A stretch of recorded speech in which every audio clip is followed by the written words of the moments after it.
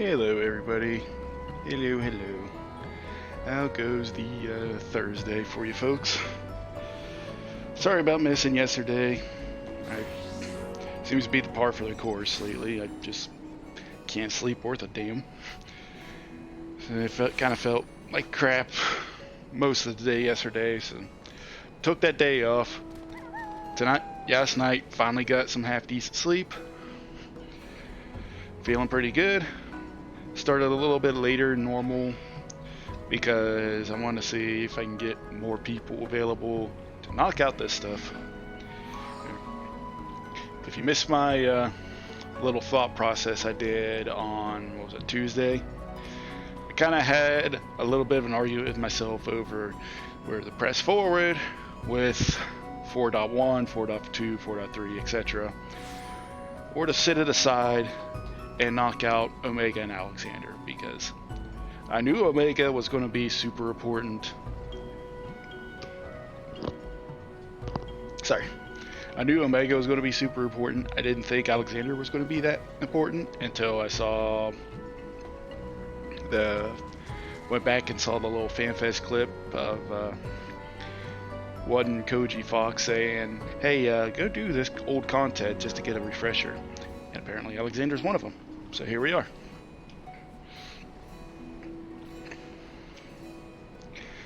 I was going to do Alexander Omega this weekend. Probably Alexander on like a Saturday, Omega on a Sunday.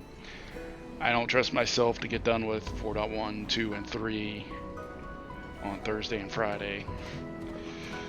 Unfortunately, New Game Plus only has one save slot. If it had multiple save slots, it wouldn't be an issue. But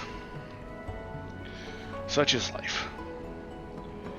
I honestly forget how long the storyline is for Alexander, because I know, at least for the coils, there was hardly any real story until you got like the last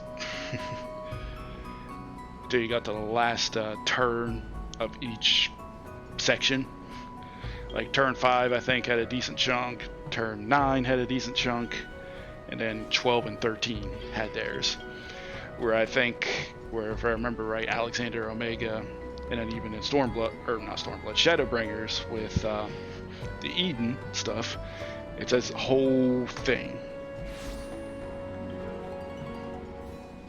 So here we are in Ildershire with my actual glamour that I have on, and I'm going to be doing these as a paladin. So that way, if worse comes to worse, tank queues are a thing.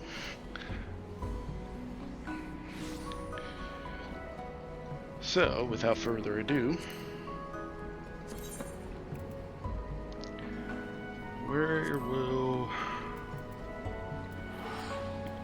these I might do at the end if I have time to kill and still need stuff to do.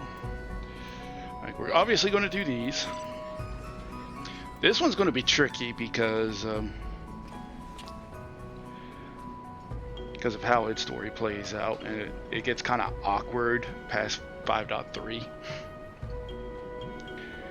But yeah, the Void Arc story, Evilise, the Nier, Warring Triad, Four Lords, etc. I'll do at the very, very, very end after MSQ is complete, in case I have time to kill, want to keep doing the streaming thing, and still a minute before Endwalker comes out. So without further ado, we start Alexander. This clockwork colossus emerged from the rushing waters of the Thaliac, looming a grave threat over the snow-swept hinterlands of Dravania. Summoned to stave off the threat of the sleeping primal before it stirs, the warrior of light steps within, and the curtain rises on a battle that will transcend space and time.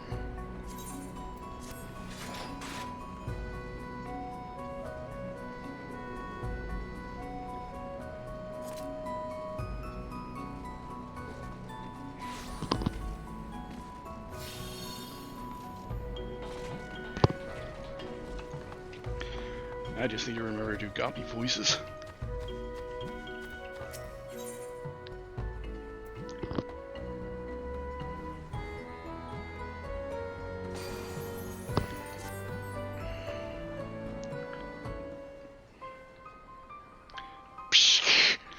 Is Uplander seeing it? Giant of iron rising from river. Stola and Sig leave to learn more, but are not back yet. Great is plight of Cubby Flock. Giant is too big, can squash Eldershire flat. Where are Uplanders?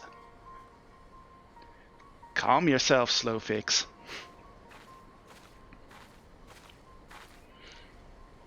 Ah, Linkus, 'tis well you are here, for our need is dire. A colossus of steam and steel has risen from the Thaliac. It is no mere forgotten contrivance of Charlian. The resultant etheric disturbance confirms that it is a primal, and that it was summoned amidst the ruins left for the river to reclaim. For mercy, it stopped dead no sooner than it had broken the water's surface. English is hard already. But so long as it remains in our realm, it may spring to life again at any moment. Yes, but what does Uplander find near Eldershire? Is wilderness still heavy with ether? Nay, the aether grows precariously thin, and more swiftly than I could have imagined. The primal is bleeding the land dry. Should it be suffered to continue, this entire region will become a barren waste in a matter of moons. No! Cubby Flock had only just found home after long wanderings. Eldershire will not fall. Slowfix will not allow it. And nor will we.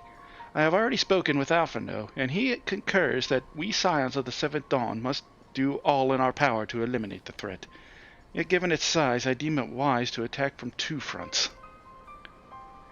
Our first and most obvious recourse is to keep our foe in check with blade and magic, much as we have done with other such adversaries. Second, I propose that we attempt to cut off the flow of ether which sustains it, mayhap by physically separating the primal from the land. If we are to be rid of the Colossus, I think the latter course more promising, and mean to enlist Master Matoya's aid in pursuing it, yet such things take time. Thus, I have asked Master Garland to remain here and keep watch over our foe.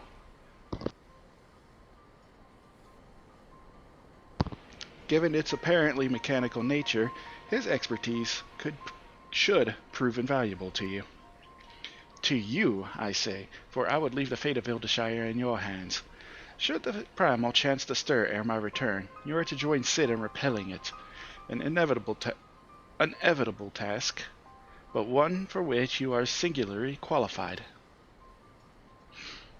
Yeah, I know it. Rest assured, I do not mean to linger with Master Matoya any longer necessary. The moment we find a solution, I will make haste to rejoin you here. Well then, let's be about our duties. I will leave you to discuss strategies with Sid. Backtrack's a keeper of knowings for Eldershire. Could say where Sid has gone. Uplander should start with Backrix.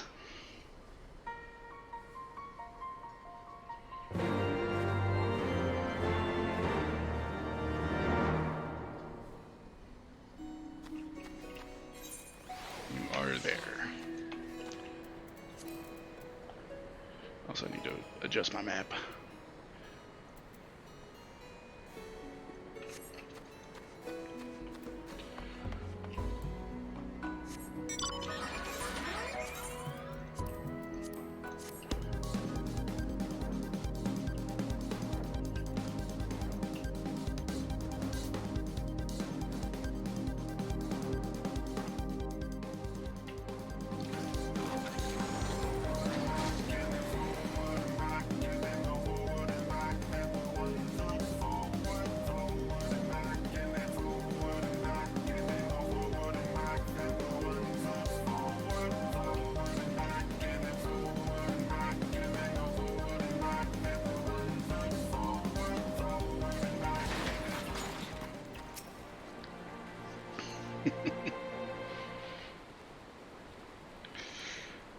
Backtrix is keeper of knowings and data. What does Uplander wish to learn about?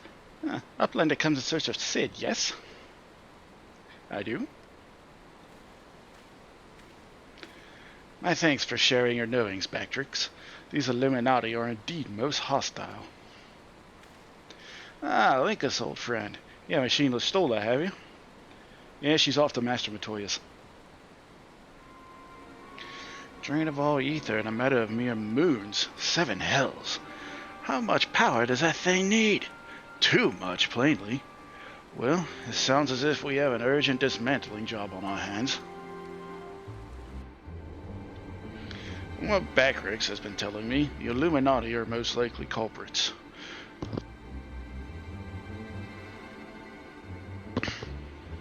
They have the knowledge to summon a primal, and the requisite short-sightedness not to think better of it. Fanatical captures their philosophy nicely. I think their goal being nothing less than sole ownership of all the world's technology. Needless to say, they're more willing to kill anyone who stands between them and what they want. Quite how they managed to coax a primal into a hulk of a Charlian defense mechanism, I don't know. But it looks like they've made themselves a tiny little fortress inside a Colossus. We'll need to contend with them if we're to disable the thing. As for the task itself, simply destroying whatever serves as its engine should do the trick, assuming that it is in fact mechanical.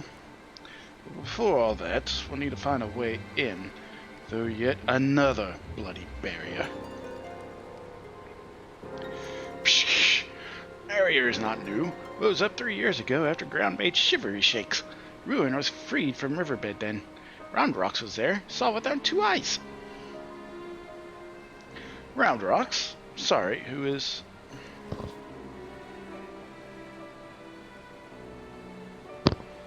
Dr. Slowfix.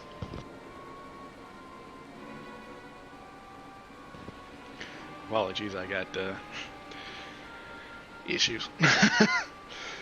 Round Rocks loves junk more than all other gobbies. Was collecting then, is playing now. Look.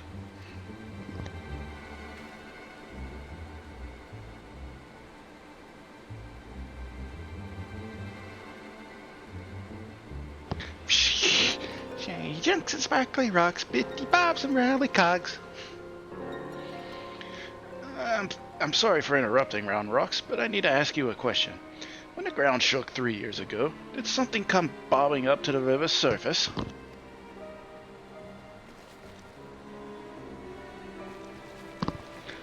Bobbing?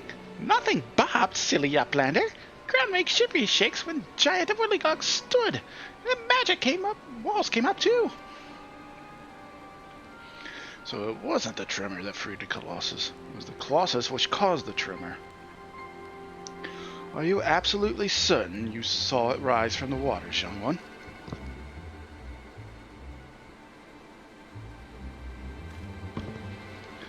Heaven hells. I think someone tried and failed to summon it 3 years ago. Was it the Illuminati, or... Psh, psh. Reflux comes to trade tongue flaps, Uplander. Yeah, just a goblin. Slowfix tells me you're his resident expert on the Illuminati. Find me a moment while I consult with my fellow Uplander. I guess, if I may make a suggestion, I'll speak with Brave Flocks and learn what I can of our opponents. In the meantime, could you investigate the Colossus itself? Biggs and Wedge are near where its hand landed on the shore of the Thaliac. Join them and see if you can't find a way inside the machine. Oh, and good luck with that barrier.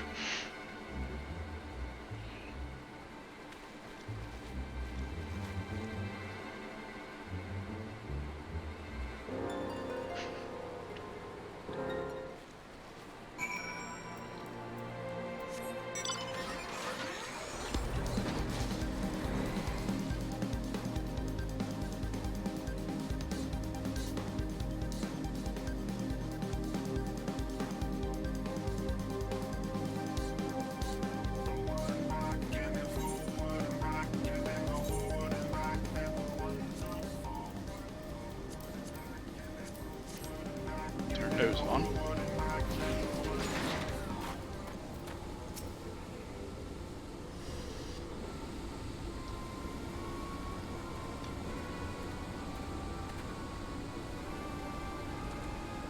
I guess. Kinda see the Colossus, eh? The chief had us looking for a way in. Of course, there's a bleeding barrier around the thing. Aye, another one. Luckily for us, when the big feller came down, its hand clamped onto the shore here, punching a hole in its defenses, and leaving that round portal there unprotected. trouble is, it's locked and doesn't seem to have a key. For want of a better idea, we're just listening in to Illuminati link pearl communications, in hopes they'll mention a trick to opening it. Dee-da, dee-da, dee-dee. There's only one signal coming from inside the giant, and it's always the same pattern. I'm certain it's a code. The Illuminati always use coded messages. From what I hear, they've developed a special kind of crystal specifically for transmuting link pearl waveforms. If we ain't get our hands on one, the chief's decoding machine should theoretically be able to use it to untangle the meaning. Quite where we'd find such a crystal is another matter. Psh! Has a blended note round rocks? She makes a great collection of junket things. Maybe it's keeping crystal at shortstop. Wouldn't that be a stroke of luck? And it just so happens I've been working on a means of identifying the crystal in question. Here, Linkus, take this 3G7-001B. Sprinkle that powder over this so-called collection and look for anything that glimmers. This should contain the material we need. You may have to borrow one of Round Rock's treasures, but I'm sure she won't mind if you tell her it's for a good cause.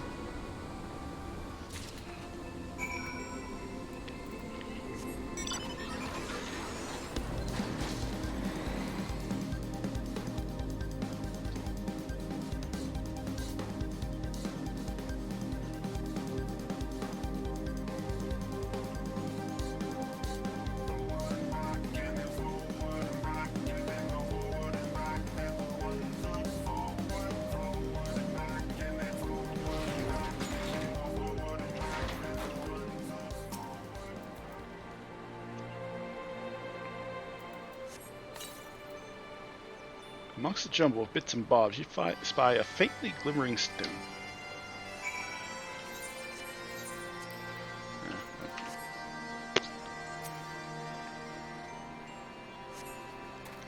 Psh! What is that bladder doing? Sneaky taker! Treasure belongs to Round Rocks! Give it back, don't worry about it. It's fine, smile. Outlander needs it for a giant of whirly cogs, but glowstone is most fairest treasure of Round Rocks. Alright, but Uplander must promise to bring it back, or Round Rocks is getting very angry.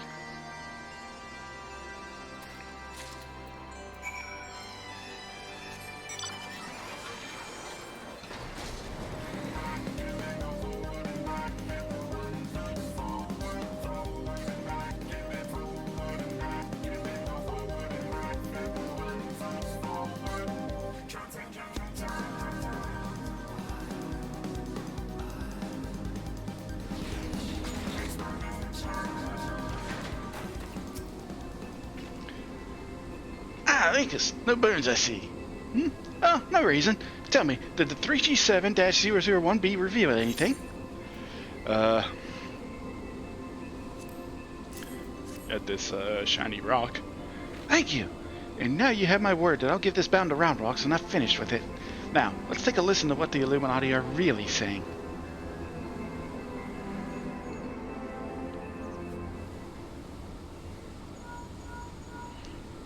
Goodness, all that infernal beeping is gone. Now it's a message clear as day. Let's see. Today's schedule for Gordias. Registration at 7th bell. Stop. Allows the Curl Cubs at 3rd bell. Stop. Rest and recuperation at 2nd bell. Repeat. Today's schedule for Gordias. Carl losing? But I'm sure that was the only message. This has to be some sort of jest. I'll be daft, Wedge. It's just another code. You'll need the proper crystal and the proper knowledge to understand it. Bleeding Illuminati. Should have known it wouldn't be this easy. Quite the conundrum you have there.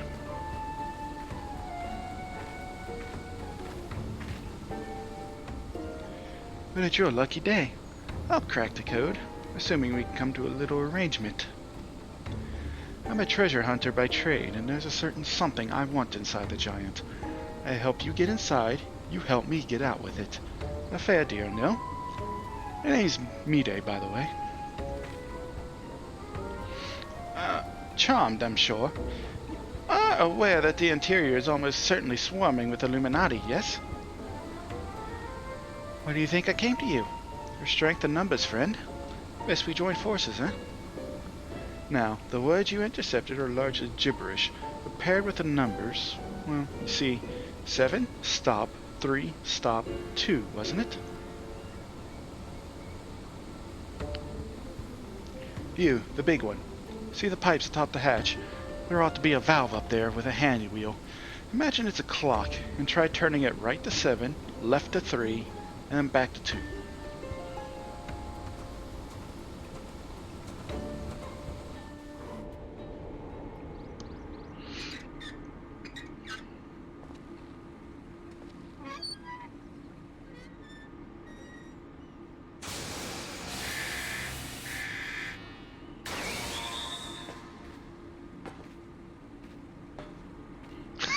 We did it! We did it!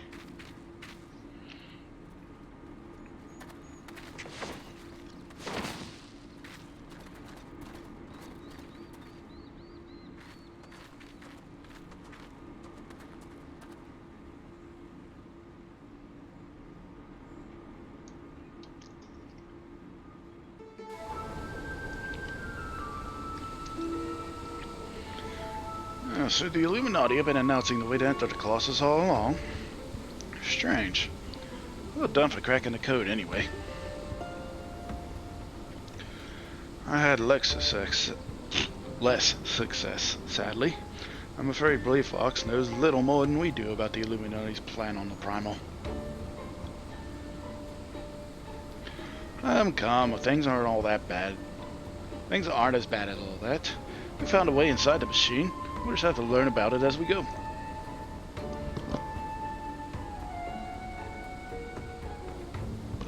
It's only a massive mammoth after all. Stopping it should be as simple as destroying its core. If we send in a suitably intrepid team of surveyors, I don't see why we can't trace the machine's power back to the source via the struts and piping. And I know just the man to lead the party. What say you, Linkus? I'm your guy. Yeah, what of me, pray tell? I opened a way for this grand expedition of yours. Surely that's earned me a place in your little band of hunt for my treasure. You did as you promised, and you may do as you will now, but only so long as your treasure hunt doesn't endanger the mission. I'd join you if I could, but there's something I need to see first. I'll leave Biggs and Wedge here in case of emergencies. Good luck, my friend.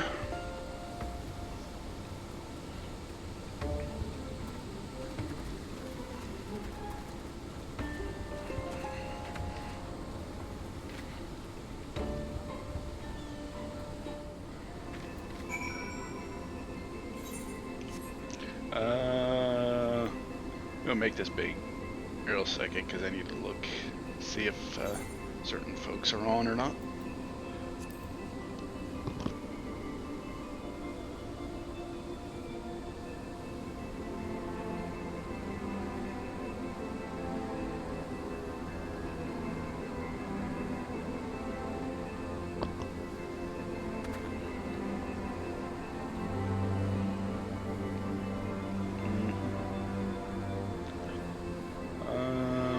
Check Discord real quick.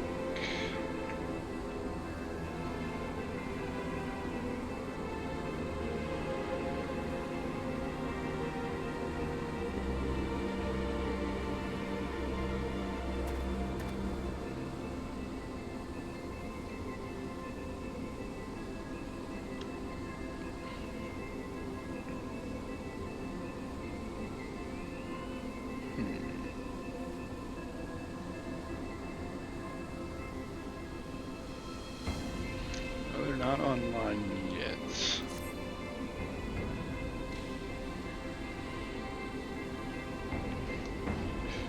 Unless I did time zones wrong, they're going to be on in an hour from now, which is going to be awkward.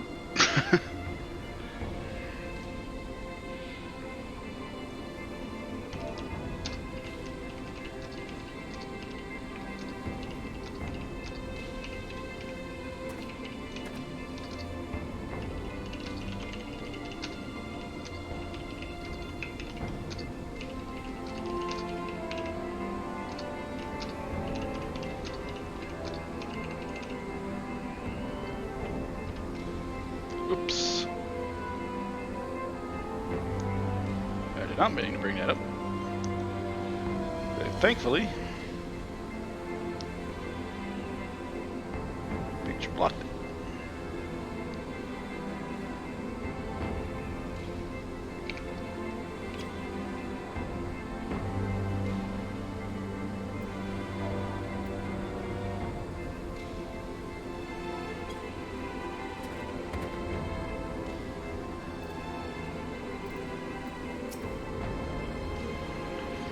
You needn't worry unduly about me. Once I have what I am searching for, I'll leave. Simple as that. I'll keep checking Illuminati communications. If there's any change, you'll be the first to know. If there's anything we can do to help, you need but ask.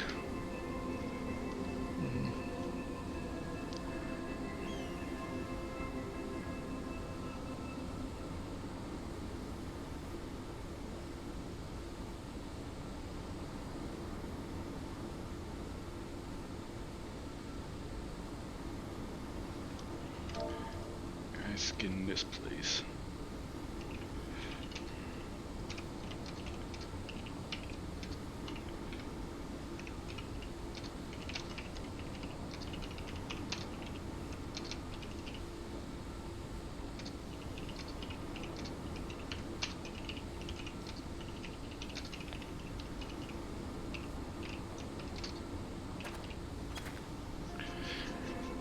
No one comes, might be queuing for all these, but tank privilege should carry us.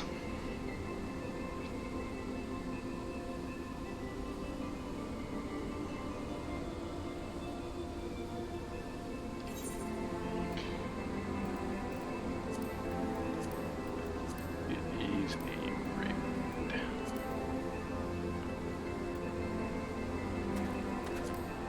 Fist of the Father?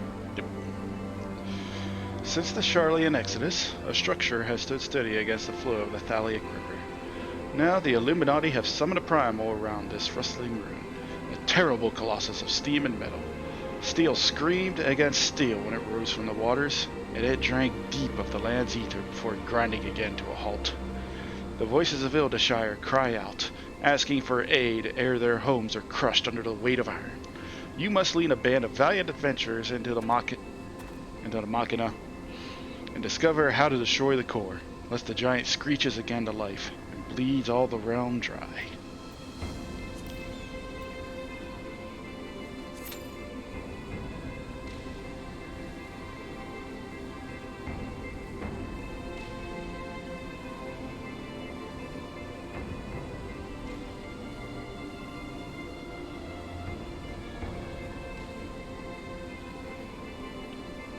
And now we wait for the tank queue.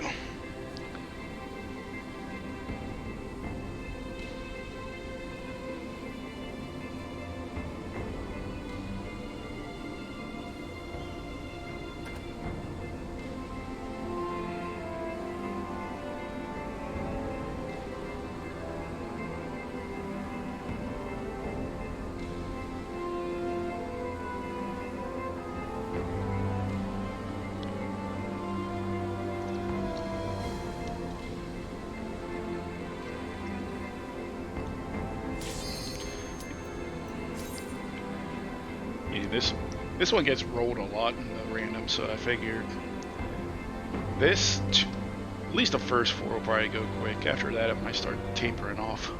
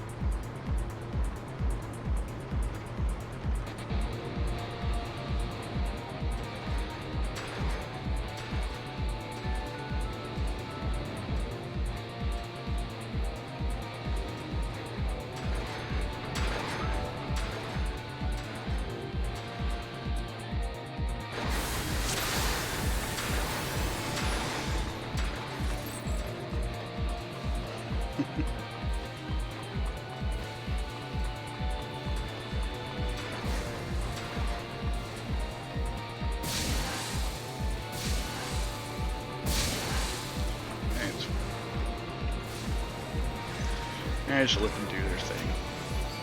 It's not like they really needed me.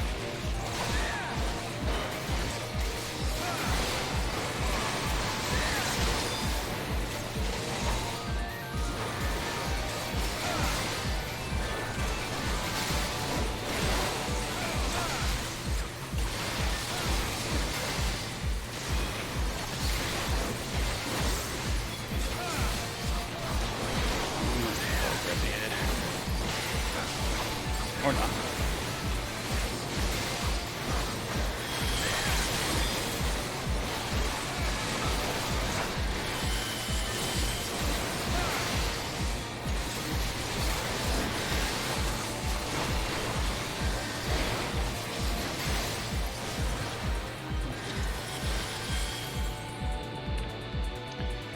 And first boss.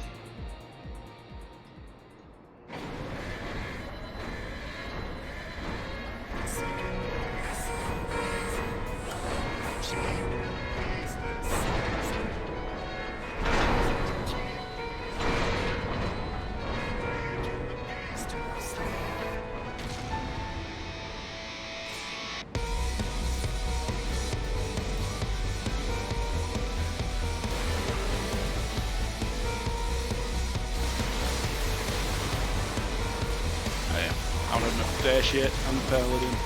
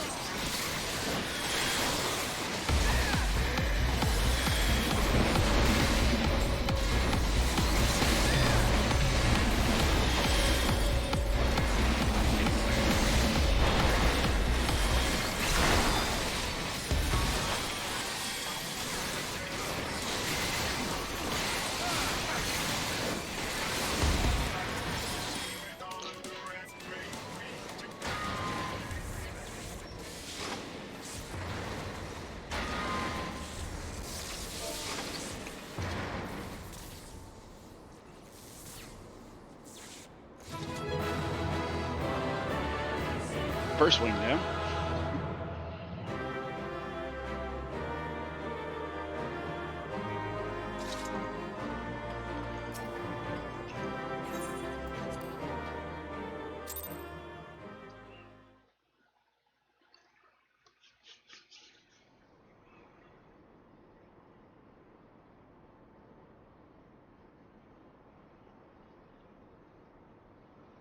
Expertly done, adventurer.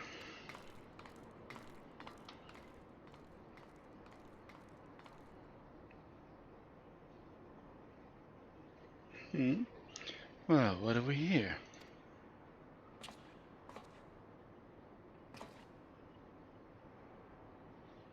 Round rocks?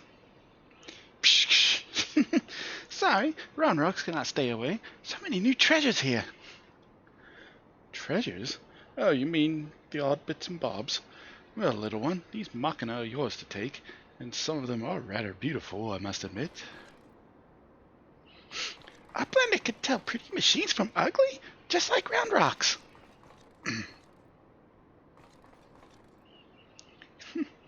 No harm in adding one more to her company, is there? I'll keep an eye on her.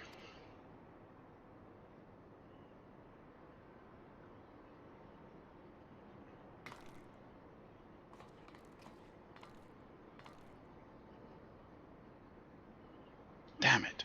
I was so sure. Uplanders are unwise to come, but most of all is Treasure Hunter. What she seeks is not here, not in all of Gordius.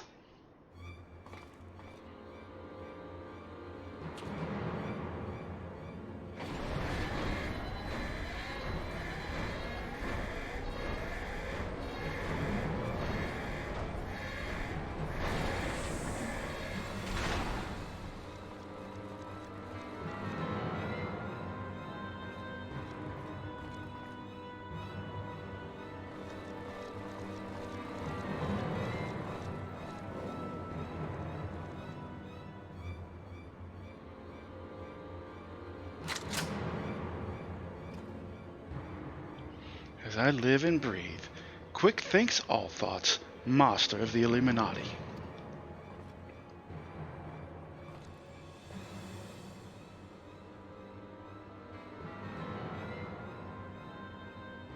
Psh, psh. Gabby's a strap with boom dust. Uplander shoots, everybody kabooms. Uplander ear catches tongue flaps of master. Enigma Codex for plans making is gone. Illuminati are already undertaking Alexander initiative.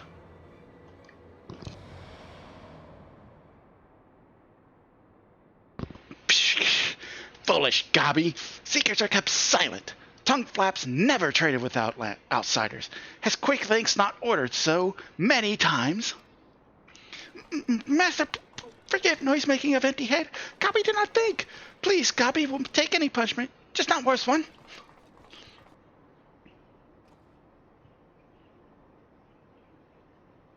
Now.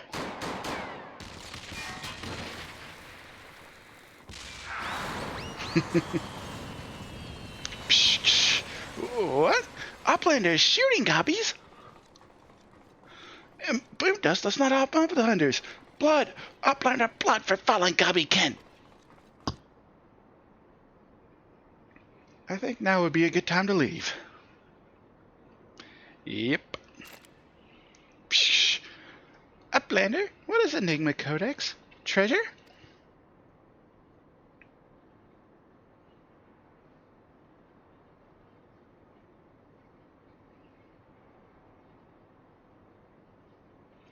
Yes, young one. My treasure.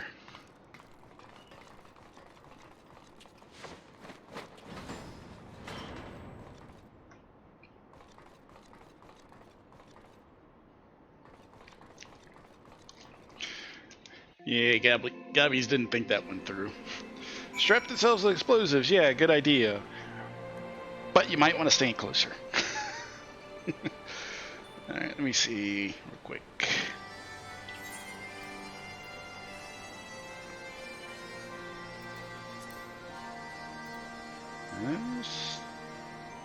Still not here.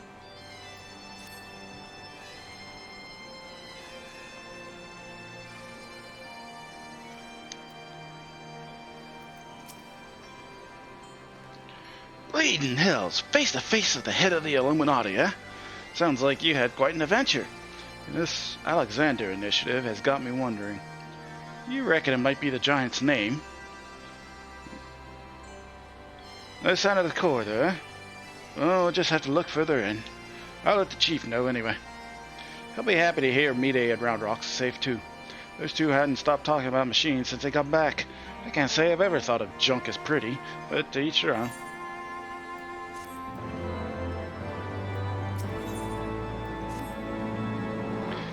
Linkus, ready for have another go at finding the giant's core? Wedge, could you... Oi, Wedge! Stop listening to that bloody Link Pro. We barged through the Illuminati's front door. They know we've broken their code. But I've just this moment intercepted a new communication. If you'll give me a moment to... There! It says... Oh, that the Uplanders. I think we may have started a war.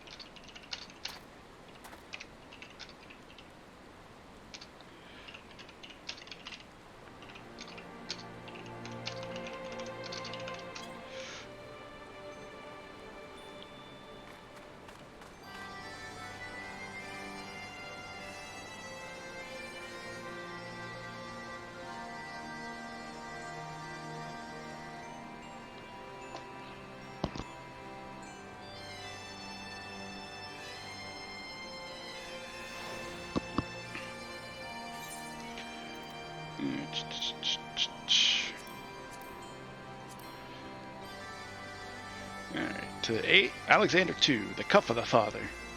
In your last foray into the Giant's mighty arm, you narrowly escaped quick thinks all thoughts in the Illuminati with your life. Yet in so doing, you won a cryptic name, Alexander.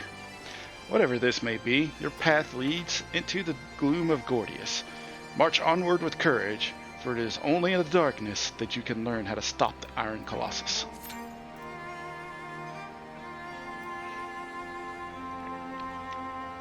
Let's see a thing real quick.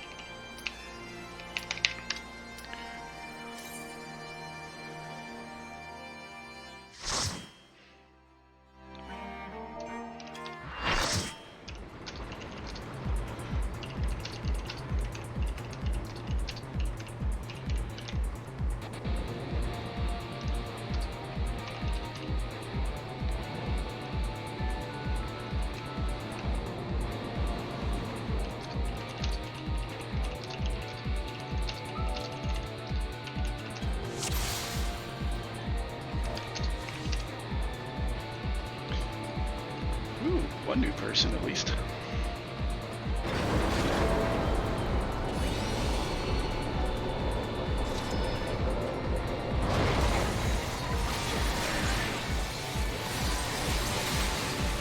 You know what? That Dark Knight's a sprout. That don't tank here.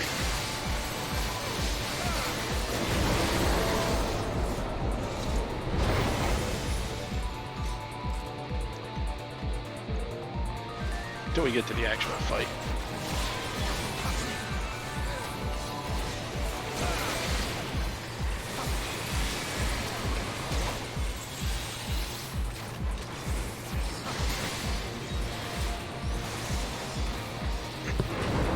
This method. Yeah.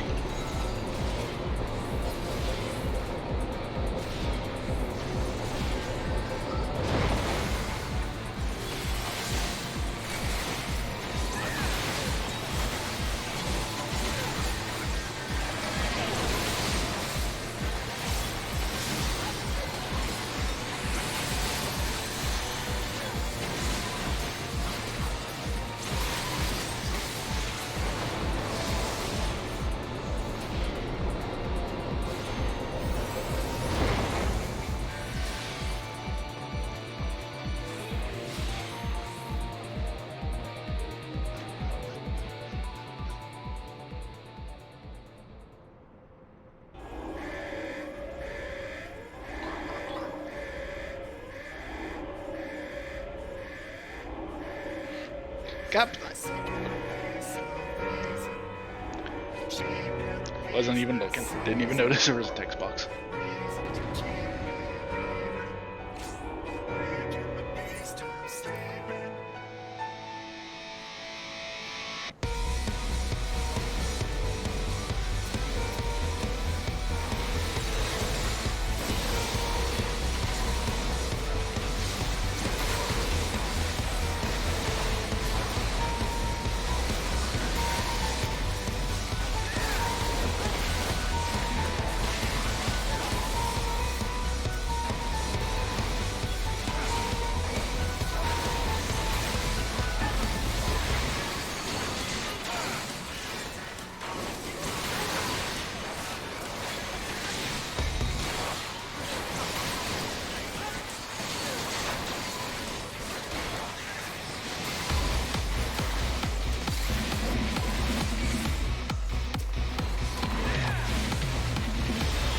Uplanders cannot gain ground.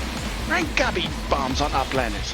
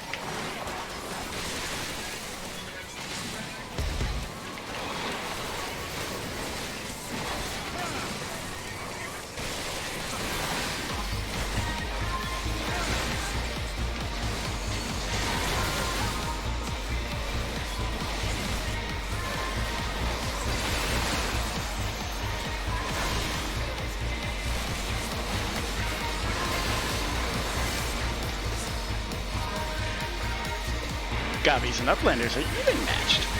Very well. Ready, make the big guns.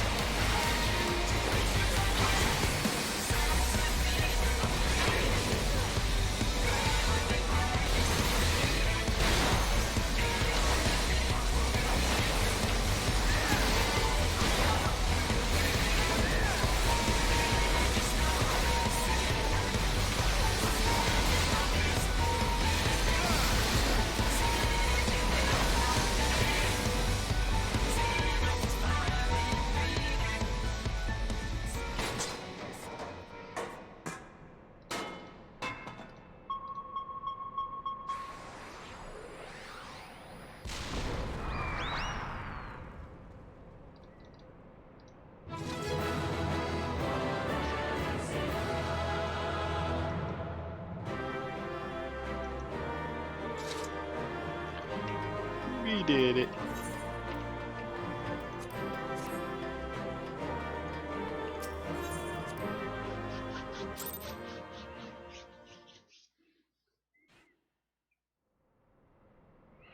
Psh, Uplander is amazing. Uplander is stronger than 10 Gabbies.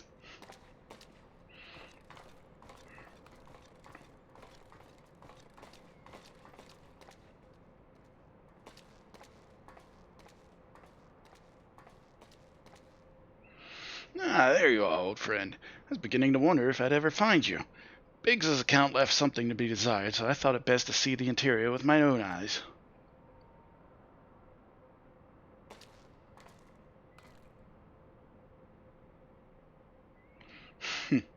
A treasure hunter through and through.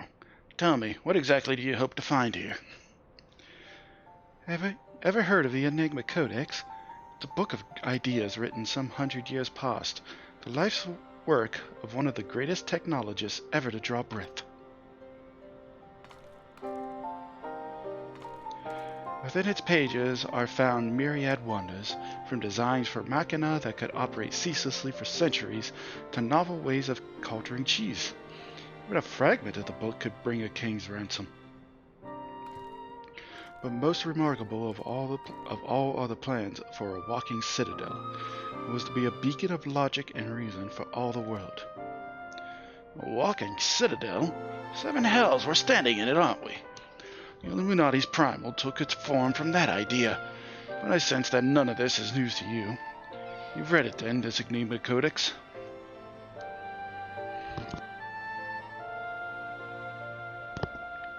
The design catered for every needful thing, from warm beds to crops of grain. Its occupants would never have to leave, and all in a fortress on feet, impenetrable and ready to move at a moment's notice. The citadel was meant to bear the most brilliant scholars and artificers of the age to all four corners of the world, that they might set about unraveling the mysteries of creation. In this utopia, this shining seed of erudition? Question mark? Was to be called Alexander. If Roundrock lives in Walking Castle, Roundrock could collect treasure from everywhere. Indeed you could, little one. And anything you found, be it junk, forgotten teachings, or lost secrets, would be yours for the taking. And what exactly would the Illuminati do with all this knowledge? They would use it to take control, most likely. Create a world exist by a few chosen scholars. Unless I'm mistaken, that's why the Illuminati exist. Bloody fanatics. Take a perfectly good idea and make it into an object of faith. What could possibly go wrong?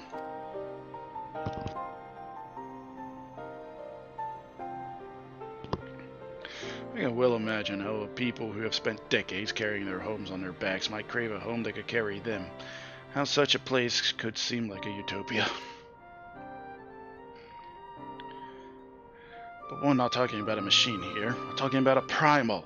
And primals will be the death of us all. I trust you'll be ready when things come to a head, Blinkus.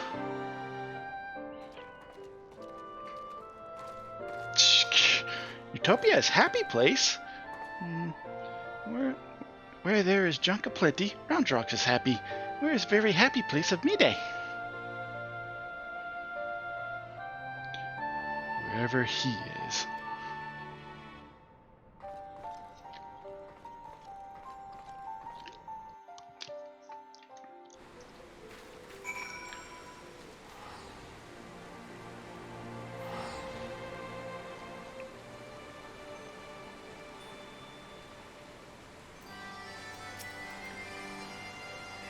This Enigma Codex sounds amazing.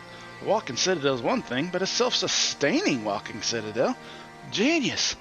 It's a pity that the Illuminati had to go and make a bleeding primal out of it. From what I understand, this Alexander was active for no more than a few seconds. That's seconds! And that nigh drained the hinterlands of ether. Imagine what it'd do if it wanted a whole bleeding world. I don't think Roundrock realizes how much danger we're in here. Too busy hunting for new treasures. Probably for the best, though, huh?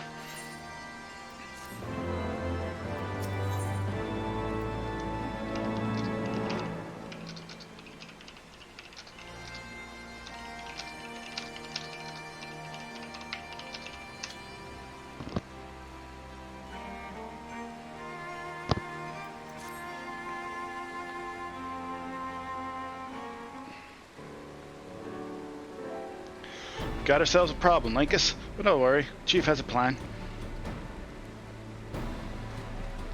Speaking of whom, Chief, over here.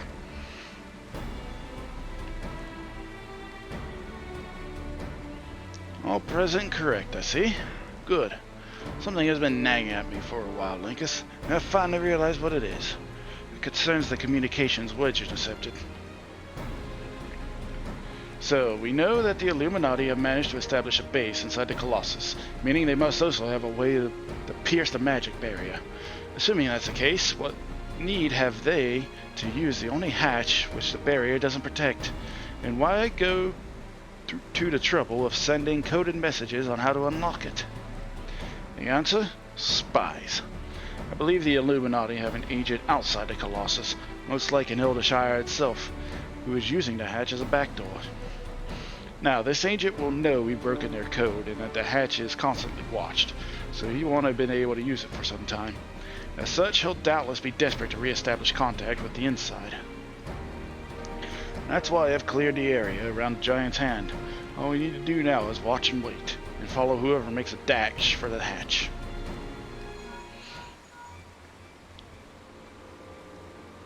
Chief! Link Burrow call from Red Bricks. He says Brayflox went inside. But she can't be. No, it must be an impersonator. Chief, whomever you met earlier was a spy. Quick, you've got to get after her.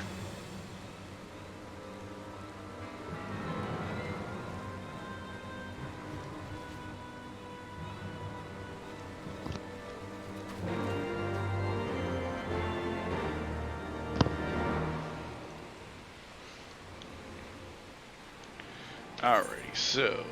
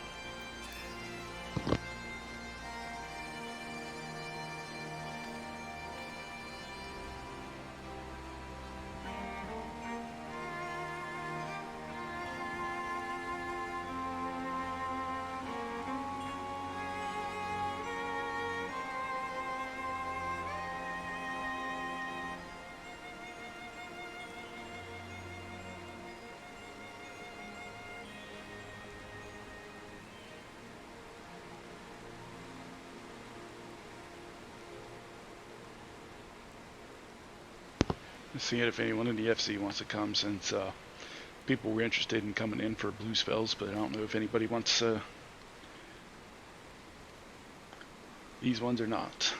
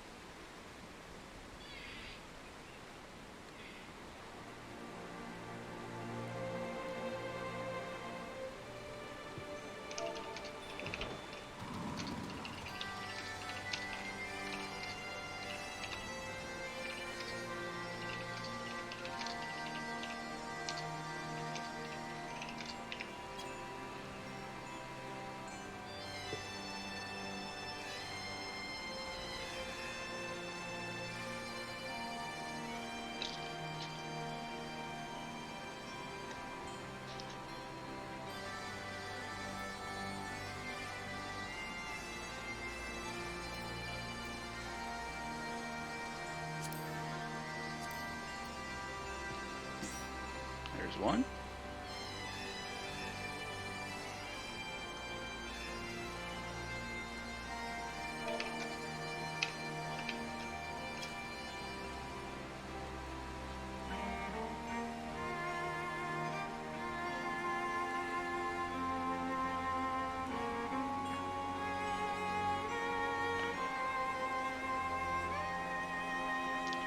Do this again.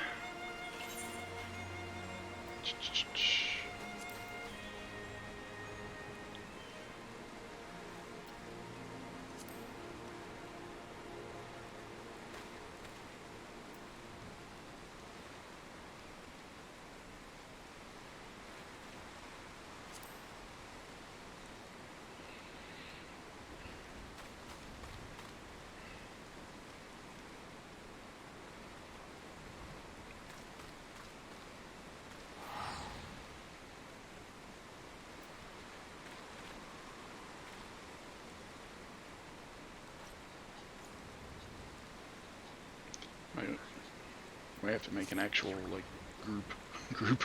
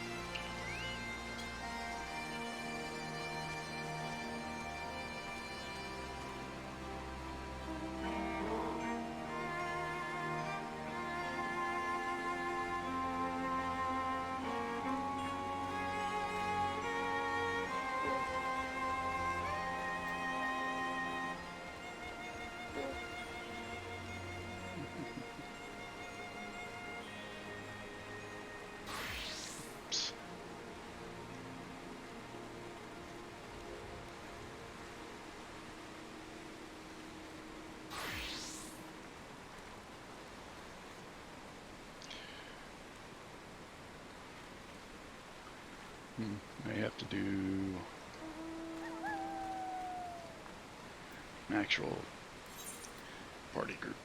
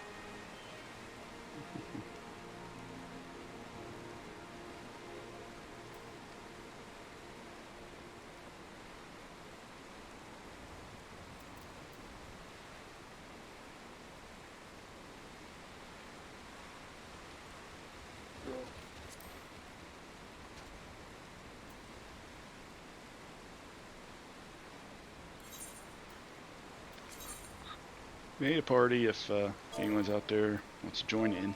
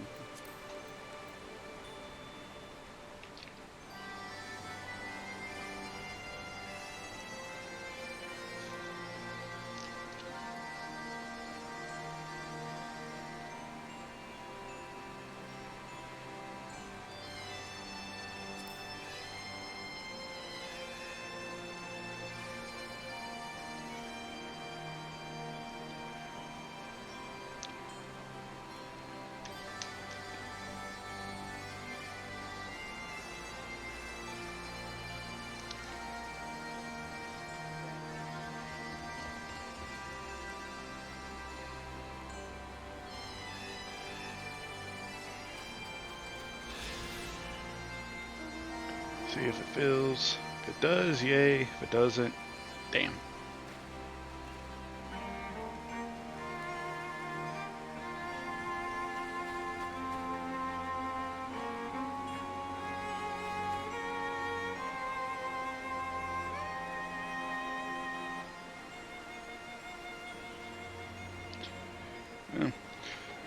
While we wait and see if anybody comes in, I'm going to take my first break for the day.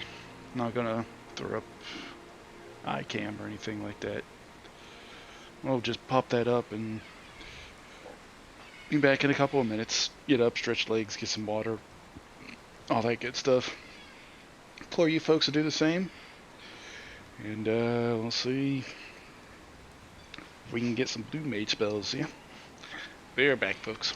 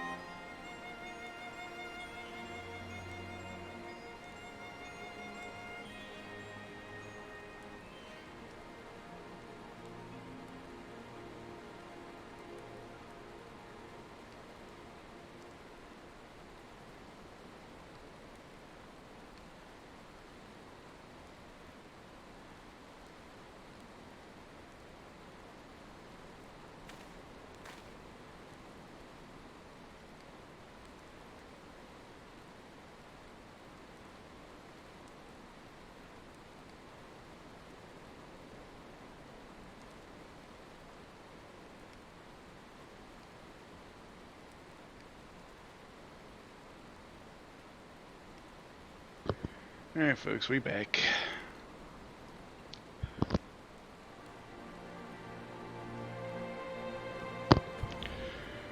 Doesn't look like it's gonna happen.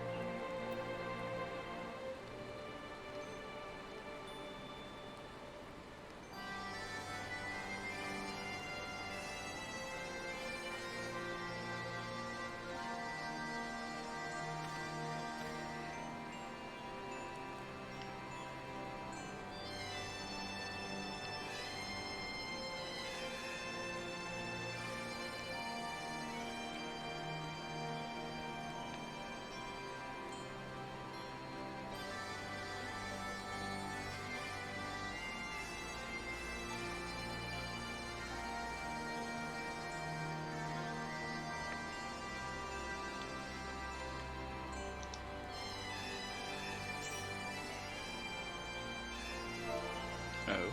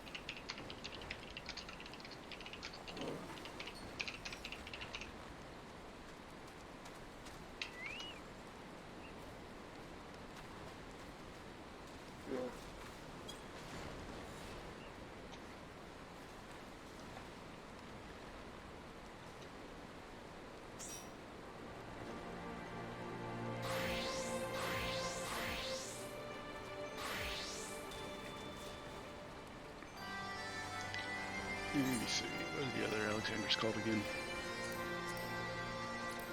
Let's see, I know this one gives a blue spell.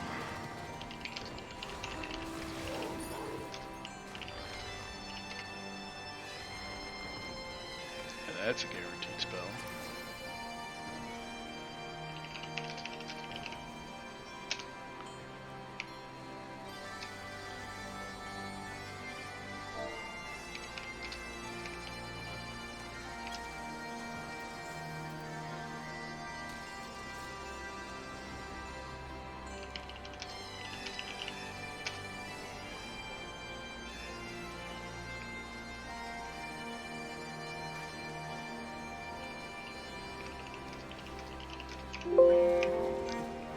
sorry. That's me searching to see what all is in here.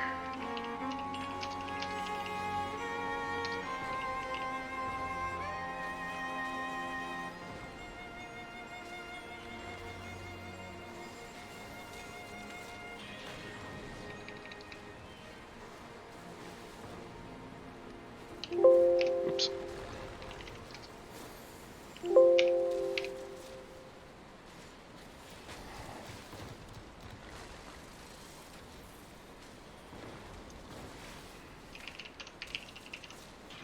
I think after 8 is when the blue mages stop.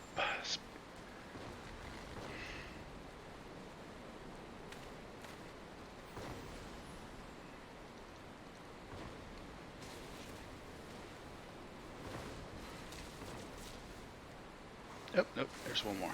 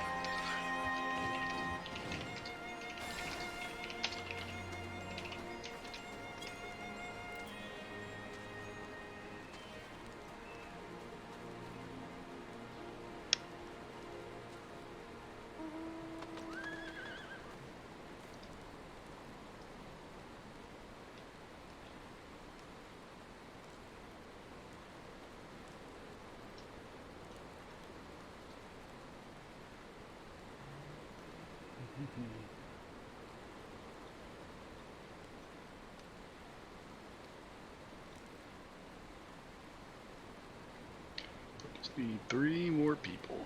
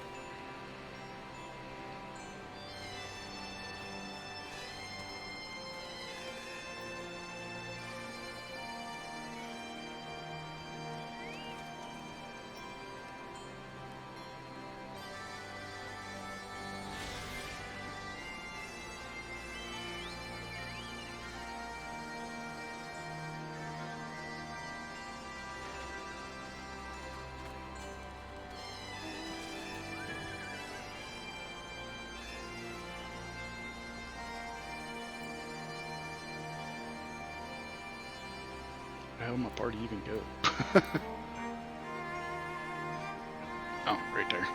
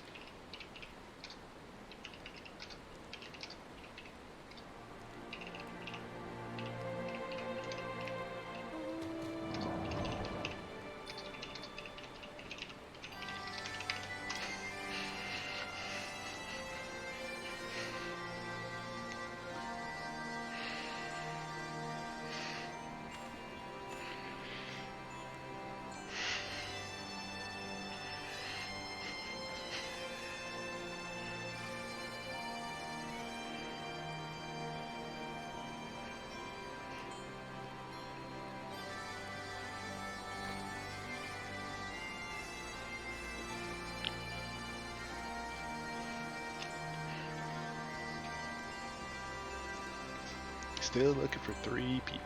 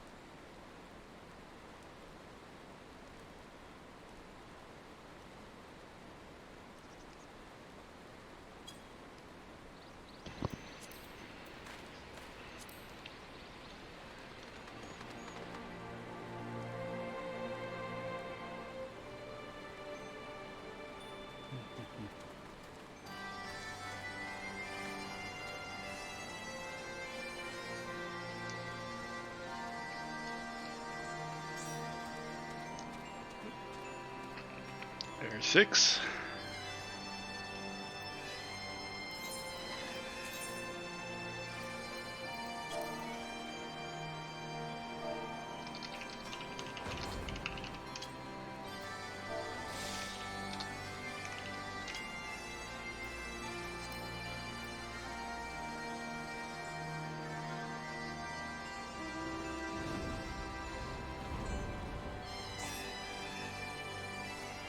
Seven?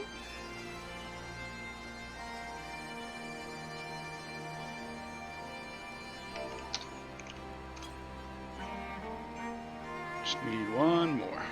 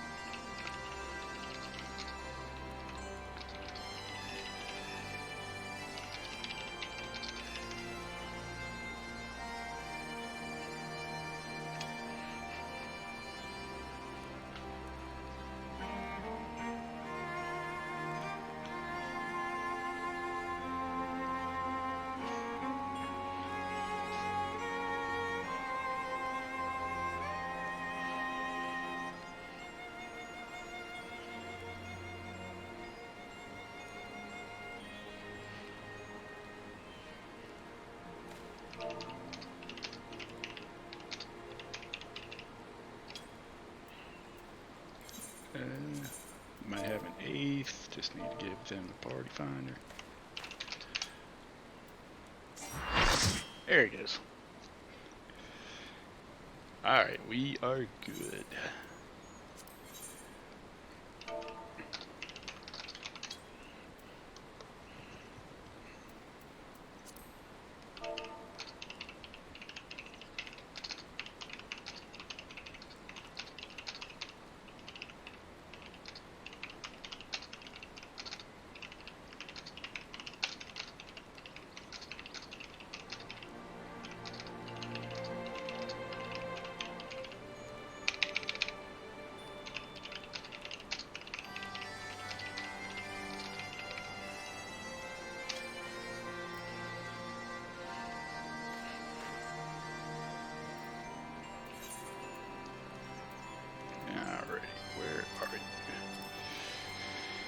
The Enigma Codex are writ the designs for a walking citadel. It was known as Alexander, a self-sufficient bastion for logic and reason, and a beacon of knowledge for a world adrift. So says the treasure hunter Mide. The Illuminati dreamed this century-old dream, and in so doing gave form to their primal. That no matter how beautiful and ideal, the reality of fanatics with such power is a tarnished, ugly thing. By your hand, it must be stopped.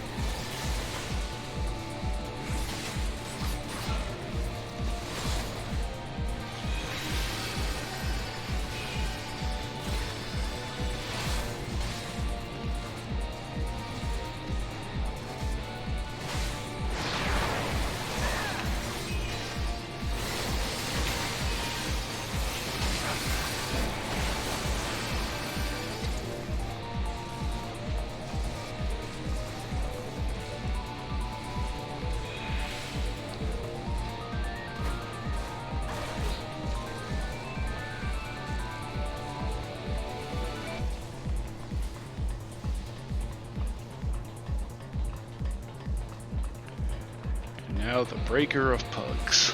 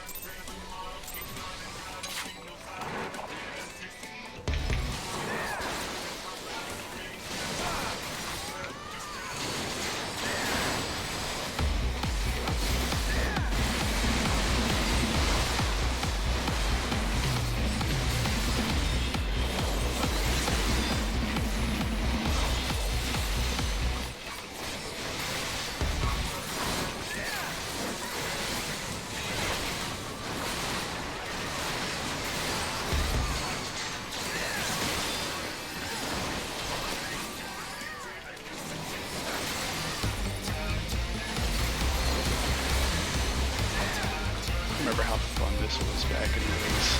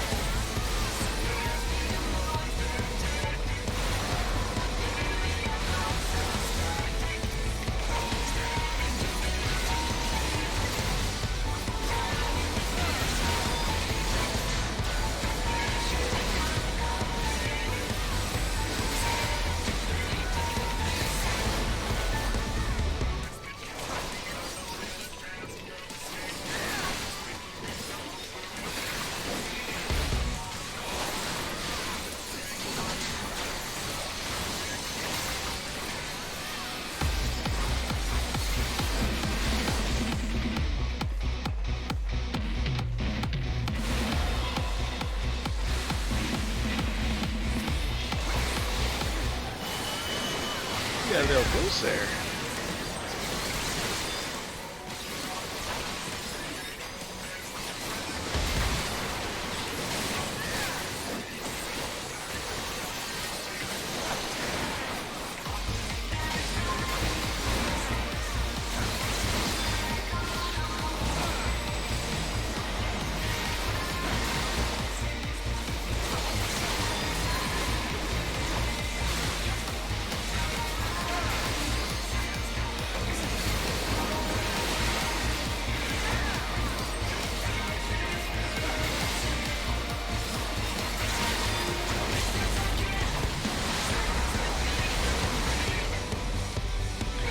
Did it.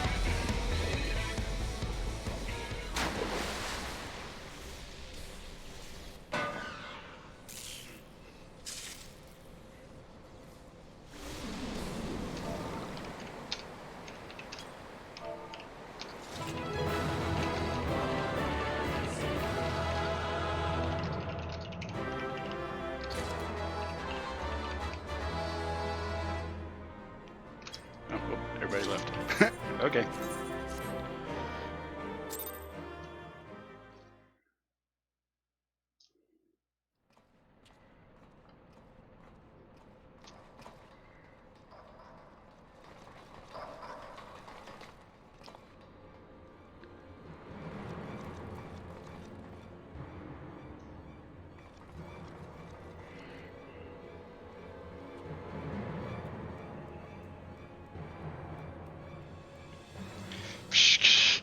Gabby found it.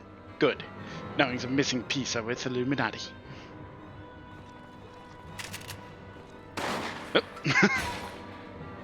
Kill the informant. Gabby did well, indeed.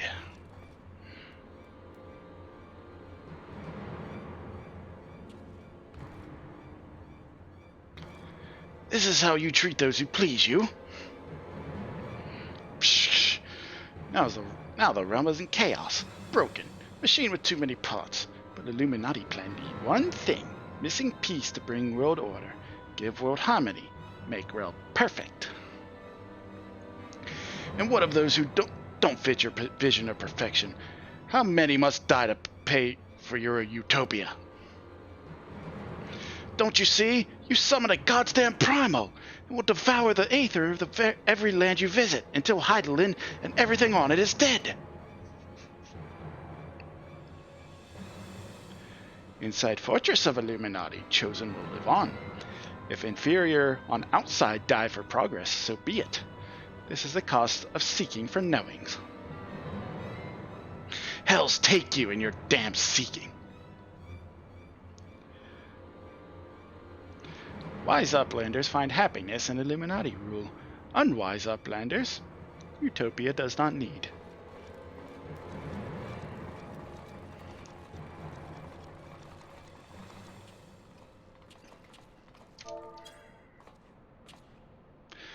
So it's obey or die then?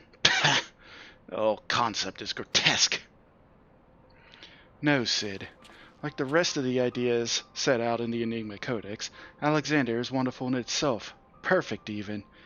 But in the rush to realize its ideals, even the best of us can be led astray. Oh, so once upon a time, these Illuminati were starry-eyed philanthropists, is that it? And it was only after they got their hands on your perfect bloody codex that they turned into vicious killers. Tell me, was there any passage in particular that convinced them to abandon their last shred of empathy? I cannot speak for the precise contents of the codex, not anymore. But I haven't forgotten everything I read. I think I could stop the core, but if you can get me close enough. You think you can, or you know you can? And what of its location? It's somewhere in the trunk. How close we are to that, I can't say.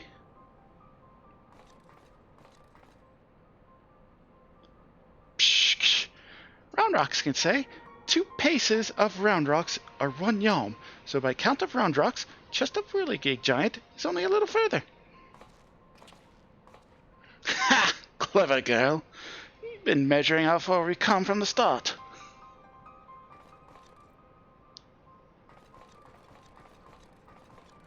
Alright, I propose we withdraw for the time being. I don't know what will happen when we reach the core, but I do know that we'll be better equipped to deal with it if we're well rested and ready for anything.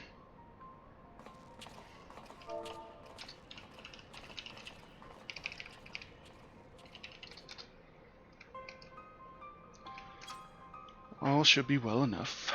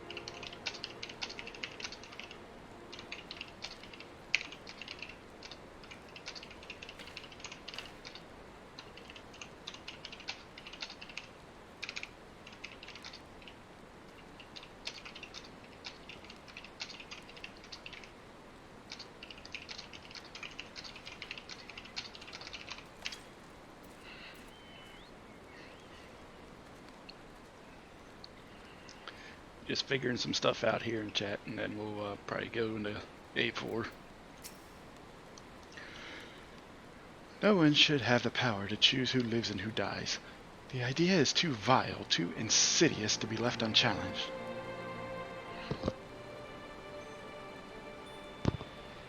We have to act. If we don't, Alexander will awaken, and the Illuminati will be unstoppable. Make no mistake, Linkus. It's now or never.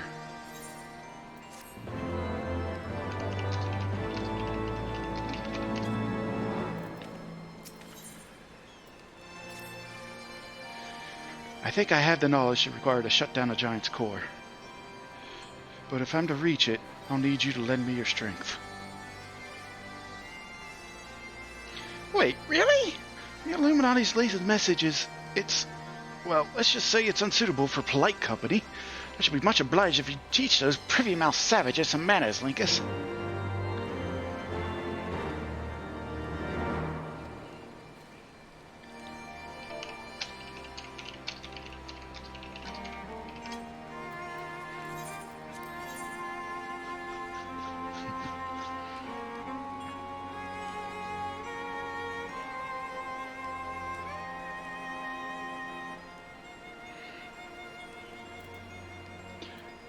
you. Tater, they're instant. Oh, they're in a cutscene. Okay.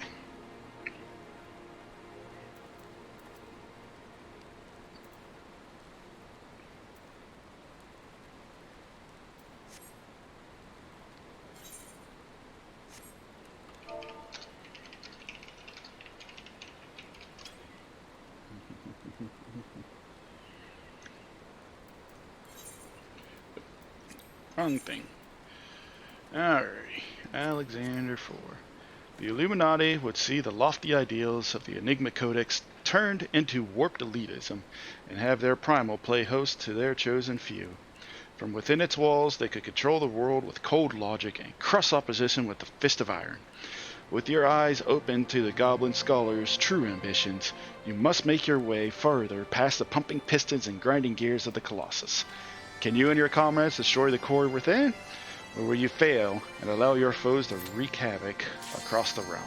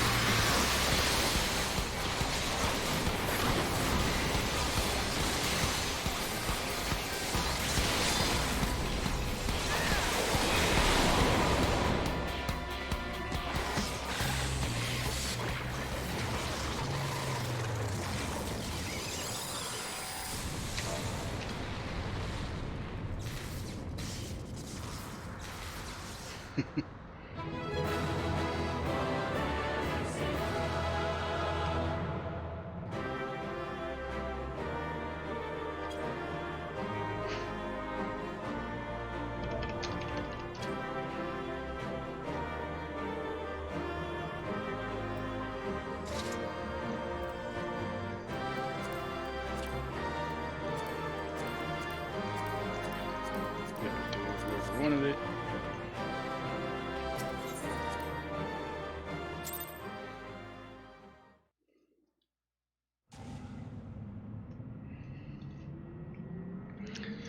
I was kind of concerned because I didn't know if it did the spell or not, but apparently it did.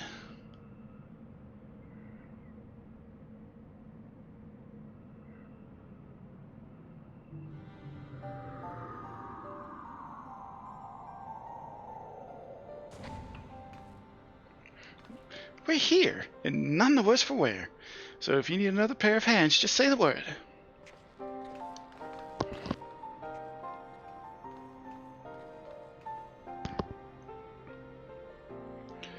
So this is a harder machine, eh? I knew should have brought a bigger hammer. Not that I'll be needing it, of course. Ain't that right, Mid-A?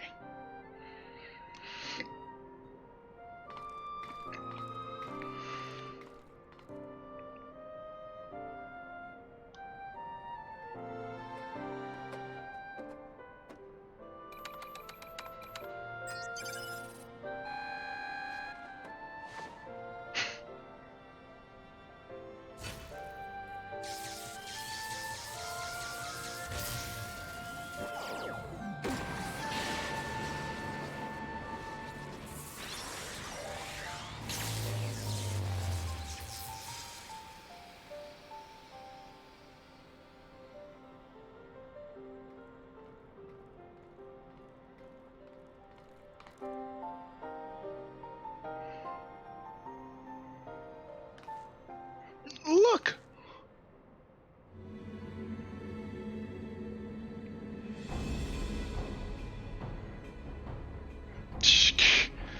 Greater are knowings and brain cases of unwise than Quick thinks believed. Perhaps Quick thinks judged too quickly. Perhaps Illuminati should study Uplanders.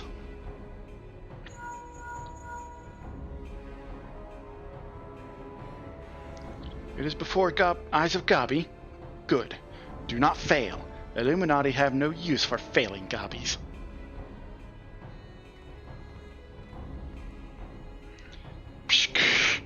End of Gabi's long wanderings is close.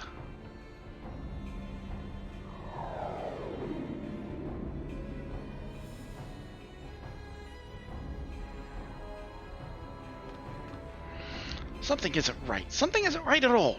The way Quick Things spoke, you'd think he had won. He didn't seem too bothered, that's for sure. You'd think he might have planned for us stopping Alexander's core. What was it the chief said again? About the Illuminati finding what they needed to complete their plan. Something along the lines of a missing piece, I thought.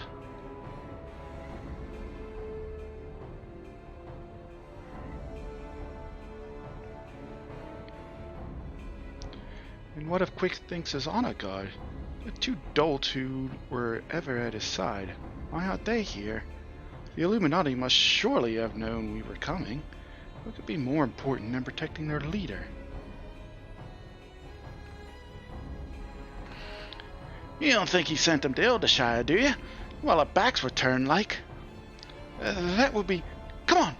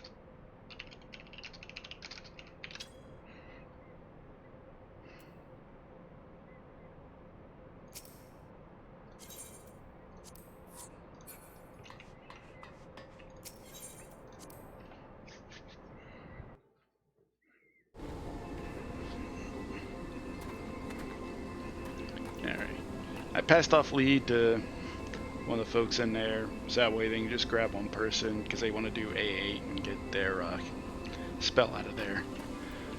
Because technically I have to go through 5, 6, 7, 8, so good luck to them folks. Giant loses power. Uplanders succeed. Never mind that, man. Did the Illuminati come? Is Eldershire safe? How does Uplander know? There's many Illuminati come to take stuffs of Gobbyflock. Great was chaos. But suddenly Illuminati go and take only junk not worth jingly shine. They came barging in, ready to start a war, and then scampered off with a handful of bleeding junk. Hold on a minute. Where were they last seen? Briggs thinks near the shortstop. Round rocks! Come on!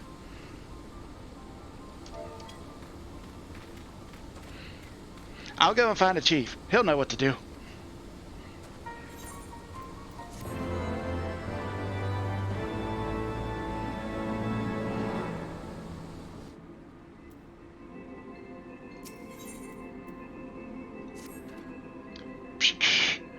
Uplanders are gone too long for comfort of red bricks. Shortstop is place of clashings with Illuminati. Illuminati are up to no good. Maybe using confusion to do foul things. Uplander must go and see. Make sure all is well.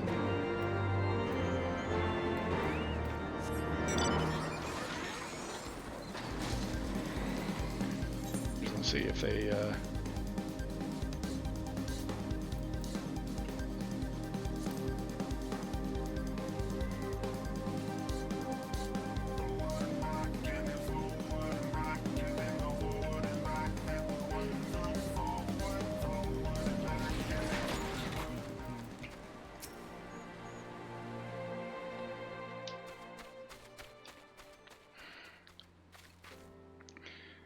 Is everything still as we found it? They haven't come back, have they? No, they're gone for now, and everyone seems to be fine. Physically, at least.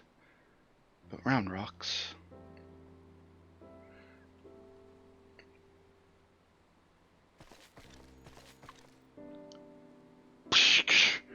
Gone.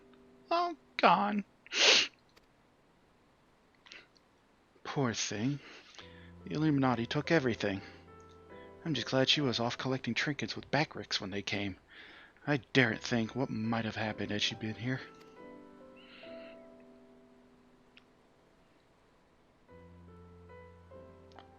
Come, come, little one. Dry your tears.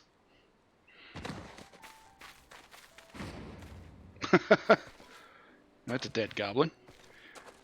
Or not dead. One thief, unconscious. We found him lurking near the edge of town. Not far from your treasure, Round Rocks.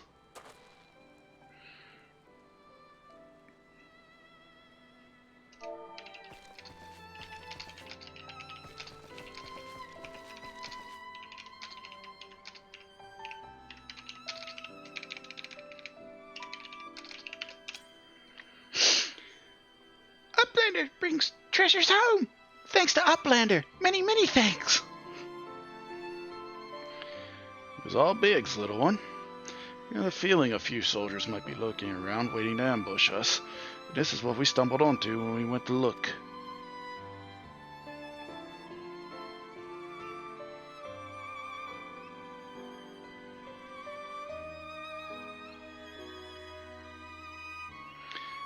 Why did the Illuminati take Round Rocks' collection in the first place?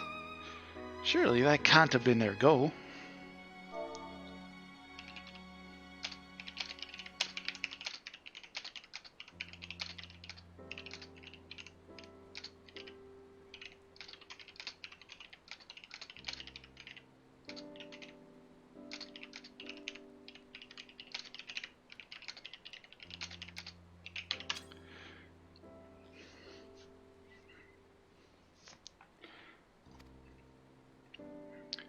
I wouldn't be so sure. If I had to guess, I'd say that the Illuminati believed something they wanted was hidden among Round Rocks' pile of trinkets. Rather than waste time sorting through them, they decided to take the lot. When they subsequently realized they didn't have what they were looking for, they crept back into town to wait for a chance to seize whatever it was they actually wanted. What if Bad Gobbies want most favoriteest treasure of Round Rocks? One that is safe with Uplanders? You mean the glowstone that Link has borrowed? But of course! It's been sitting in the decoding machine all along. Yes, yes! Round Rocks will be sad without pretty glowstone.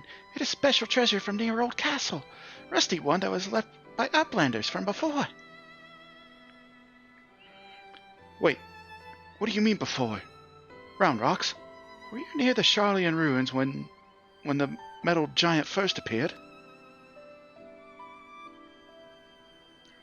Yes, yes. Round Rocks saw a Whirlycock giant stand 3 years ago, but was only for a little bit, and big gobbies do not believe Round Rocks. Years ago, when someone tried and failed to summon the Primal.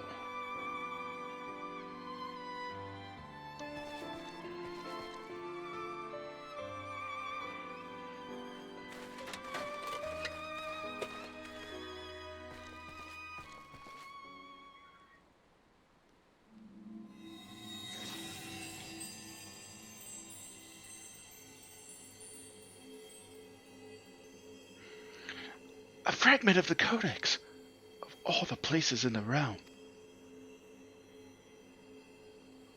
Only a fragment of the original, so that crystal must be the Illuminati's missing piece.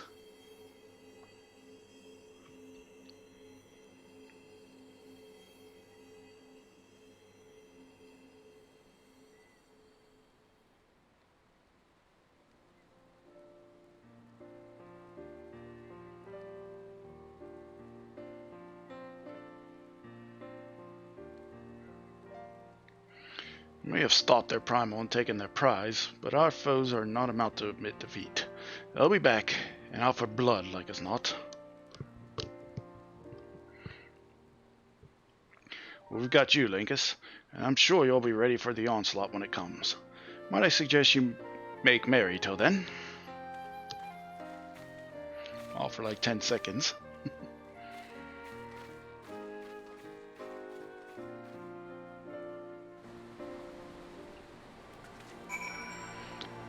I'm curious.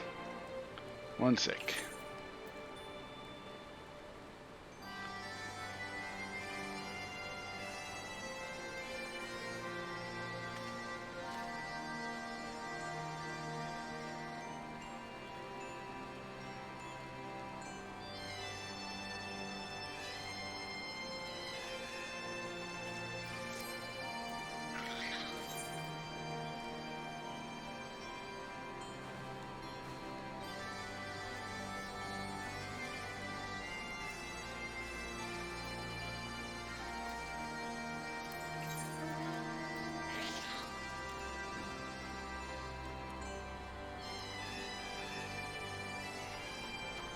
Yeah, it looks like they got in. Alright, good.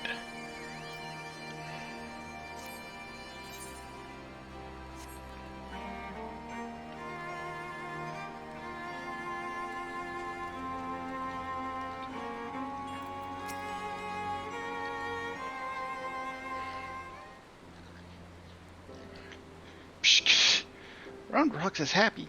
Many friends worry. Think of Round Rocks. Uplander is one. Round Rock thanks kind Uplander. Let me chime in as well, Linkus. Round Rocks' home needed protection, and you provided it. Not many would do that, and certainly not in the face of a primal. You have my thanks also. Me they help Round Rocks too. Uplanders have good hearts and kind. Only so many of us find Machina pretty, my dear. We have to stick together, don't we? Me they always like Whirlycocks and Bitty Bobs. Not like you, Round Rocks. My love, he adored the things, inventing, building, and tinkering with them. They always touch his heart mark when remembering. Do I? Well, I suppose I do. There's times for something else, little one. My friends and I, we were lost in our dream. We thought to put back the pieces of the broken world with logic, reason, and technology. And we were certain we could do it too. I hadn't much skill with thinking up things or making them, but I helped in my small way. And that feeling of aiding in someone else's dream, sharing it, washes over you like a wave of happiness. I've never felt that way since. Now it all seems so far away. Even the memories feel like I dreamed them rather than lived them. Well, enough of that. Ronrox is right, adventurer. You're a kindly soul. Keep an eye on our girl till next we meet, will you?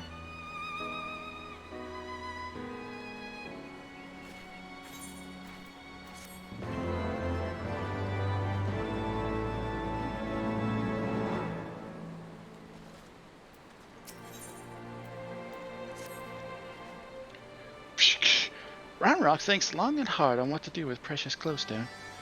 It is most favoriteest treasure of Roundrox. But glowstone is also what Mide seeks all this time, and has already brought Roundrox 3 whole years of joy. So Roundrox decides to give it to Mide, so she can be happy too. For now, Roundrox entrusts treasure to Uplander to give to Mide at next meeting. Even meanest gobbies dare not try to take glowstone from mighty Uplander. Roundrox does not know where Mide is now, but she often gazes out on giant of Willycogs from Broken Watercross. Maybe Uplander find her there.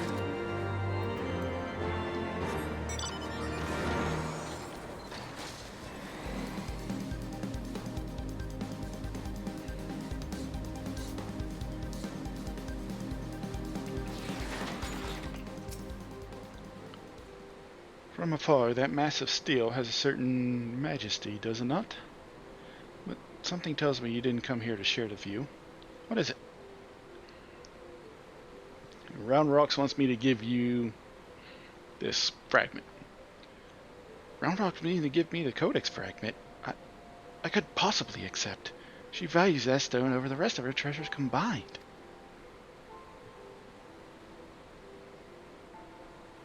And yet, it may be safer in the hands of one more capable of defending it. Safer for all concerned. Gods know the Illuminati will stop at nothing to get it. Very well. If she feels I should have it, I will hold it in safekeeping for her.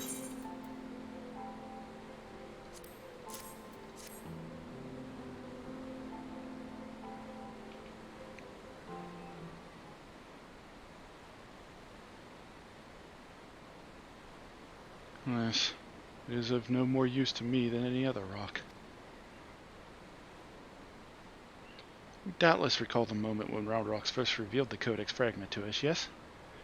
When she took the stone into her hands, a piece of the Enigma Codex burst forth unbidden in a brilliant flash of light. Yet it had been handled many times by others, yourself included, without ever betraying a hint of the secret contained within. Do you not find that strange? I myself was surprised, albeit for a different reason. The Codex is protected by an arcane mechanism, you see. Only those who share its fundamental principles are able to view its contents. It is rare indeed to find an individual with the qualities required to read it. Go on. That Roundrox possesses such qualities is an unexpected blessing, to be sure. But if the Illuminati were to learn of her secret, she would be placed in grave danger. Even as we speak, they scour the hinterlands in search of their elusive missing piece. But as far as I know, they still view our friend as a mere collector of misplaced items. For her sake, we must do our utmost to draw their attention away from Big West's shortstop, before they take it into their heads to return. And it is for that reason that I mean to leave this place. When the Illuminati learn that I have the fragment, it is my hope that they will focus their efforts on ascertaining my whereabouts. Needless to say, I may not return to Big West Shortstop for some time. While I'm gone, I would ask that you watch over Roundrox. See that she does not come to harm. You have my thanks, adventurer.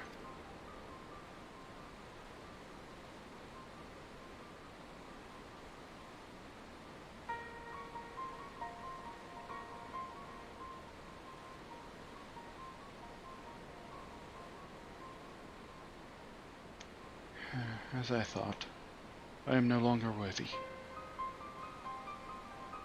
Hmm?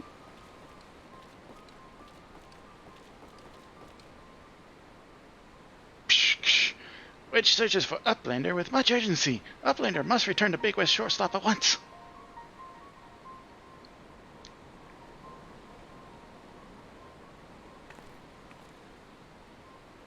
Psh, psh.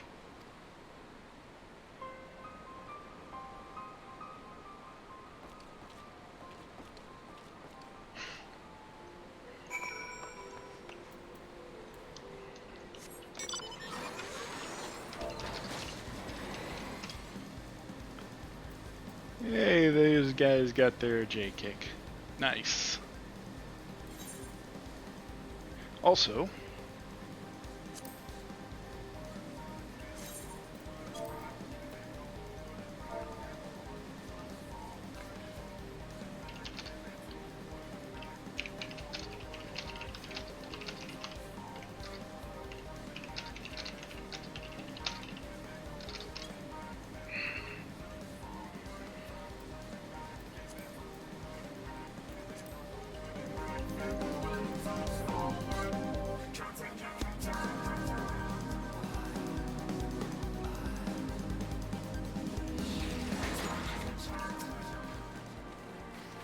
There you are, Lankus, and not a moment too soon. The Illuminati are getting ready for something big. Your Stola reports that Alexander is starting drawing massive amounts of ether from the surrounding land, which could only mean one thing. The Illuminati have resumed their attempts to revive it. And what's more, Backrix reports that the goblins are amassing substantial quantities of explosive and supplies. By all indication, they're building another weapon. In short, it's bad. But it's nothing a bit of strategic thinking can't fix. They say he who strikes first strikes last, and it's exactly what I intend to do.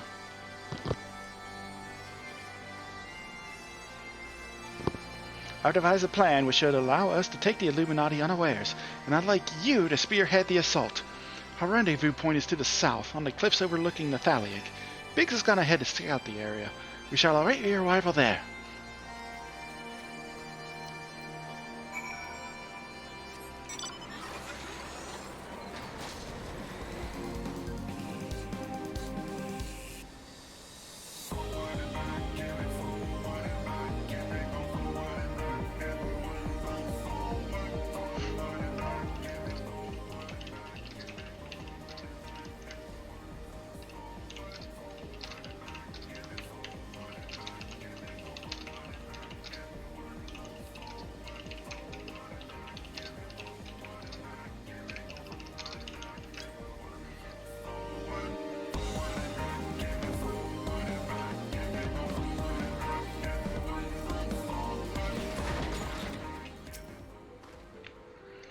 Ankus, good to see you.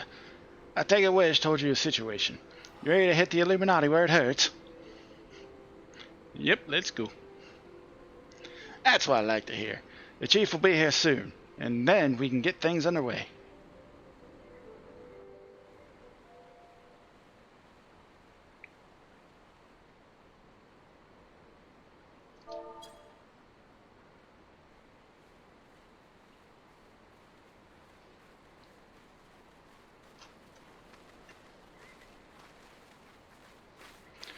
Bloody hells! If it ain't your Stola.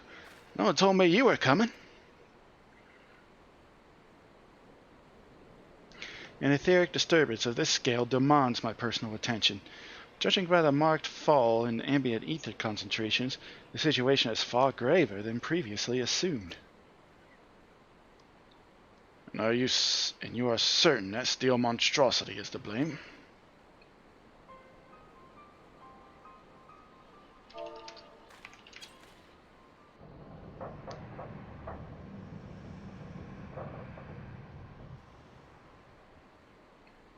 I can see no other explanation. The giant's innards are not well nigh saturated with aether already. Yet I sense something else, an irregular energy coming from within the barrier. Be that as it may, I'm afraid we have more pressing concerns. The Illuminati are up to something, and we mean to hit them before they can put whatever it is they're planning into action.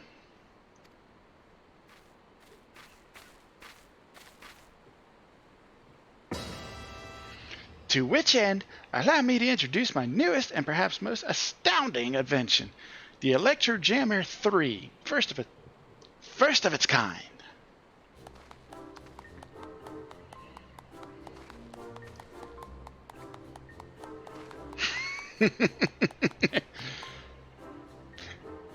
Are we supposed to be impressed?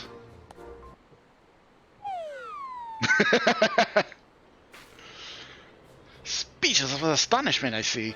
As well you should be. The high-frequency rays emitted by this device will interfere with any and all enemy communications, making it impossible for them to coordinate an effective defense. With it working in our favor, victory is all but assured. Let's see. So assuming I have understood correctly, you need only activate this electro jammer of yours and the Illuminati will be plunged into disarray, affording Linkus and his friends ample opportunity to take them unawares. Very well. Proceed.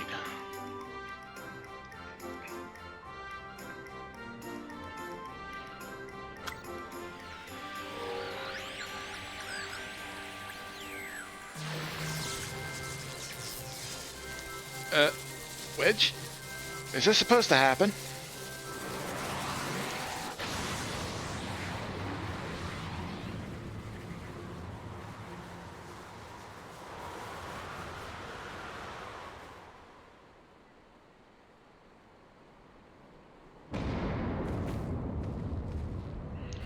Bloody hells!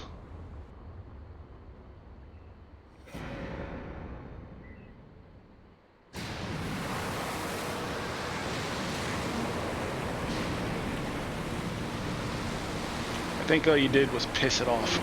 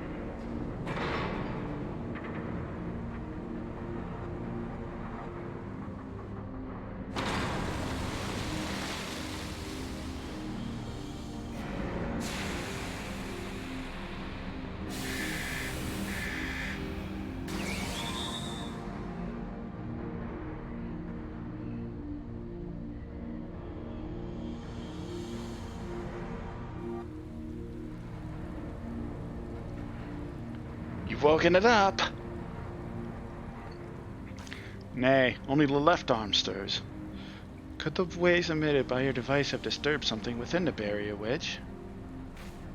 It's not my fault. Not to worry, Wedge. With the Illuminati hard at work at reviving the giant, 'twas only a matter of time before parts of it started springing to life. You just gave this one a little extra nudge. On a brighter note, it would seem you've saved us the trouble of finding another way in. Linkus, old friend, it's time for your customary heroics. The Illuminati are likely still scrambling to work out what just happened. Before they do, I suggest you hop across the river and show them what for. I could do that. I must needs discuss these developments with Master Matoya. Sid, would you be so good as to accompany me? Your insight may well prove useful.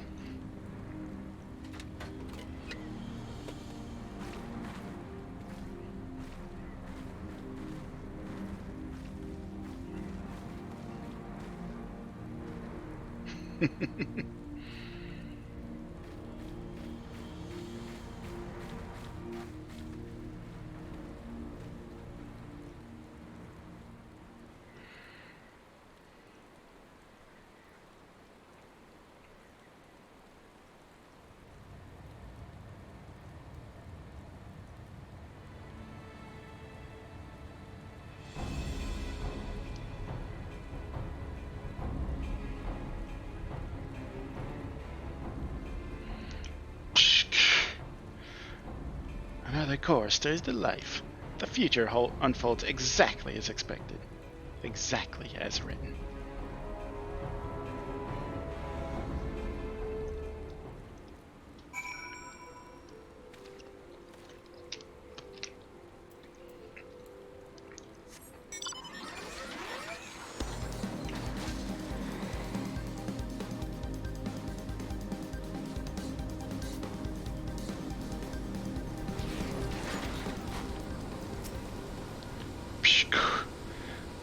Splendor feels shivery shakes.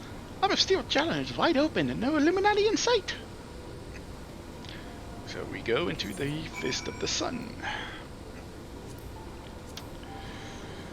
Although you succeeded in destroying the core of Gordius, it seems that was only a temporary measure. The walking fortress has stirred once more, and its left arm now rests on the bank of Thaliak. The entrance lies open and unguarded, suggesting the goblins inside are as surprised as you. Take advantage of your enemy's unreadiness and face the Illuminati threat once more. Hopefully for the last time. Spoiler, it's not going to be the last time.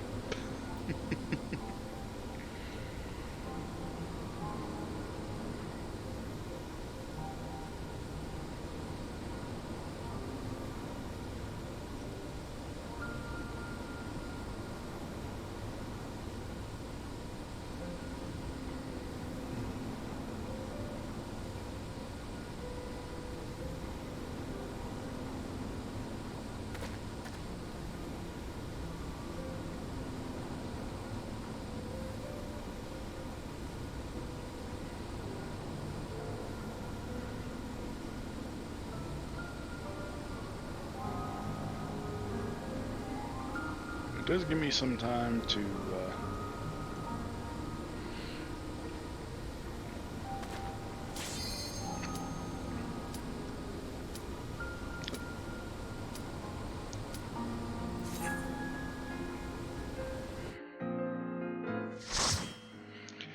tank privilege.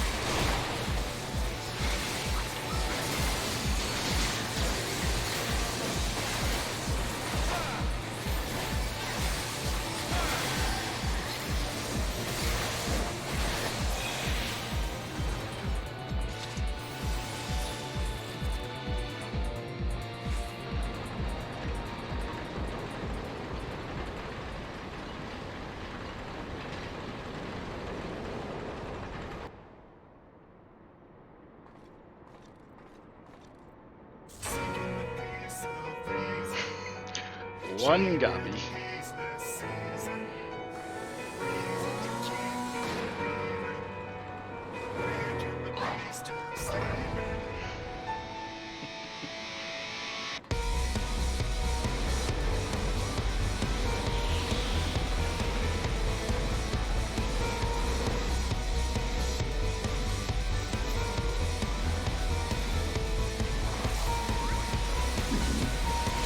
Long wait do we wait for Outlander subjects.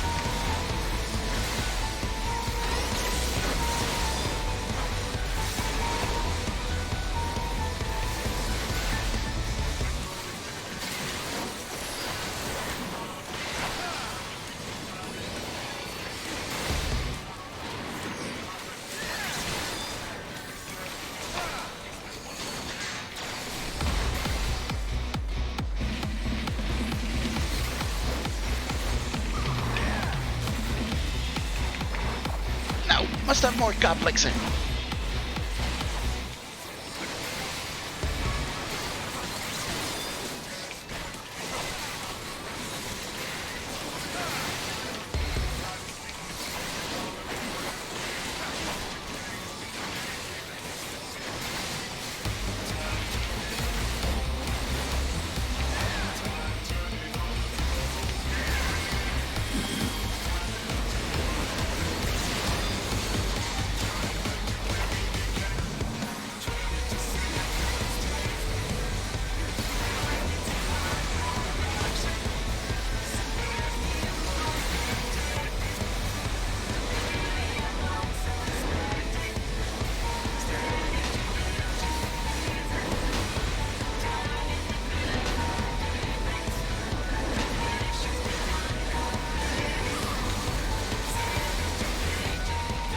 Come, mind fruit, come and see up there, Stumpstruck, a gobby masterpiece.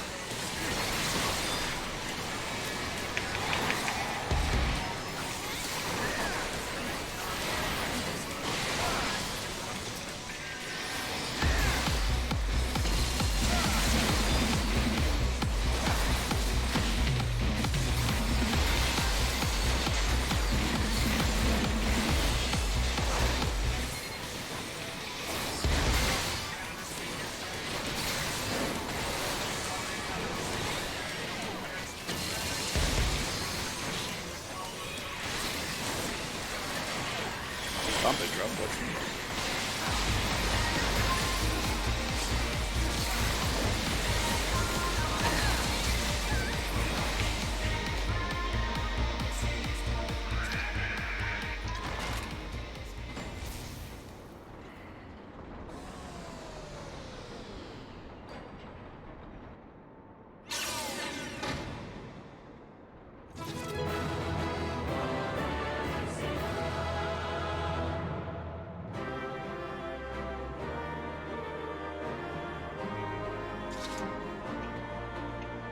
no, everybody left.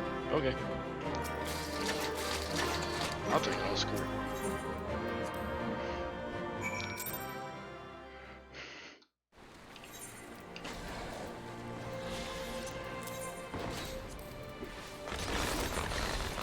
I may have to sell some stuff real quick.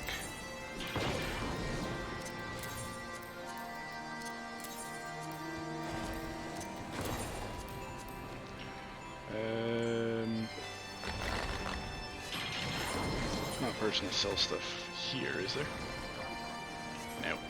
Alright. Be back.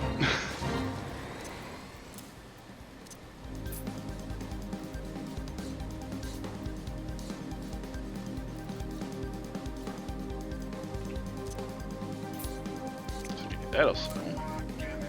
That won't. That won't.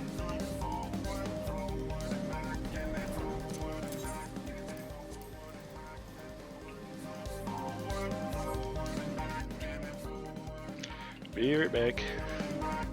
Need to sell the junk.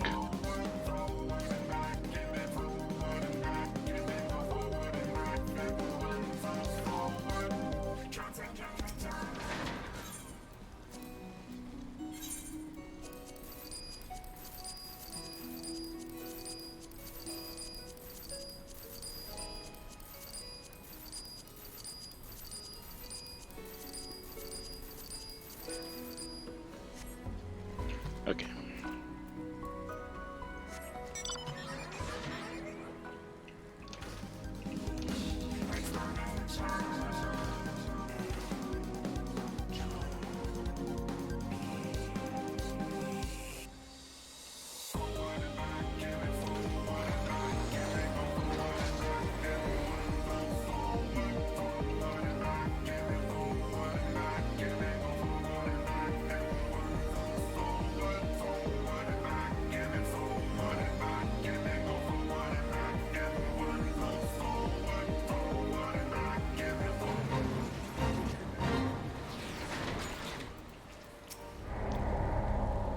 Oh no, the fate failed. Oh, Don lad, you've left those Illuminati smarting without so much as a scratch to show for it.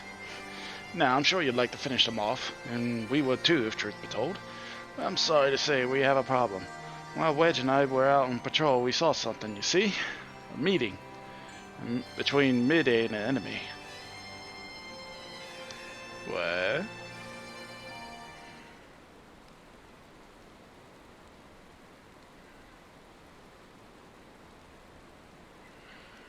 And then she handed the codex fragment over just like that. The way she sauntered back to end Alexander with the Illuminati, you'd think this was their plan all along. Certainly looks that way, aye. We can't rule out the possibility of coercion, considering the parties involved.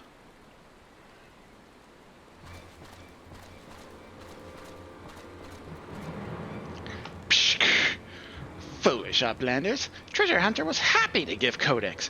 Why not? She makes busy deals with Illuminati since very beginning.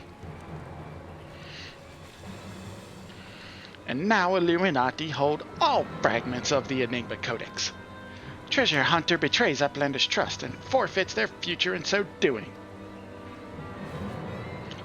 What a load of old bollocks. How daft does he think we are? Now, Biggs, if the Grand Master of the Illuminati said it, it must be true. Psh, everything is as written, as it must be. If Illuminati are the guide chosen to perfect world, not one piece can be out of place. With this, another page becomes reality. When Illuminati find missing piece, the prophecy will be fulfilled. And they know.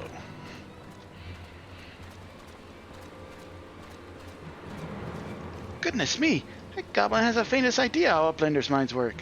I would have been prepared to believe that Mayday was a traitor had he not bothered to come here and confirm it. Now I'm inclined to think she isn't. Pshk. It may be truth what Quicksnake says. Backrick scowls over data, looking for knowings of what happened 3 years ago. Backrick finds mention of group of Ari treasure hunters. 3 years ago, group went to investigate ruins near Thalic River, only to perish in sudden shivery six. 3 years ago, you say? That wouldn't be the earthquake that accompanied the failed summoning of that primal, would it? Bugger me. Are you saying it was the treasure hunters doing the summoning? And Amita was one of them? Now hold on a moment. I'm willing to accept Amita may have been a member of this doomed expedition, she being an Ari treasure hunter and all. But I fail to see what interest such a group would have in the ideals of the Enigma Codex, let alone summoning a primal. Pshk! Such was question Backrick asked himself, so he spends much time gathering knowings, and finds answer in book lent to him by Charlie and Uplander. Genius technologist who writes Enigma Codex 100 years ago is a Arizelia with blue hair, exactly like Mayday. Pshk! No! Mayday would never make busy deals with bad gobbies. Round Rock searches for Mayday. Here's truth from her. Round Rocks, wait!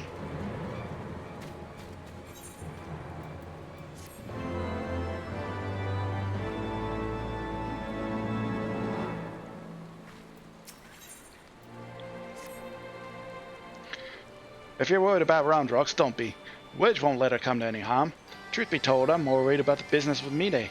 Still, we should be careful about making any rash decisions, as you can bet that's what the Illuminati want. For now, I reckon we should give her the benefit of the doubt. Innocent till proven guilty and all that. And anyway, we've got more pressing matters to deal with. Namely, taking back that Codex fragment and pushing on to Alexander, before the Illuminati have a chance to shore up the defenses. You ready for another round? Good. The sooner you get going, the better, I reckon. Oh, and when you're in the belly of the beast, be sure and break something for me, eh?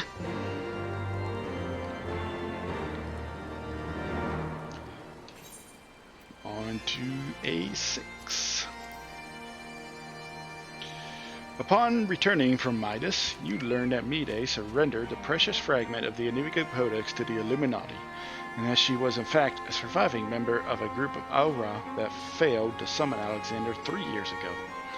Although there is certainly more to the apparent treachery than meets the eye, this is no time for doubt. Your offensive against the Illuminati must continue. Oh, Alexander 6. What is Alexander 6? I honestly completely forget.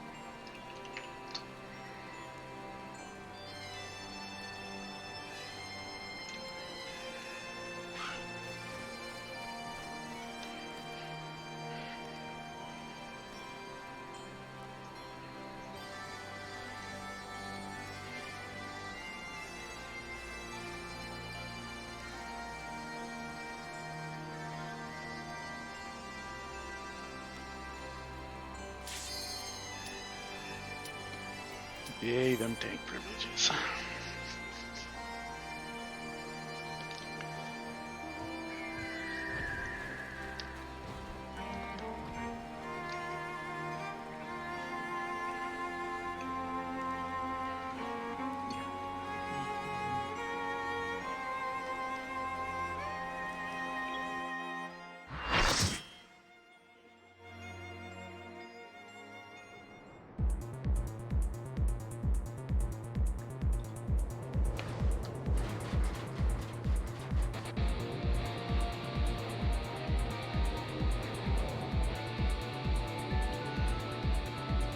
Oh, they look ready.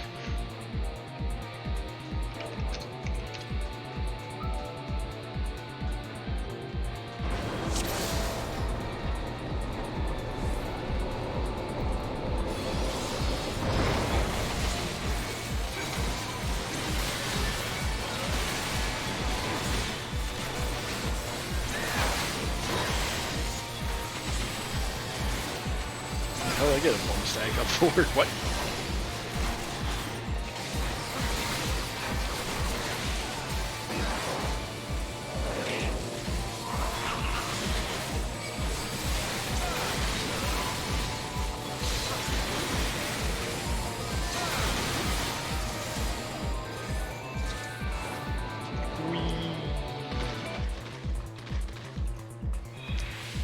Oh, is this the 4 robots?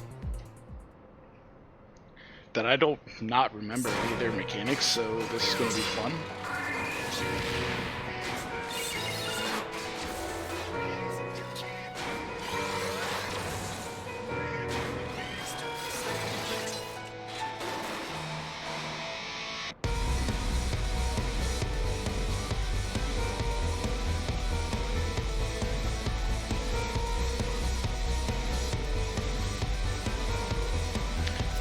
I'm gonna try to remember.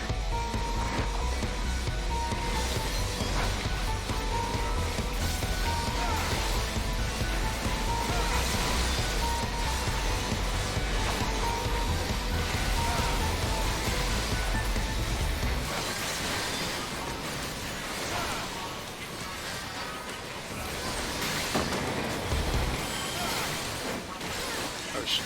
Okay, put mines down. Saw that coming.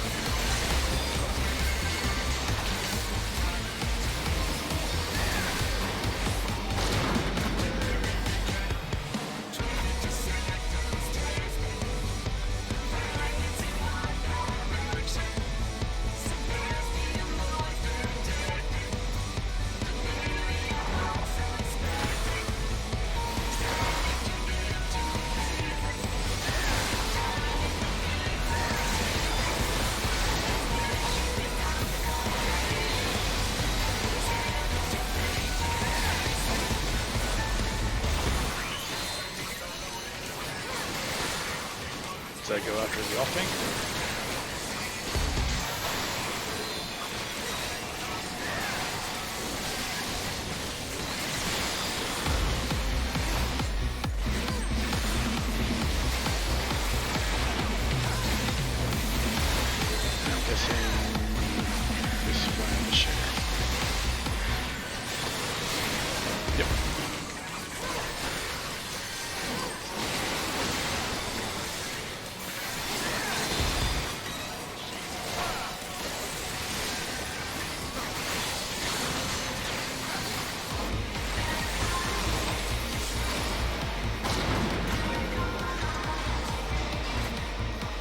I technically remember mechanics.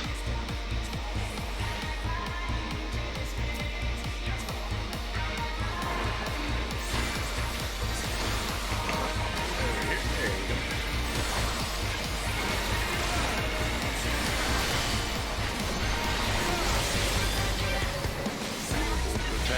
high ground, so I want this.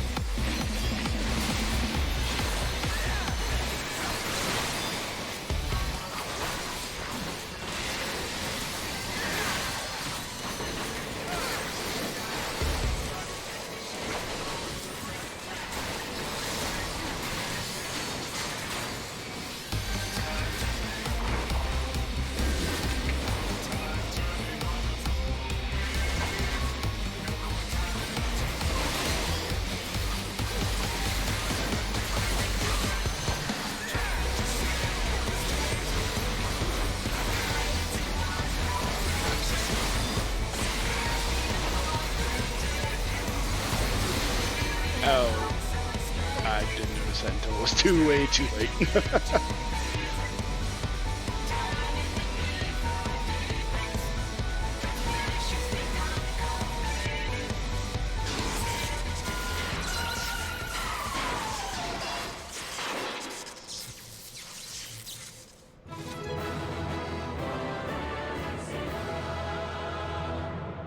And we're fine. We did it.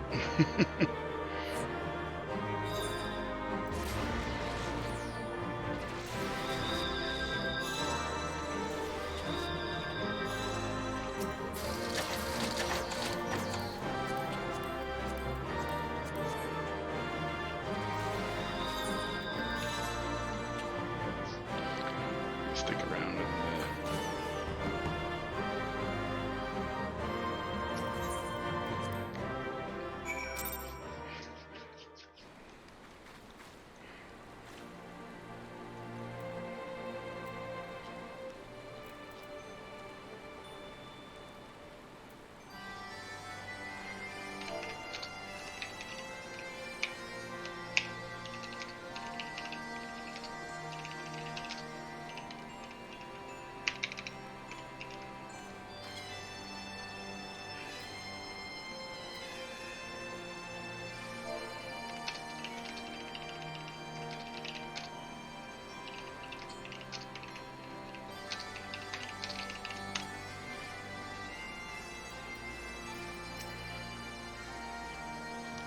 Ah, Linkus, you haven't seen Round Rocks, have you? I was looking forward to hearing about your new treasure she's found. What's this about you handing over the Enigma Codex?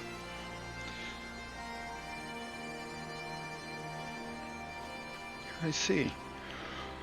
Well, I will not lie to you. Some of it is true. I did meet with the Illuminati. That is not the whole story. Allow me to explain.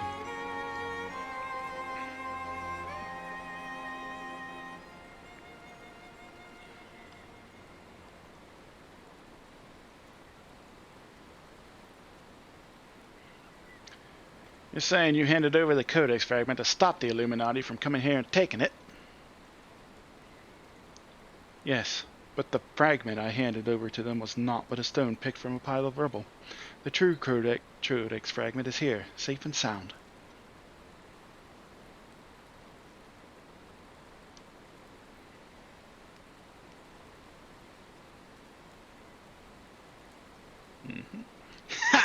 I bloody knew Quick Thinks was lying. The way he told her, you've been working with the Illuminati all along. We'll bilge a lot of it.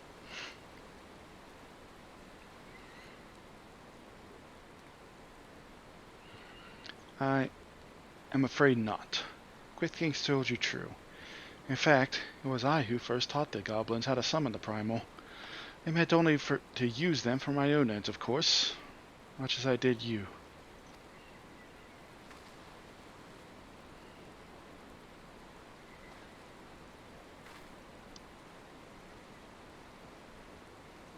The author of the Enigma Codex was an ancestor of mine. The creation of the so-called perfect world proposed within it has long been the goal of certain members of our tribe, myself included. For years we strove in secret to realize its high ideals, free of the twisted elitism which seems to have infected the Illuminati.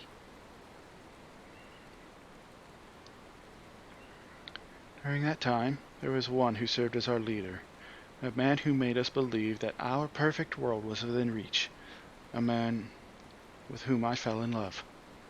I wished for nothing more than to see his dreams come to fruition.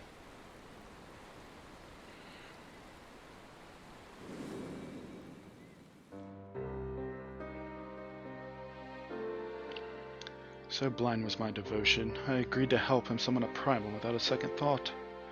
The danger to our lives never even crossed my mind.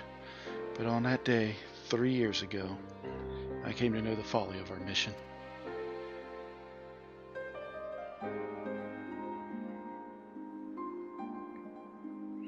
In an instant, the infernal machine laid waste to our hopes, snuffing out the lives of my companions, and the man I loved was dragged into its core.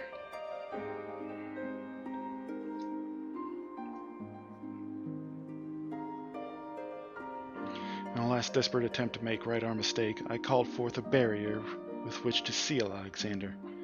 At that moment, however, the codex shattered and the Colossus vanished without a trace.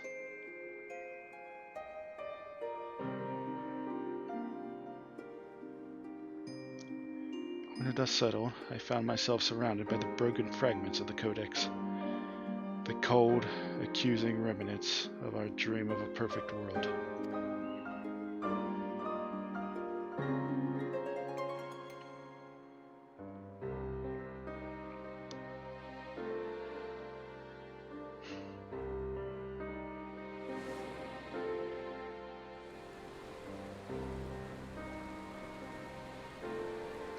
We were fools to think only of the future.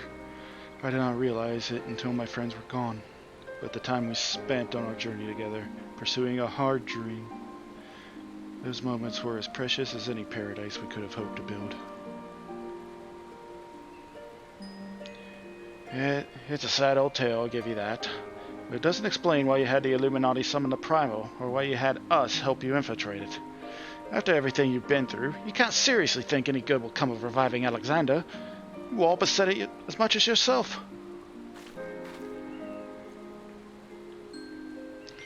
Good has nothing to do with it. Understand, I did not act out of any lingering adherence to my old ideals. I simply wanted to see him again, and perhaps walk to the ends of the world with him.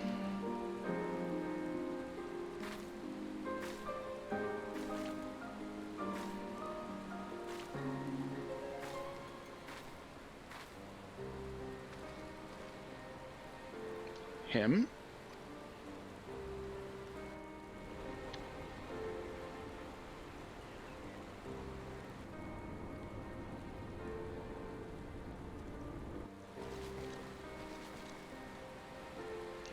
Psh, it cannot mean Alexander.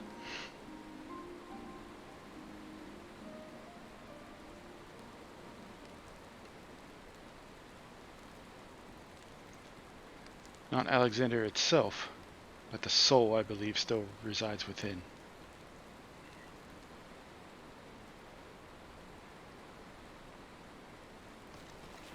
Soul of Uplander sleeps in giant machine? Never has Backrix heard such nonsense. He must abandon this. Now's not the time. I've got one more question to ask you. What happens when all the codex fragments are brought together? Alexander was born from hearts that yearned for a perfect world. The writings of the Enigma Codex inspired such a desire, but they are more than just a collection of texts. The Codex can also be used to control the primal. To be precise, 2 elements are required: a complete Enigma Codex and one capable of reading it. When both are present, Alexander can be commanded to transport its residents wheresoever they choose.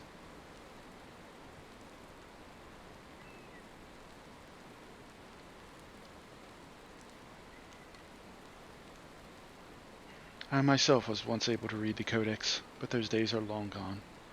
Now the fragments are as dead to me as the stones beneath my feet. There is another, however, to whom the Codex still responds. One we all know quite well.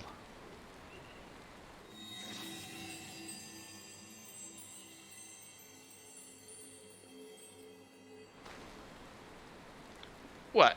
Round rocks? Are you saying that little girl is the key to controlling a bleeding primal?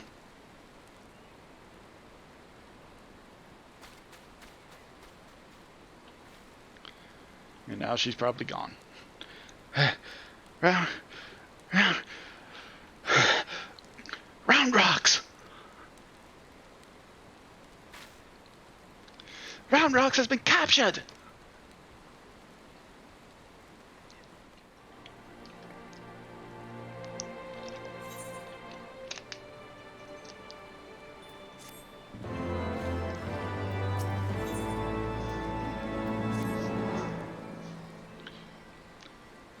Curse me for a fool. I should have known better than to underestimate the Illuminati. I assumed the missing piece in their plan was the Codex fragment, but they were talking about round rocks all along. We must mount a rescue, now, without delay. To the Illuminati, she's no better than a cog in that monstrous machine. It is like that she is being held somewhere in or close to Alexander's upper body. Continue your push through the left arm. While the Illuminati are distracted, I will search for a way forward.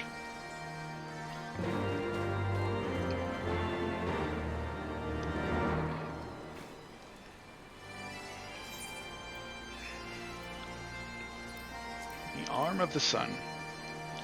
You press further into the depths of the primal and return to be greeted by Mide, who confesses that while the story of her past is true, the fragment she handed over to the Illuminati was nothing more than a useless rock. Not all is well, however, as Wedge informs you of Round Rock's capture by the Illuminati. Your objective is now clear. Press further into Midas and rescue the innocent goblin from her captors.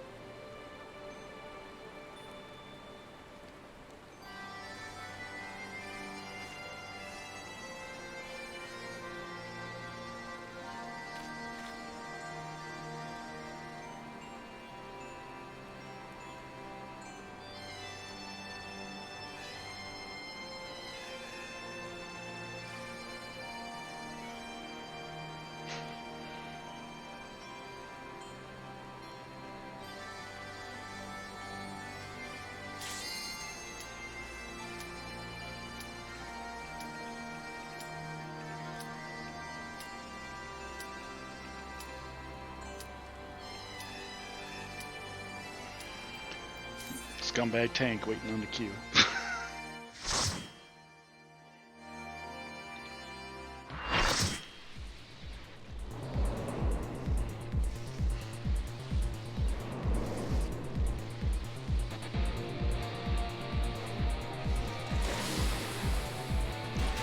Right, it's this one. Okay. Alright.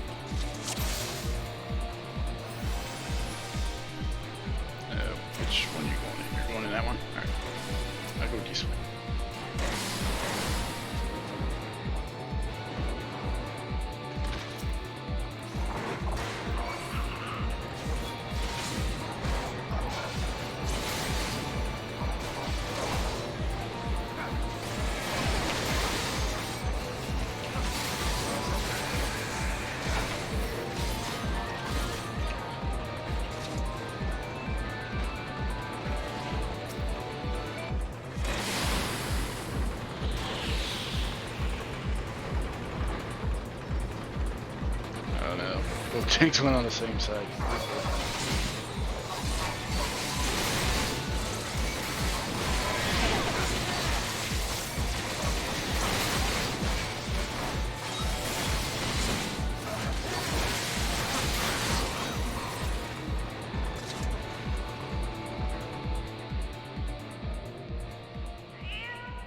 Alexander Housing win.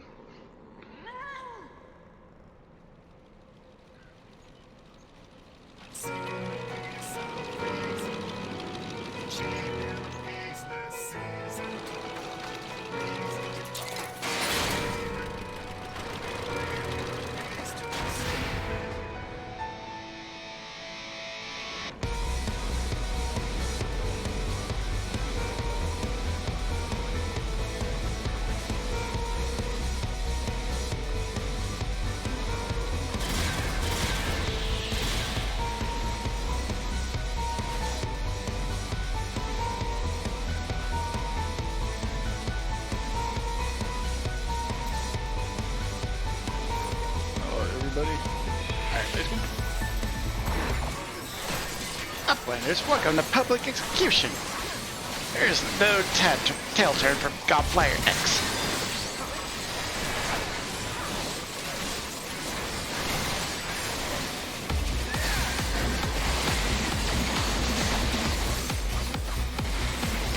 Quick Fix is done toying with Uplanders.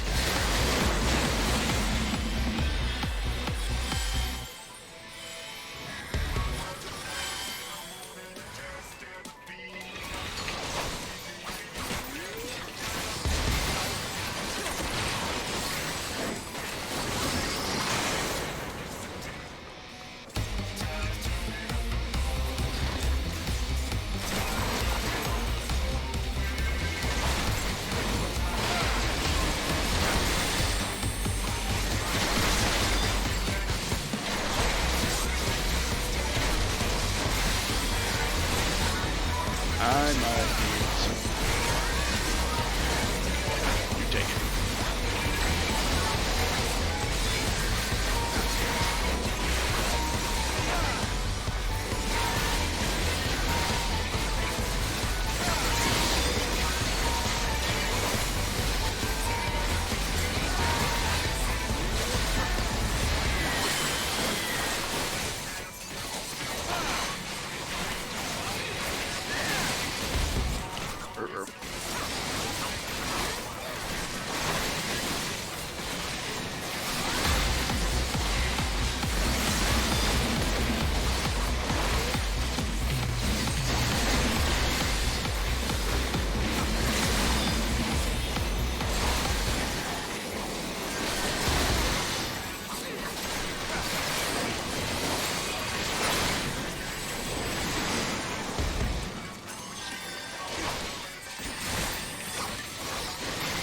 Oh, I'm getting yoinked. Okay.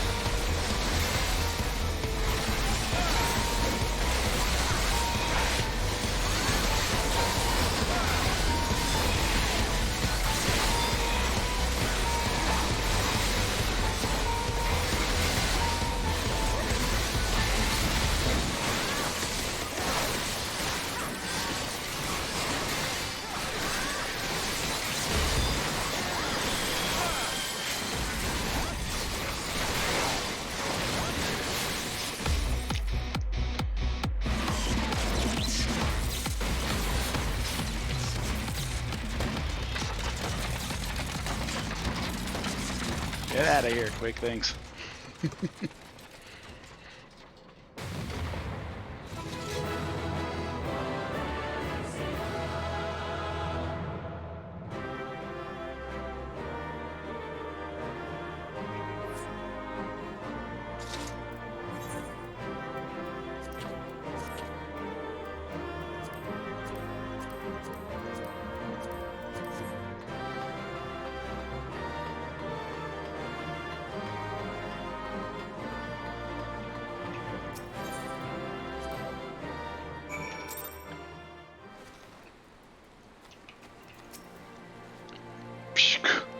Uplander says quickly, scurrying. Illuminati think twice before threatening us again. Uplander is nearly through left arm. The next Uplander must push forward to inner parts and save round rocks.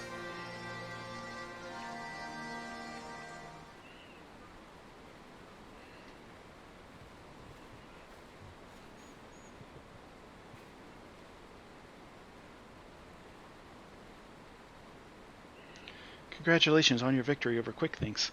While you were busy dismantling his flying machine, I finished charting Alexander's interior. A chamber you reached is situated in the innermost part of the left sector, which means your next aim should be... Pshk. Backrix does not trust Treasure Hunter. 3 years ago she summoned Metal Giant. Backrix wonders if she still wishes to finish mission of dead comrades.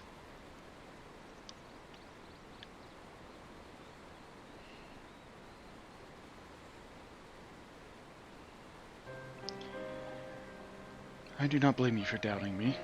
Truth be told, my former mentors often stressed that were the unthinkable to happen, it would be my burden, as the youngest, to carry on their work.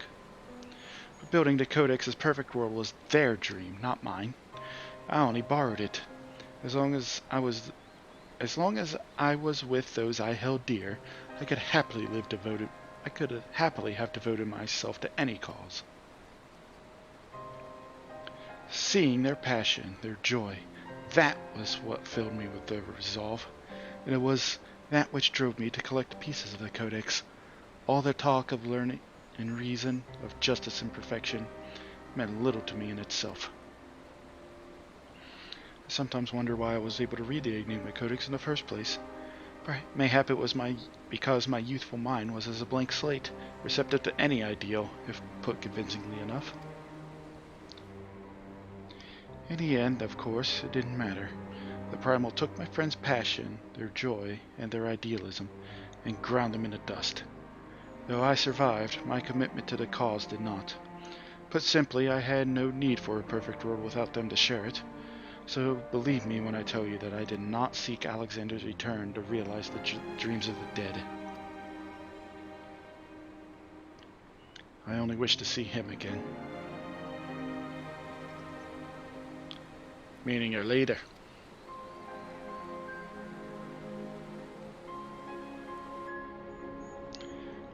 The section of Alexander you have been exploring is called Midas, after a king from a legend of Eld. Midas entreated the gods for a finger that would turn all he touched into gold, and the gods duly obliged.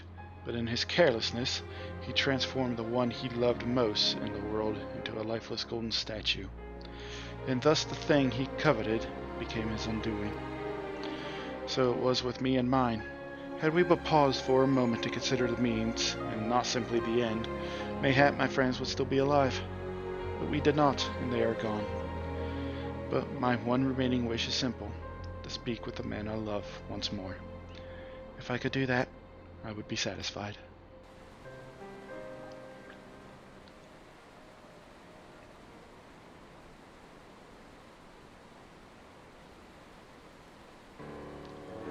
There, I have told you everything. Assuming no one else wished to question my motives, I would speak of Round Rock's rescue, as was my original intent. Now listen well.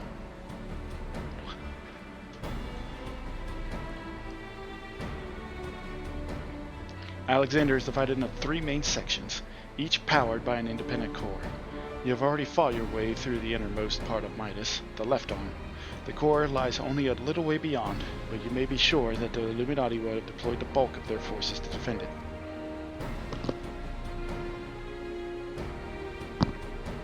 Hold on a moment. Why would they choose to keep round rocks there? Of course, they're just power sources. You are correct, and the answer is they wouldn't. Round rocks is most likely being held within Alexander's upper body. The Illuminati have locked the entrances from either arm, making it impossible to enter.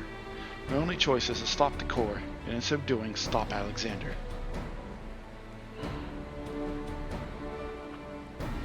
I see. Well, that's actually rather clever. The Illuminati need round rocks to control the primal, but if it can't move, they have no need for her. At the very least, they'll have no choice but to keep her safe until the primal is in working order again. Activating those cores would have used up every crystal the Illuminati had. If we destroy the second one, I doubt they'll have enough to get her operational again.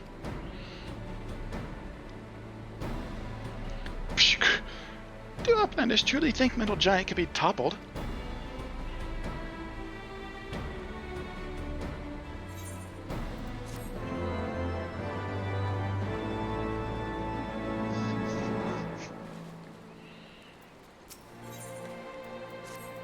I've been wondering, did he say anything?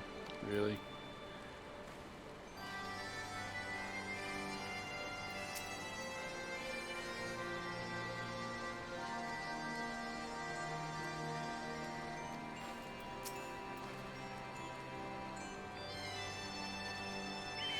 Not really.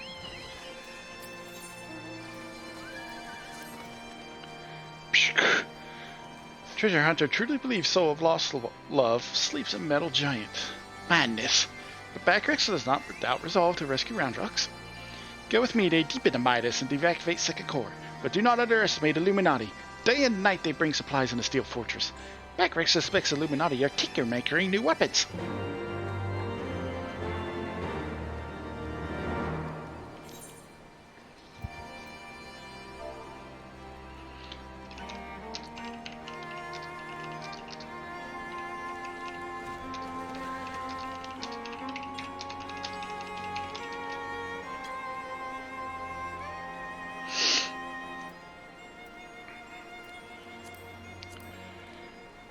Burden of the Sun.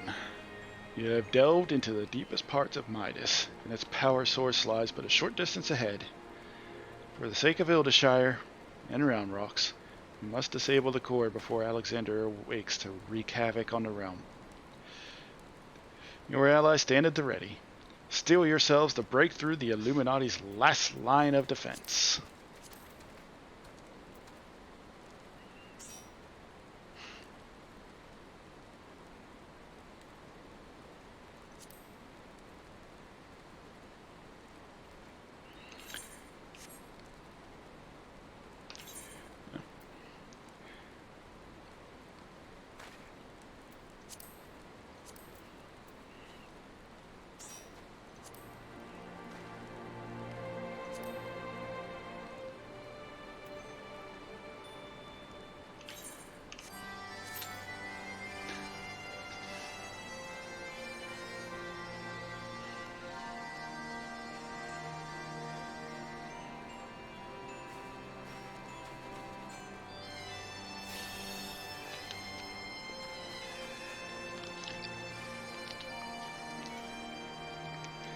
The best music.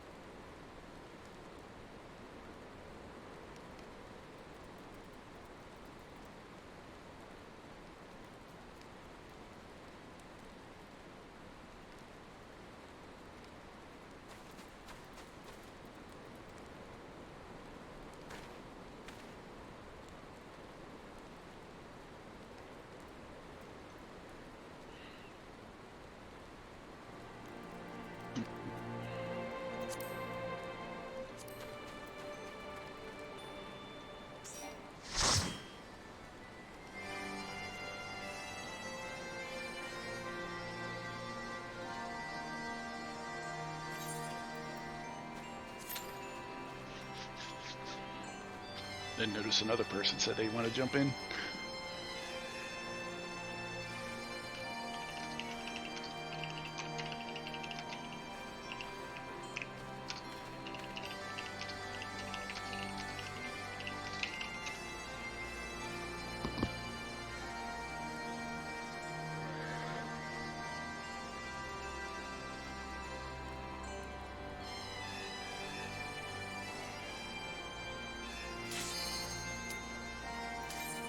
There we go. Going to crank up this music.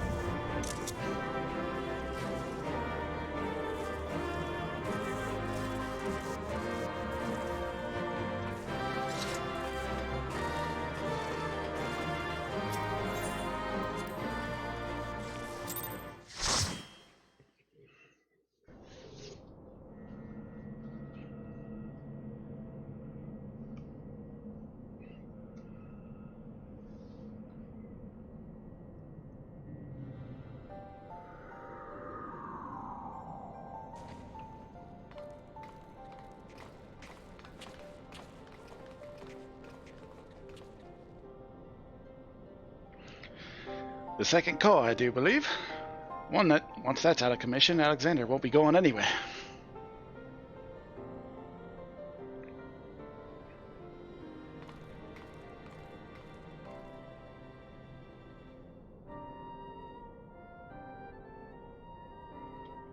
Diane, would that I could see you just once more.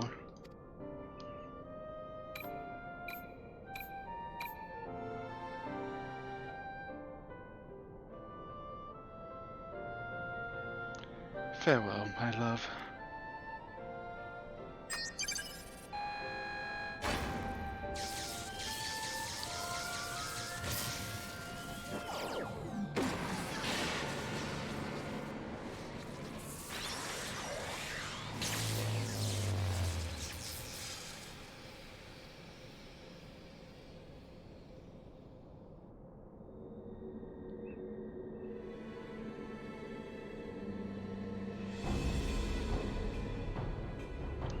You.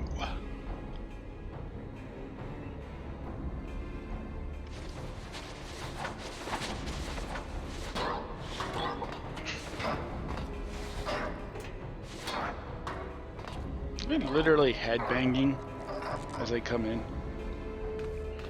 Too frightened to face us alone, I see. Not that I blame you. We all know that Linkus did to you last time. Pshk. To usher in future that has been writ, even strongest Gabi must sometimes pretend to be weak and let enemies win. Ah, pretending, were you? And I suppose losing this core was all part of your plan. Don't make me laugh. You know as much about the future as we do. QuickThinks knows all. For example, QuickThinks knows one among Uplanders carries true fragment of Enigma Codex.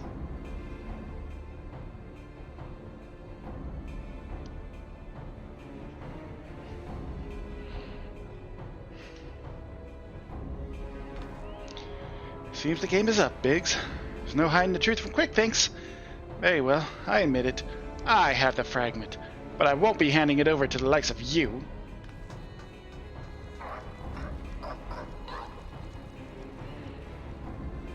Oi, Wedge, didn't you hear him? He knows all! Which means he knows you Terry is a worthless rock, while I've got the genuine article tucked away in my small clothes.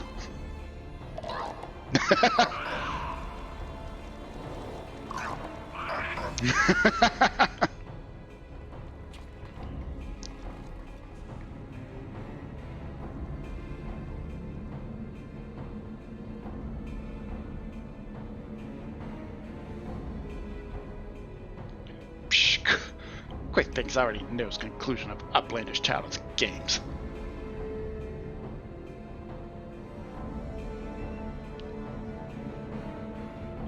He's coming for me. Eh? What's it waiting for? Long ago was outcome decided. Uplanders thinks they are victorious. But luck is no friend to them today.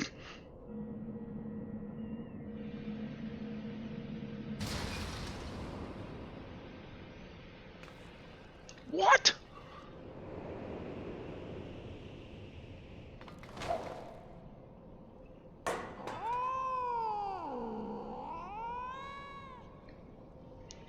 And now, Enigma Codex belongs to Illuminati. All pieces fall into our hands.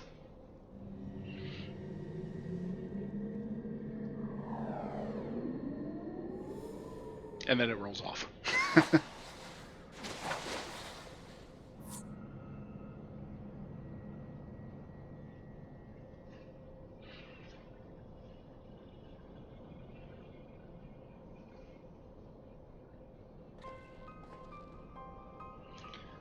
As far as I can make out, the thing's in good working order. No damage, no signs of tampering. You can only think it was an energy fluctuation that did it. It was bad luck. Bad luck? Are you saying it was pure chance that the platform stopped at that exact moment? Then what about QuickThinks? There's no way he could have predicted something like that. The odds would be infinitesimal.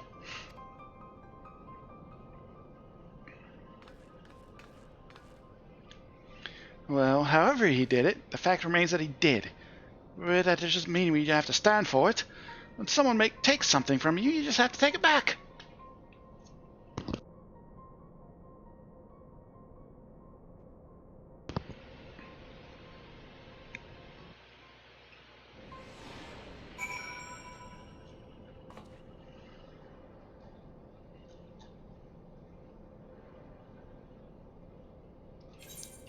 Oh, wait. Grant's on a lion? What? Oh!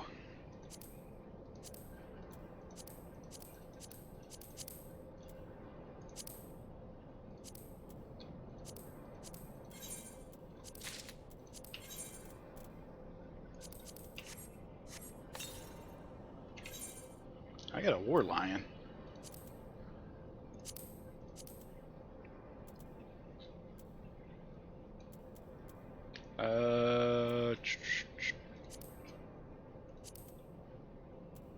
Minion mount.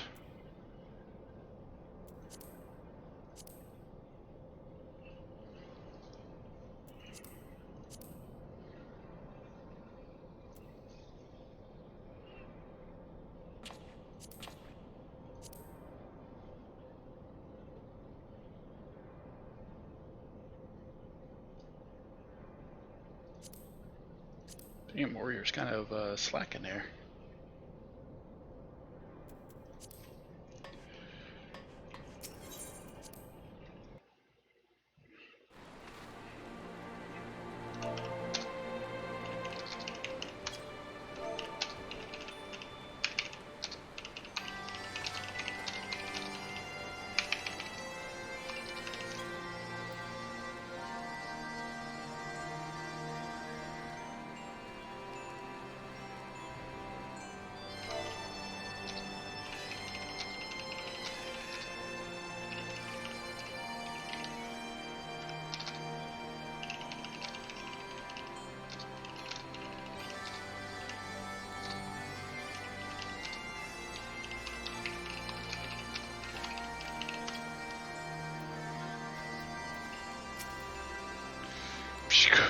Do uplanders forget something? Matters are too urgent for such foolish doings. Yeah, we kind of lost the codex. What? Tongue flaps of Uplander make Backrix almost a laugh. Uplander claims already to have stopped core and lost fragment to quick thinks. Look here, Uplander. Backrix has brain case like steel trap, catching all heard things, all seen things, and he saw Uplanders leave a few moments ago. Backrix senses something is amiss.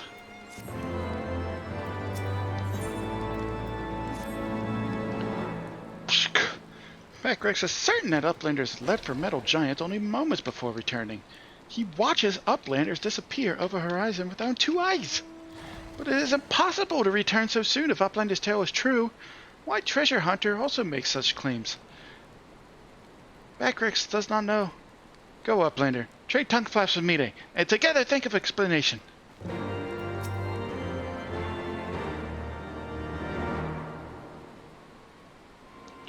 Have you been able to make any sense of Backrix's account? According to his version of events, we would scarcely have time to reach the core, much less shut it down. We were all there. We all know what happened.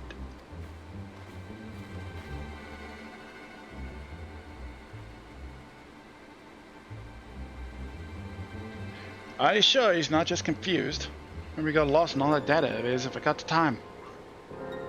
I'm afraid not. That is, unless the goblin standing watch near Alexander was also confused. His reports corroborate Backrix's. No, something else is going on here, I'm certain of it. The question is, what? If we assume for a moment that the goblin's accounts are true, then hardly any time has passed since we entered the barrier around Alexander.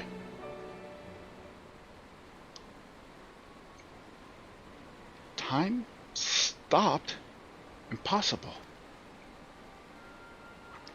Impossible? You mean like Quick Think's predicting exactly what was going to happen in the call room? No, excuse me. I hate to say it, but maybe he wasn't talking out of his ass. If time doesn't work in the same in there, maybe he saw the future. There may be another explanation for that. There is a device deep within Alexander capable of performing complex mathematical calculations. It is not outside the realm of possibility that it could be used to predict the outcome of simple events. Using mathematics to predict the future? Now, even if I could believe that, it wouldn't explain this business with Bactrix. Biggs is right. Perhaps the presence of the primal somehow disrupted the flow of time within the barrier. It's only a theory, of course, and a far-fetched one at that, but it might go some way towards explaining recent events. To be clear, you are implying the Illuminati are aware of this temporal disruption and have been using it to somehow gaze into the future. Very well. If you are willing to accept that, why not go further? Might it not be the very case that they have found a way to bend time to their will? By moving back and forth in time, the Illuminati could effectively manipulate the present however they saw fit. They would ever remain one step ahead of us, or ever doomed to fail from the first. Nah, that's a sobering theory. Well, it's still only a theory, right? There's no point panicking just yet. Wedge, give the Chief a call on your Link Pro, why don't you? If anyone knows how to untangle this knot, it's him.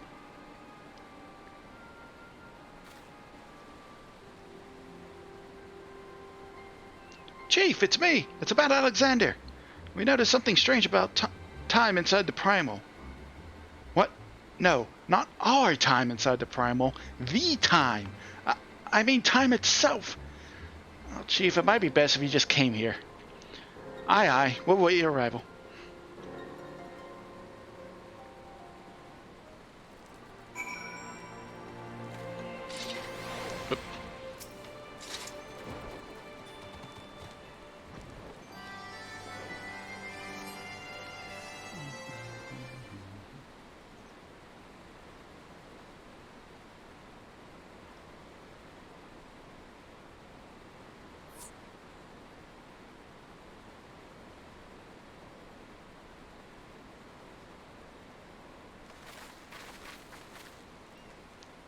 Is that a heated debate I hear?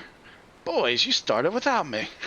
Now, what was that you were saying over the Link Pearl? Something about running out of time? Sid insisted that I accompany him, though I would have come even had he not. Matters have taken a turn for the worse, I gather.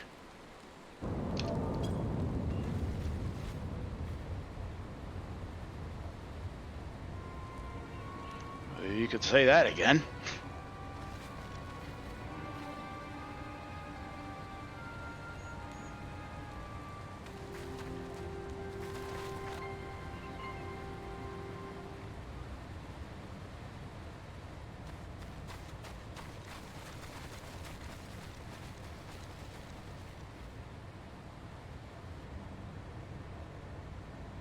The etheric fluctuations are akin to those I observed shortly before the Primal's awakening. In the absence of a functioning core, its form is dissipating, albeit slowly. Istola, would you mind lending me your goggles for a moment?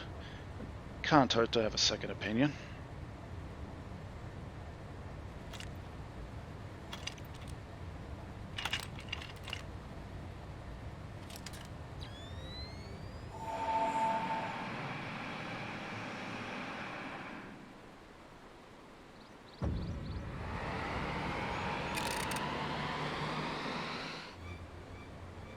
What in the seven hells? The ether pouring from the Primal is flowing backwards, as if time were passing in reverse. That cannot be. Such a phenomenon is wholly without precedent. Knowing so little of this Primal capabilities, however, it would be remiss to count the possibility outright. If it is as we fear, then at this very moment Alexander could be undoing our efforts to shut down its cores. All of our labors will have been for naught. Ah, the treasure hunter whom we have heard so much. We seem unperturbed by our outlandish speculations. Was this perchance the subject of Wedge's communication?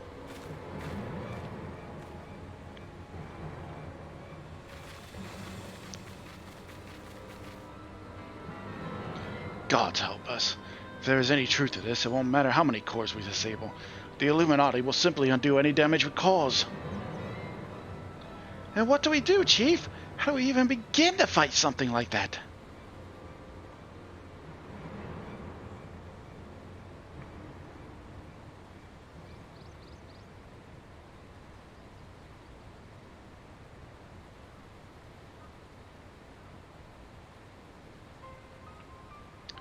To erase the past, to return to a clean slate. Could Diane have known?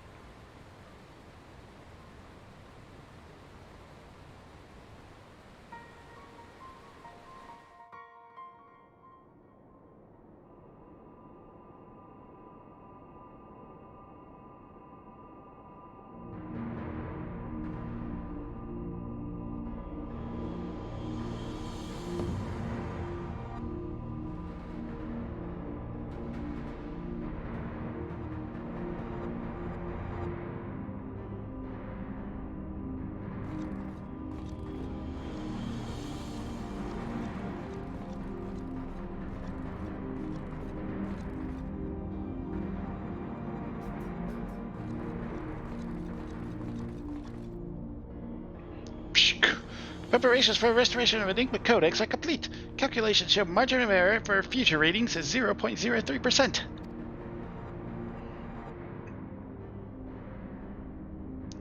Pshk. Foolish Gabi. When future is decided, there is no error. There is no failure. Listen well, chosen of Illuminati. At last, all pieces are in place. No longer must wise suffer foolishness of unwise. Time is come to backstrike. Inferiors will make way for perfect world or die. Now, restore Enigma Codex.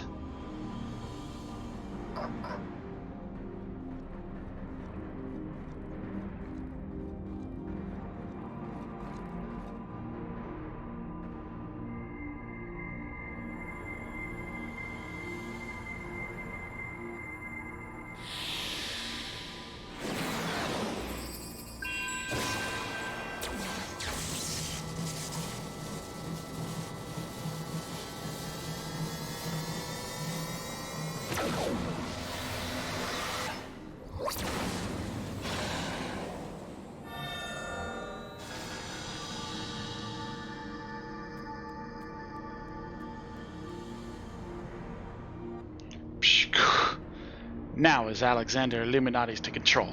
Soon will cores disabled by Uplanders be disabled no longer. Reverse time!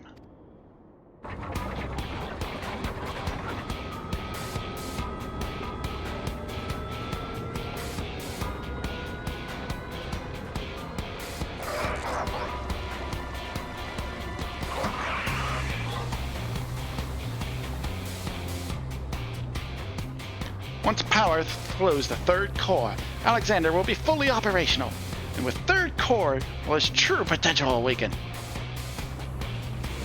Wings of time will unfurl, and all history will be at mercy of Illuminati. Chosen ones will amend mistakes of past and reshape world to perfection. At last, prophecies of Enigma Codex will be fulfilled. And quick thinks all thoughts will rule as king of new world, of correct world. Chosen ones, menders of history, be proud to serve as builders of the paradise.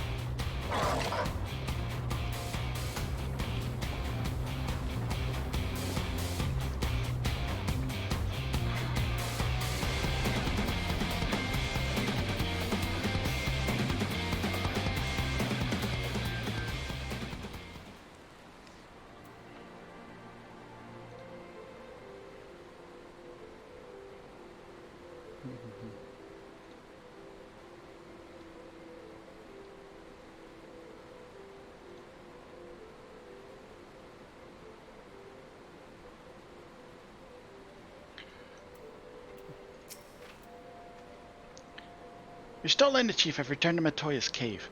Don't worry, between them, they're sure to find the answer to our problems. If it isn't waiting on a shelf in the Charlian Annals, it will be in some forgotten corner of the Chief's brain. You mark my words. And the next time we meet Quick Thinks, we'll be ready for him.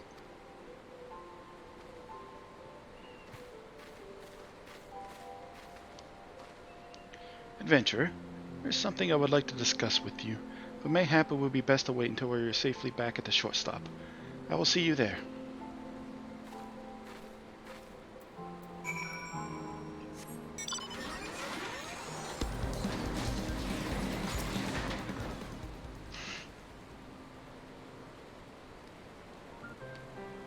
I suppose I should start by apologizing for everything.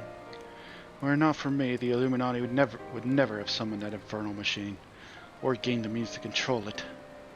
And now Quick Things possesses the power to manipulate time, to foresee the future and erase the past. I dare not think how he will use it. Returning the cores to their former state was but a foretaste. When all three are active, and Alexander can traverse both time and space, nothing will stand between the Illuminati and their twisted utopia. We cannot let it come to that, Linkus. Somehow we must find a way to stop them. But first we must rescue Roundrocks. Of all the innocent victims of this sorry tale, her plight pains me the most.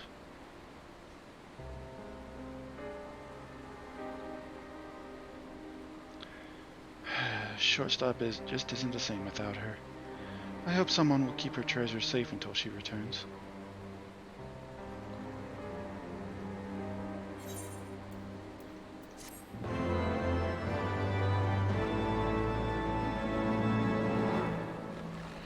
Alright, before starting the next wing of Alexander, I need to use a bathroom. I've been holding this in for a minute.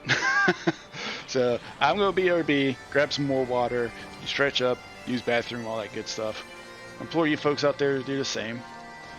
Throw up the BRB, and we will indeed BRB.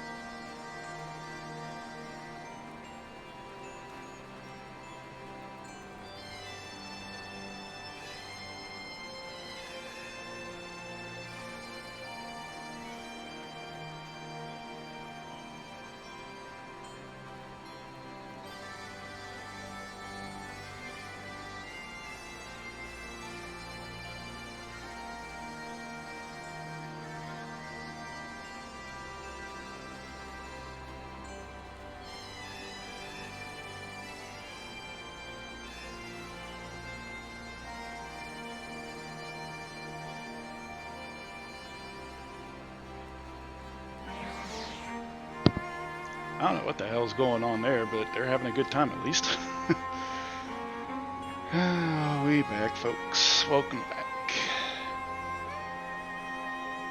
Let's push on to the final four, shall we? Adventurer, you come at an opportune moment. It would seem we have a visitor. I was pacing about, thinking of Round Rocks, when something in the shadows drew my eye. I caught only a brief glimpse, but it bore an uncanny resemblance to Quick Think's constant companions. Shanoa, was it? If the Curl's there, there's a good chance her Illuminati keepers are close by. We best track her down, and quickly. Follow me.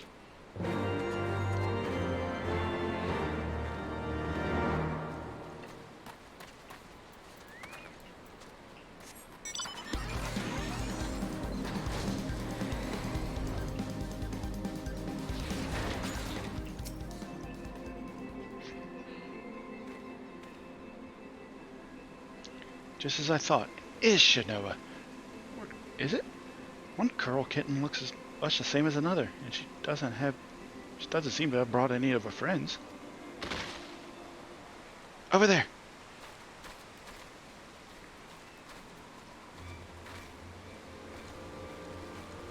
Uplanders! What are all these snap crashings and...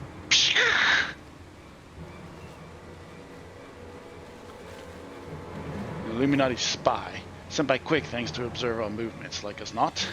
Given the sizable disadvantage in which we find ourselves, we thought it best to relieve him of duty. He spent his final movements blabbing about all the Illuminati's deranged schemes, claimed that once the final core was activated and Alexander fully operational, the fortress would gain the power to travel through time, taking them along with it. He seemed quite convinced that Quick Things was a prophet of sorts, a traveler from the future come to the present to return history to its proper state. Aye, and that's not the half of it. According to him, the battle for history has already been won, and not by us, for the future is written in the Enigma Codex, and we but play our roles in it. Quick Thinks, a traveler from the future? It would certainly explain how he was able to anticipate our every move, but could it be he has already conquered the world of tomorrow? Have all our efforts been in vain?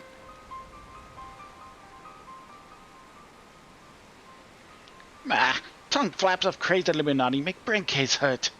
Back, Rex, let's speak of a different subject. What brings Uplanders back to shortstop?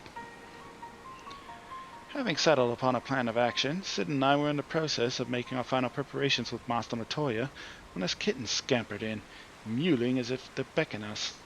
We duly followed her, and she led us here, much to the dismay of the fellow at our feet. I'm not one to look and give Carl in the mouth, but something about all this doesn't sit right with me. She's been at Quick Thinks' side, make that on its bloody head, every step of the way, and now she decides to betray her keepers? If that cat could speak our tongue, I would have a question or two for her, maybe even 3. I can't believe I'm even considering this. But then it wouldn't be the strangest things I've heard today. You there, cat. You're Shanoa. Quick Thinks is a little familiar, aren't you? 2 mews for yea, 1 for nay.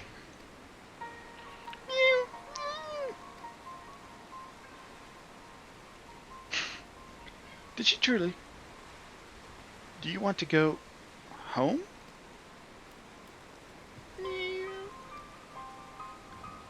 I'm in hell's I think the bloody furball might actually understand us. That doesn't mean we can't trust her. For all we know, she could be here to do her master's dirty work.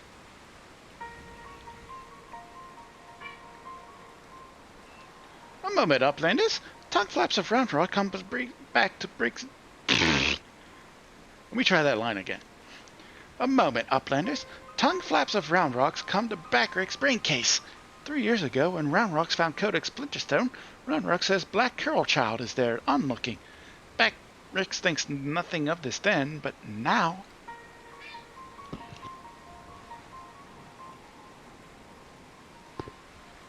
You mean to imply that Shanoa here was present when we attempted the summoning? I very much doubt that. If she were a kitten 3 years ago, she would be a fairly good curl by now. Unless, that is, she took a shortcut through time. An plausible theory, I grant you, but one we cannot well dismiss in light of recent events. If true, it would raise a still more troubling possibility that Realm Rox's discovery of the Codex was no mere coincidence, but an event orchestrated by Quickthinks to further his own ends.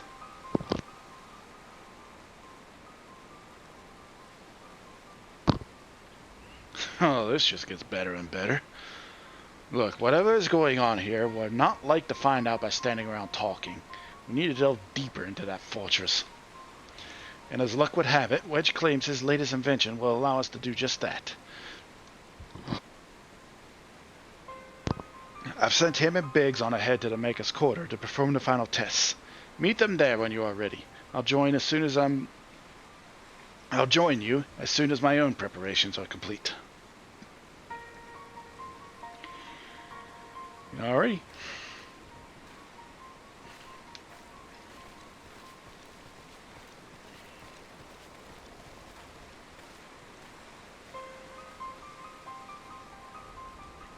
To travel back in time and set past wrongs aright. Who could resist such temptation? And how grievous the consequences of surrendering to it. For in allowing the past to consume us, and making our every choice, our every action a correct one, would we not cease to live in the present, and in turn lose sight of the future? 'Tis a path not to redemption, but to madness.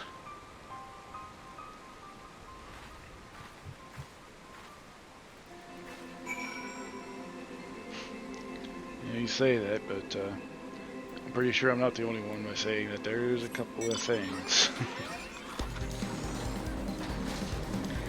There's a couple of things I wouldn't mind fixing.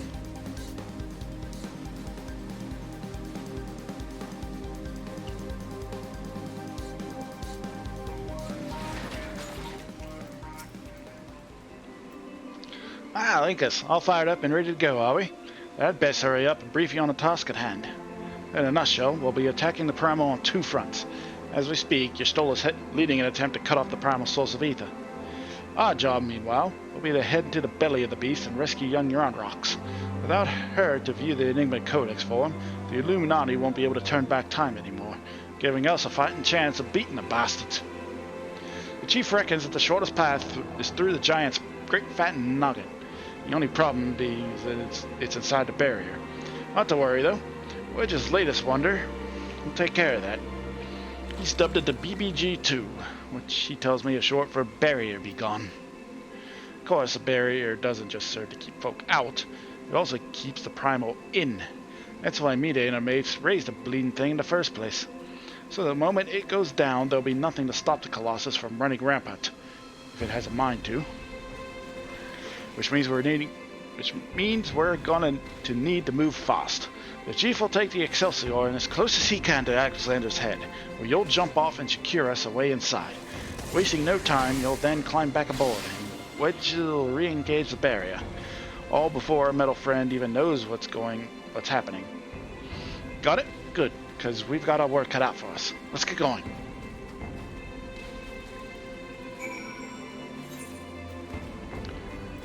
Alright. The Eyes of the Creator, aka A9.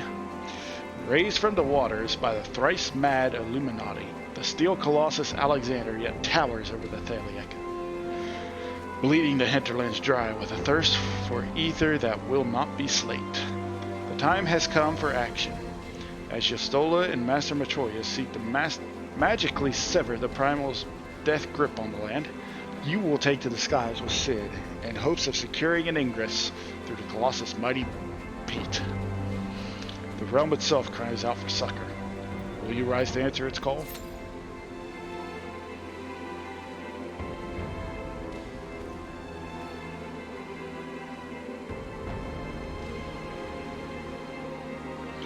I'm gonna... Oh, never mind. I will not do that.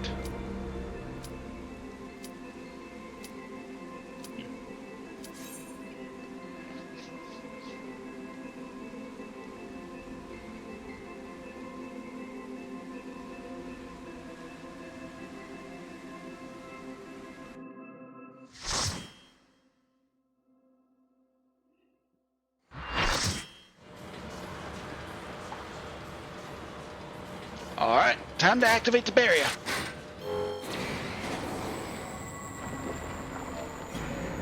Time to deactivate the barrier.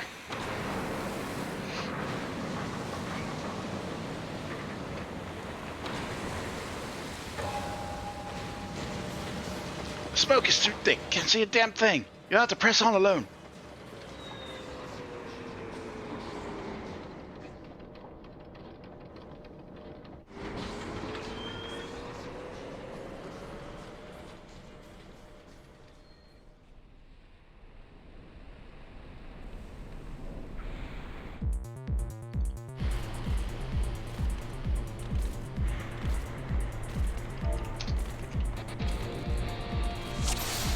Biggs, Wedge, bring the Excelsior around. You're on your own from here, Linkus. Good luck and Godspeed.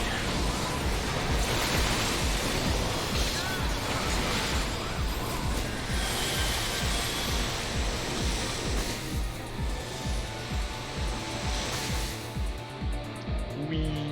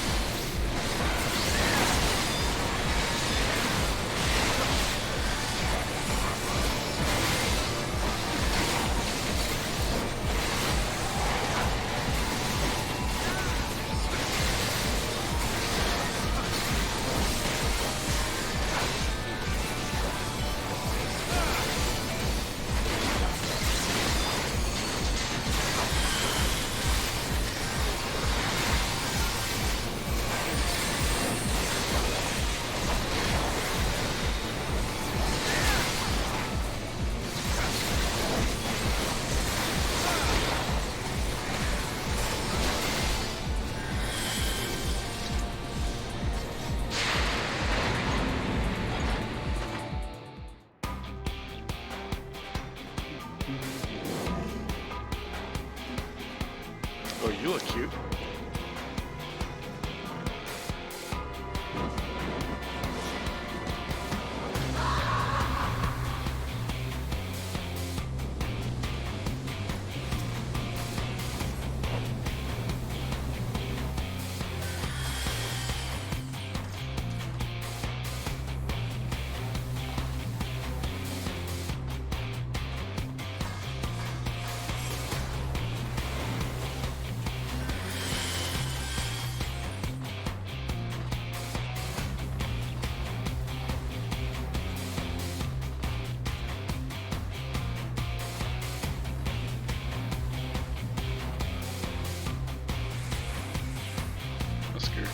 No one else is going to pull.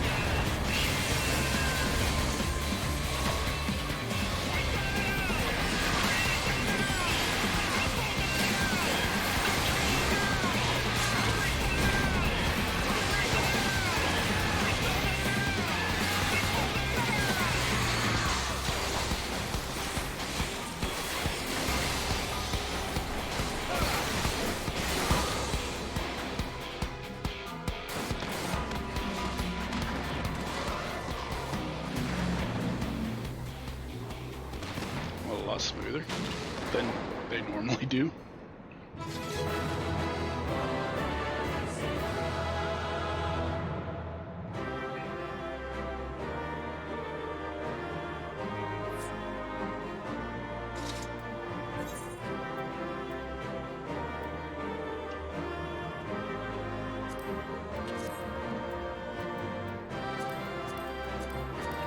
This person have their stuff.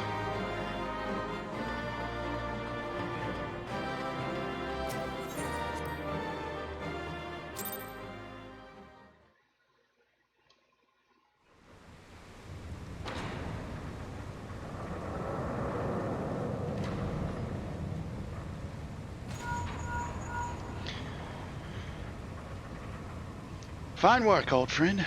Thanks to you, we have our way in. Stay where you are. We're coming.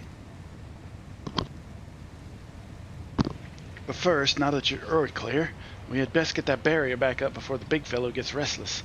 Wedge, ready to BBG-2 and reactivate the barrier on my mark. Mark!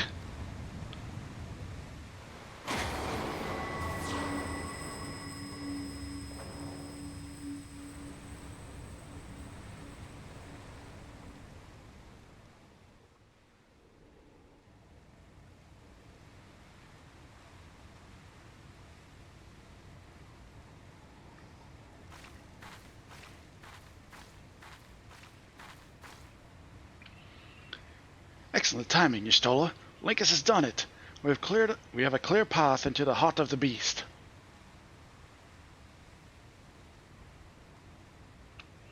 Good. It is a relief to hear that at least one side of the operation proceeded according to plan.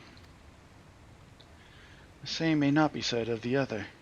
Our efforts to cut off the primal source of ether proved wholly ineffective. Quite why, I cannot say, though I am hopeful that one among us can. What, Mayday? On the basis that she summoned the damn thing, you mean? I think you'd better explain. Like all primals, Alexander constantly draws ether from its surroundings both to sustain itself and to gain in strength. Master Matoya and I believe we could disrupt, or at the very least inhibit this process by means of Arcanima. By creating a vast impossible etheric membrane between the primal and the land from which it drinks, which is why the old witch had me place those infernal devices of her in any nook and cranny of this place. Are you telling me they don't work? Yes and no. As far as we can tell, the Arcanima are functioning precisely as intended, and yet, for reasons we have been able to ascertain, they have no measurable effect on the primal. Alright, out with it, Mayday. If there's anything you haven't told us, we need to hear it now. We are running out of options.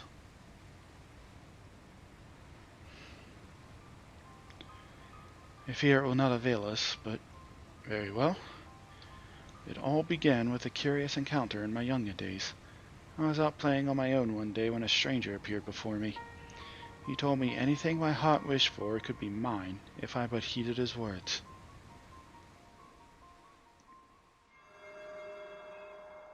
In my youth, I did not fully comprehend what the man was proposing at the time. Nevertheless, his words seemed to burn themselves into my very soul. Reunite the scattered shards of the Enigma Codex, he said, and perform the sacred rite before the ruins that yet stand strong against the river's flow. Then, and only then, shall your hopes and dreams become reality.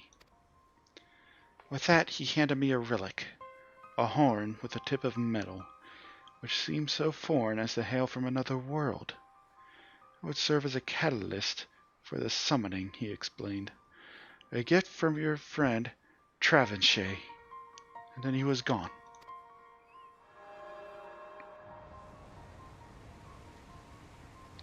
Travanshire? I know the man.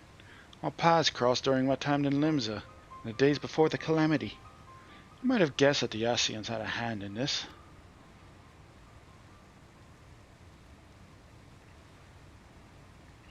The horn of which you speak was once rumored to reside on Seal Rock.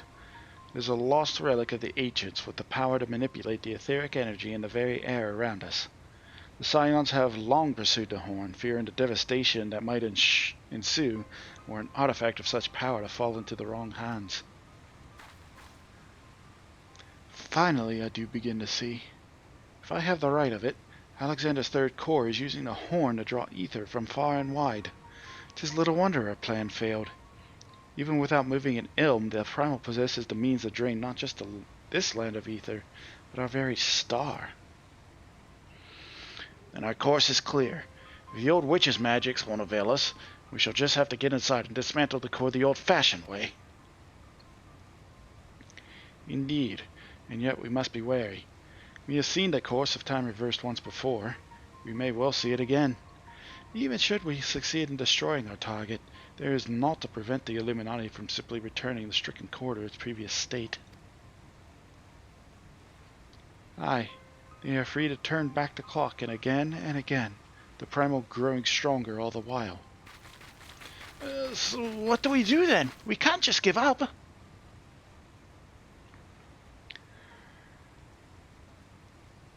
No, we press on. Lest we forget, controlling Alexander requires the Codex, and the Codex is but a useless piece of stone without the mind of a gobby girl. If we can rescue Round Rocks, Quick Thinks will have no way to flip the hourglass. The Circle of Knowing once tasked me with recovering the horn, and 'twas through mine own negligence that Travanchet acquired it. That it now endangers our world is my responsibility. Even were I not a Scion, I should do all in my power to make amends. Whatever assistance I can offer, it is yours. And it begins. I'll send word to our friends in Ildershire. Biggs, Wedge, ready the Excelsior.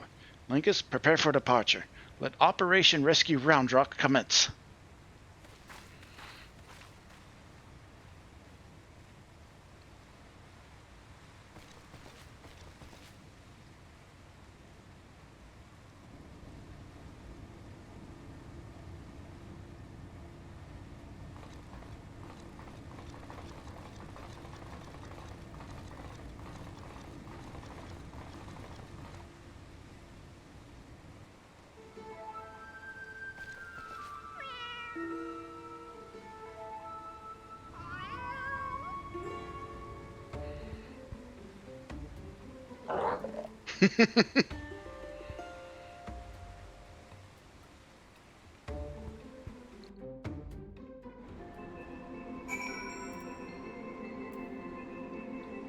These big gubby head hurt.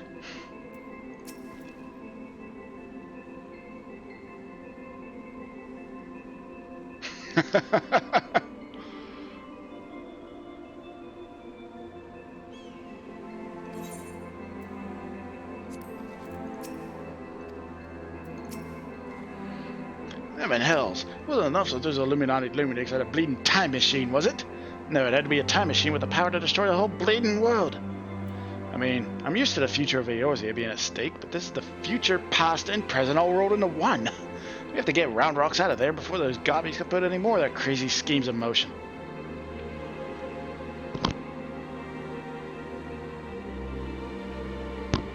Speaking of gobbies, have you talked to old Backrooks lately?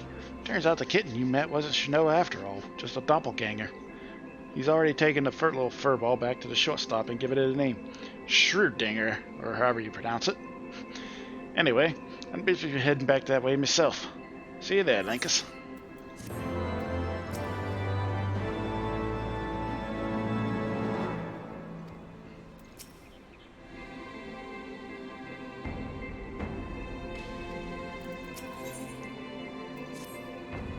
Biggs and Wedge's excellent adventure. Ready to head back into the belly of the beast, Linkus? Alright, let's get this rescue mission off the ground. First, some good news. While the barrier was down, we were able to get a first good look inside Alexander's innards. As far as we can tell, Roundrocks is being held captive in what seems to be the central control chamber of the whole Colossus, called, hopefully, Central Control. As to how we reach it, you remember when we infiltrated Midas, there was that cavernous room with the dirty great city in it. Aye, well, we've spotted one of those floating platforms which goes back and forth between there and the place we need to get to. The quickest route to the city is straight through the Giant's Head. You'll go in through the hatch you opened for us last time. Take care of any guards and secure the platform I mentioned. Meanwhile, the chief and the others will be making their way to you via Midas, after setting out in advance to sweep the place for nasty surprises. Once you've all rendezvoused, it'll be time to storm the central room, while me and Wedge take a little diversion. Got all that? Good. Let's crack some Illuminati skulls.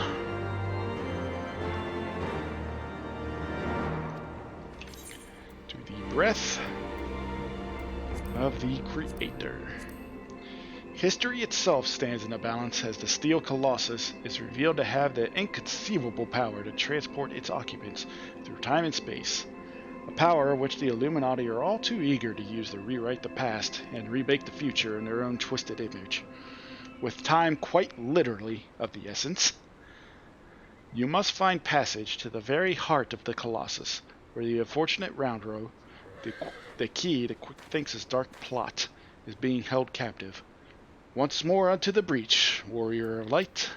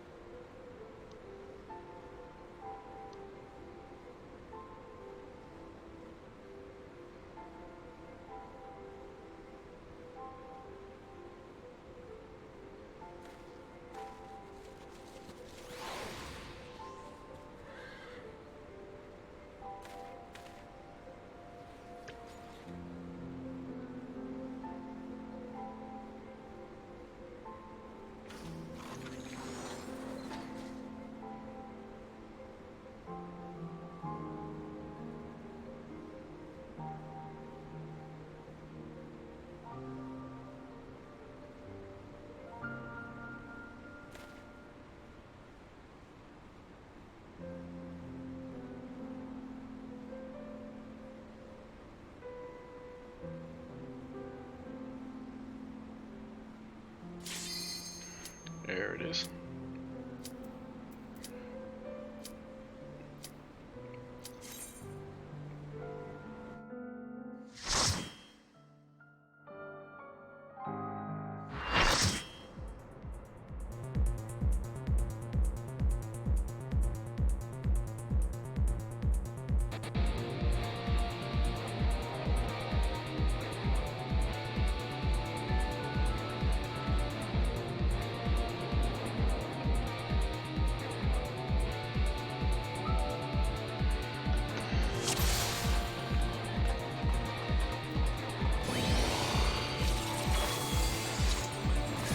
Another Alexander I have no memory of.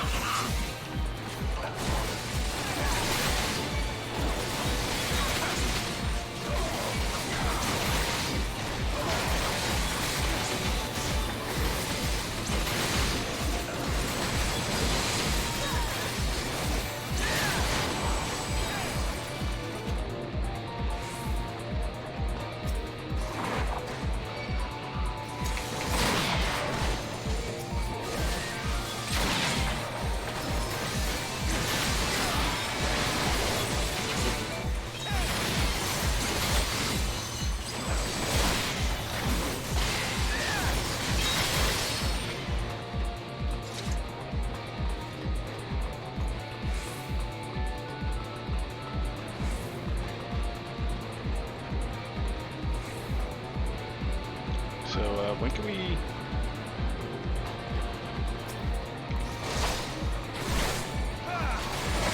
Have Alexander housing?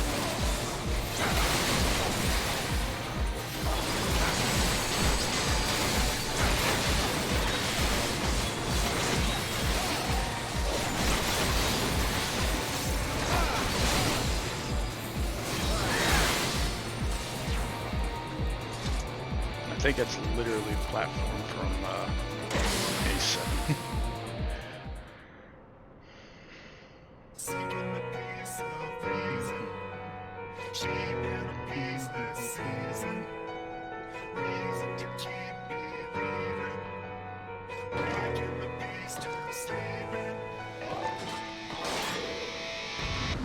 That's a demon gobby.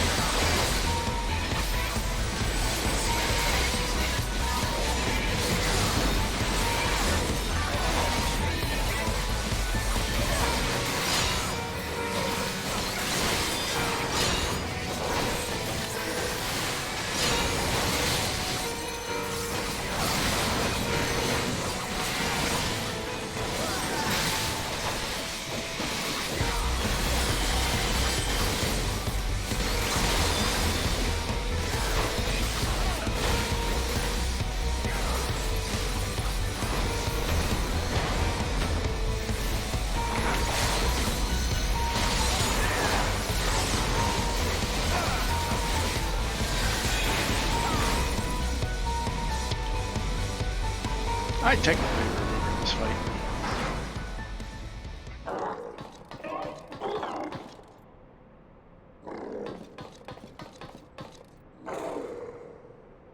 And bye-bye.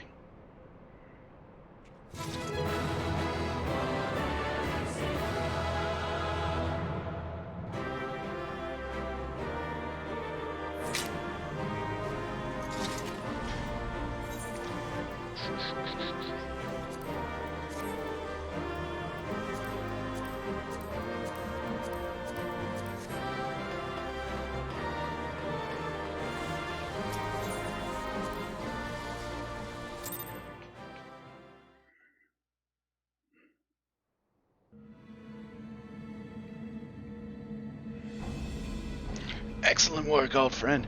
That platform is our shortcut to the heart of the machine. All seems quiet on our front, so... Seven hells, we've got company!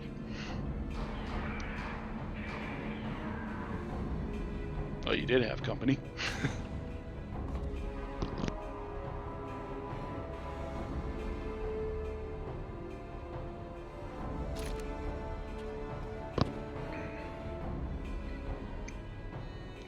Ah, there you are, Lankus.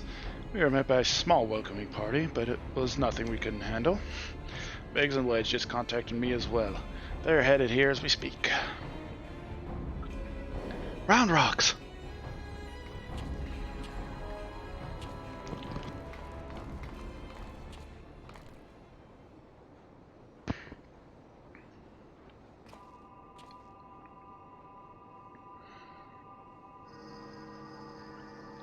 So this is the Enigma Codex.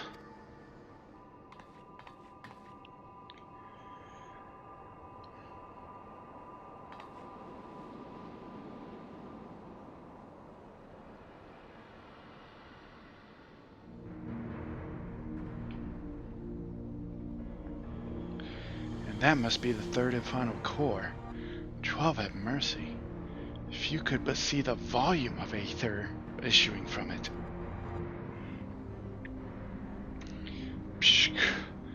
Yes, but swirly bright time wings can spread, travel to overtimes, make bad things good again.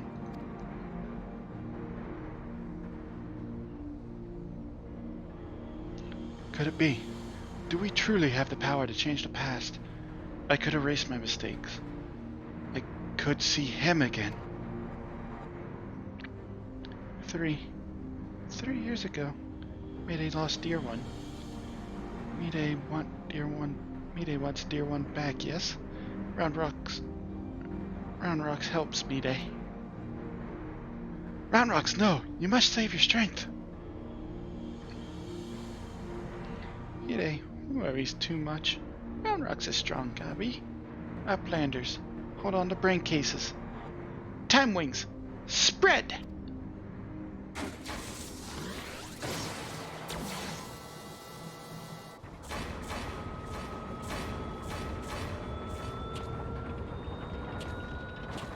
Seven hells! Has the girl gone mad? Stop this, Round Rocks! Stop, I say!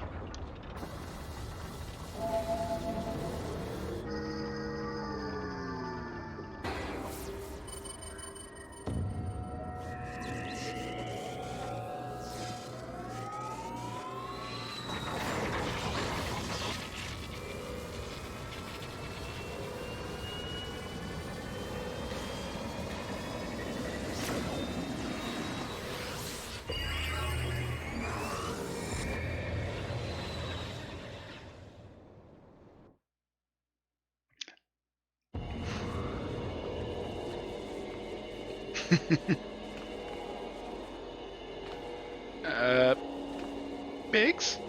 Where are we? And why is everything spinning?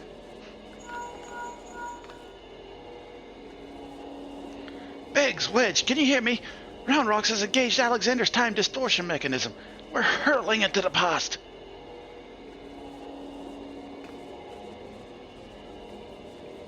Well, what?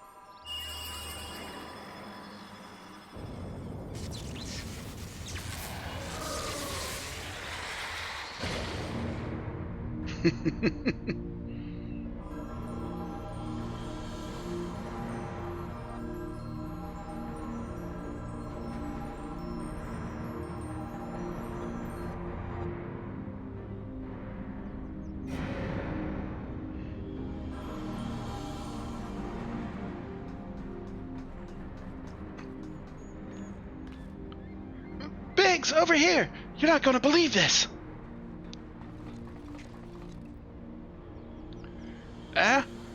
What's Mayday doing down there with the... Hold on! They're performing a summoning ritual! Bugger me! We really are in the past!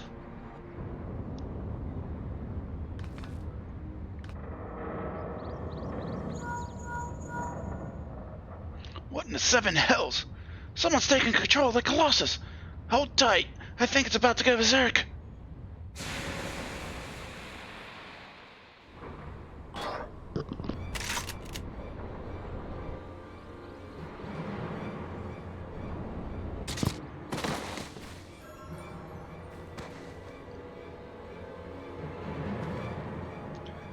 Damn it all! This isn't right! We must abort the summoning! Quickly, Mayday! The sail!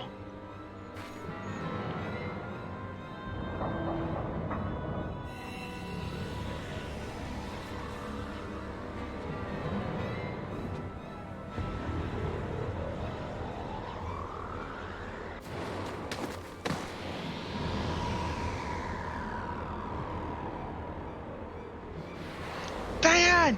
No!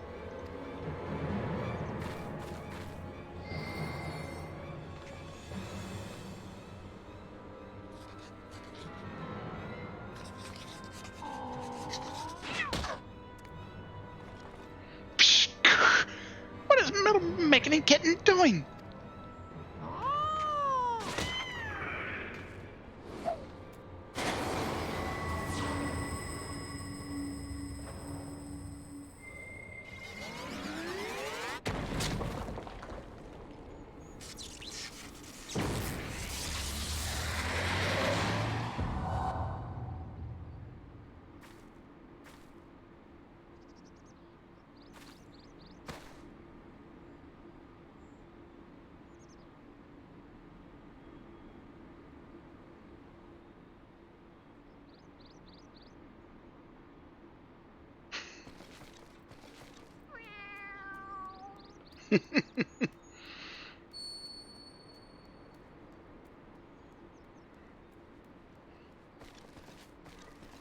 Full circle.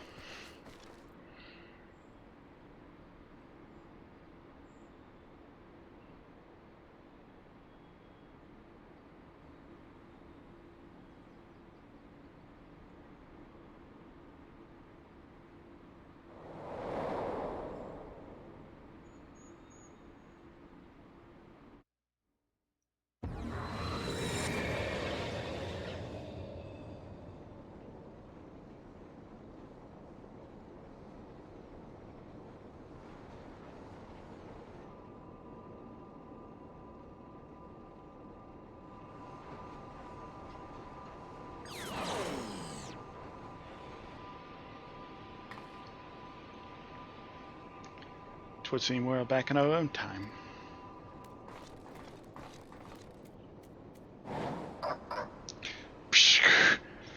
Past is made right, and we return to now times.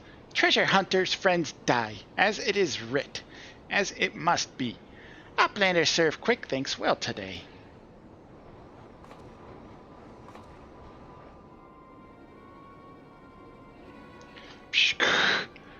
Uplanders not grasping meaning.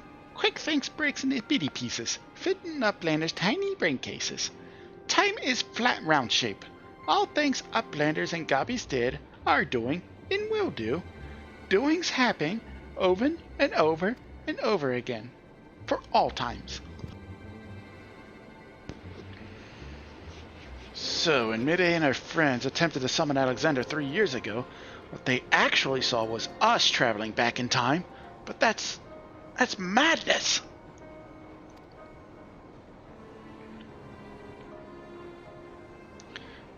Time is an endless circle. My failure, my plan, my suffering. It was all doomed to unfold like this from the very beginning.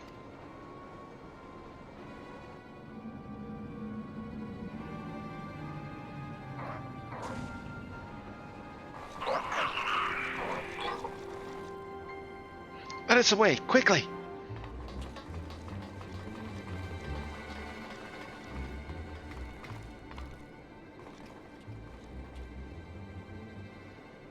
Mayday! Mayday must hurry! No, nothing remains for me out there. My future, my past, my reason for being, it all ended before it even began.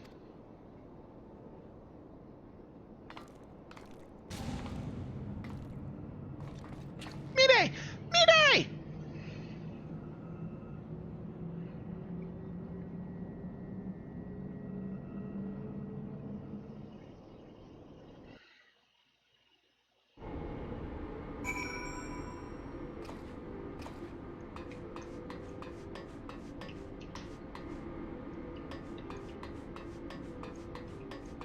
You can only technically go inside the barrier.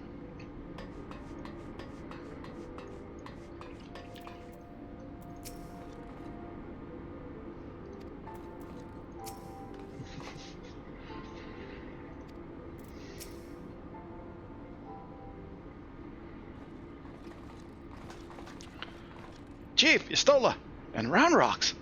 God, I've never been so bloody glad to see you. I thought we'd never make it back in one. Wait, where's Mayday?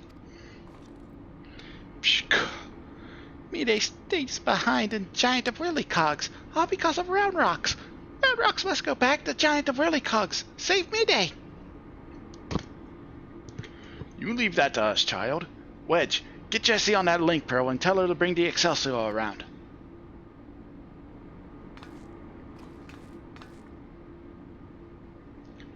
Though I don't much care for the answer, we finally know the truth behind the events of that day 3 years past. The Illuminati masterminded the massacre, and through some ungodly trick of time, 'twas us that brought them there to do the deed. Oh, and what about Mayday? The only thing keeping her was the hope that her Bio's soul lived in on the machine. Let me do that again, by not butchering it. And what about Mayday? The only thing keeping her going was the hope that her Bio's soul lived on in the machine. But seeing what happened to the poor bastard... Aye, we witnessed the truth with our own eyes, sucked into the core of the Colossus that sate the Primal's appetite. If aught remains of him, it is no more than heat and light.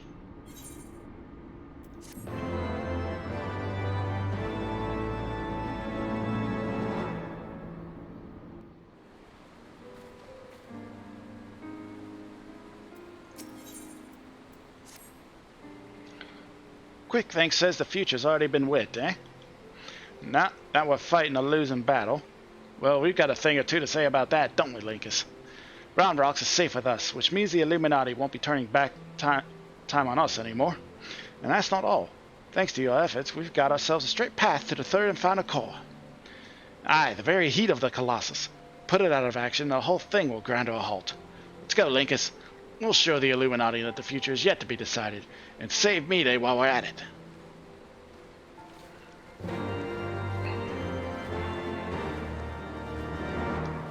Yep.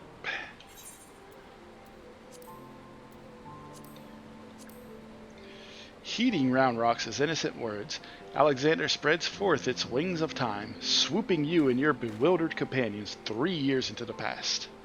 There you witness with your own eyes, and, in a shocking turn of events, help to bring about by your own hand the tragedy that befell Mayday and her companions that fateful day. Is time truly not but a circle, the past, present, and future long since preordained, as the mad goblin prophet would have you believe? In the face of daunting odds, you press onwards, that you might yet seize control of your own destiny.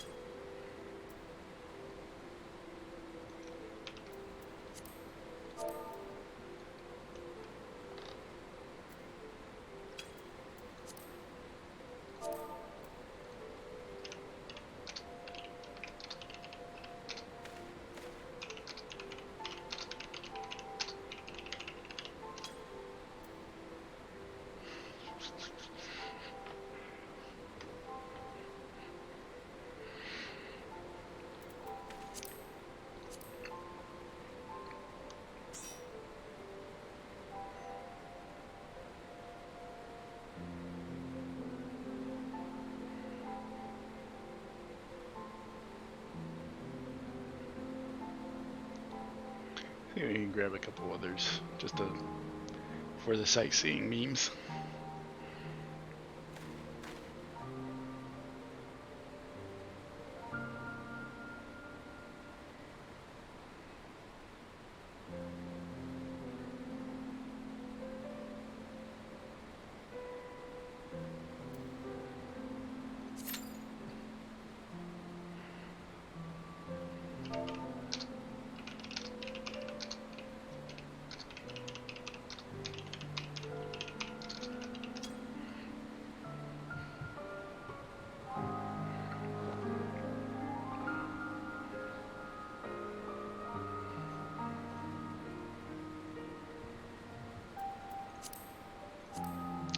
Got one more.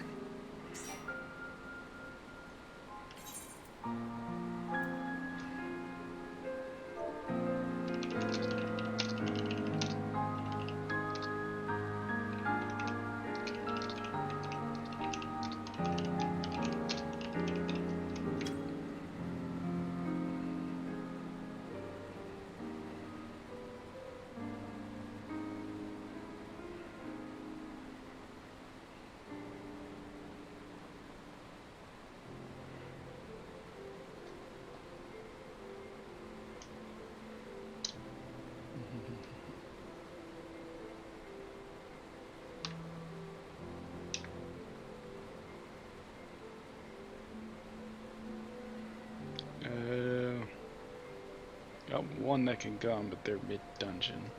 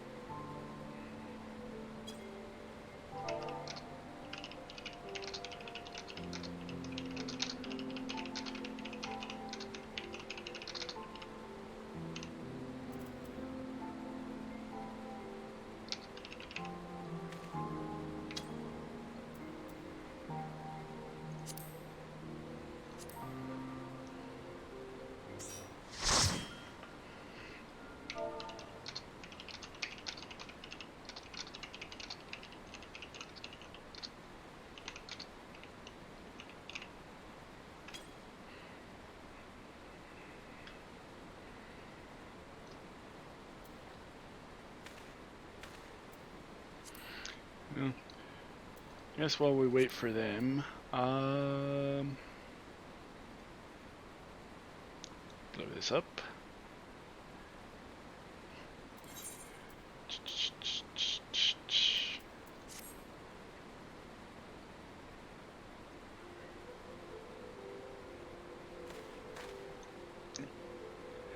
Oh. While we wait on them, I'm going to stand up, take a little bit of a break again. Because I sat here for like 2.5 hours and I kind of regret it, so. Got a BRB. A few minutes. See you folks soon.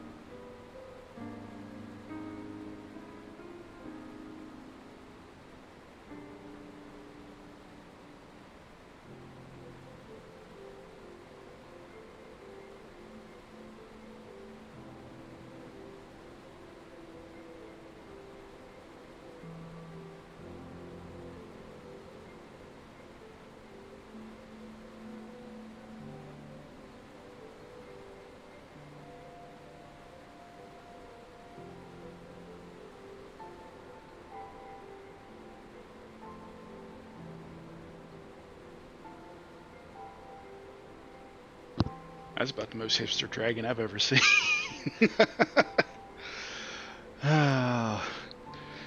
Some of the glamours in this game. Yeah, well, we back, folks, by the way. Yeah.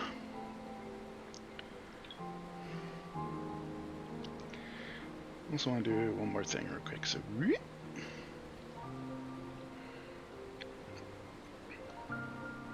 think I might have to cover the whole screen for this. So, no peeking.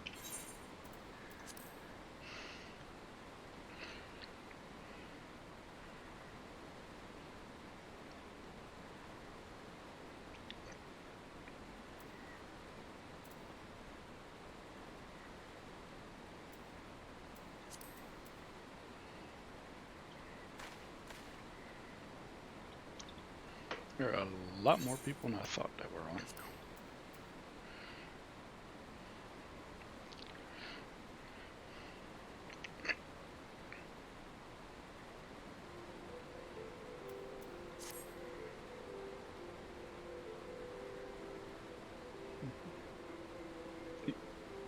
There we go. You know, we're just waiting on a FC person to get done. It'll be a few more minutes.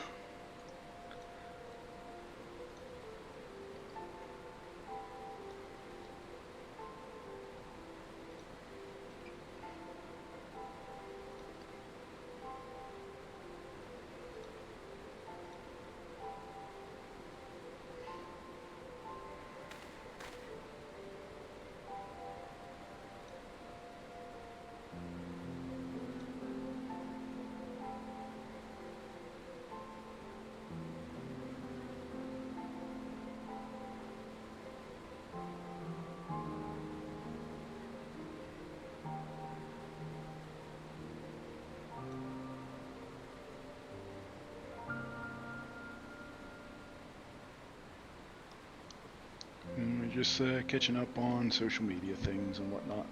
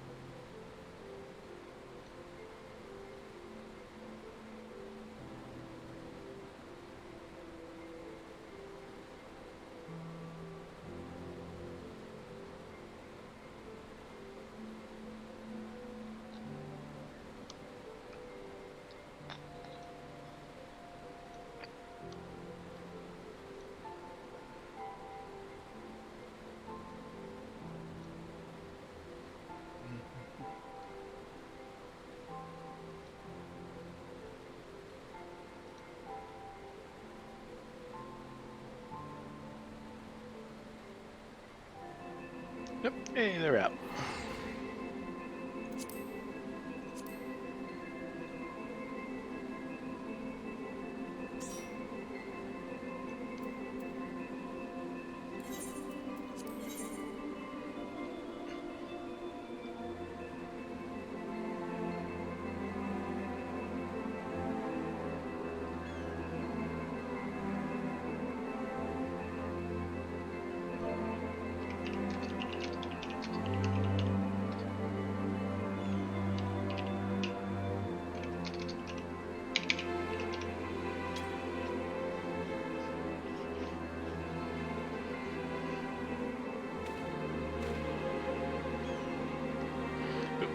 may have went AFK.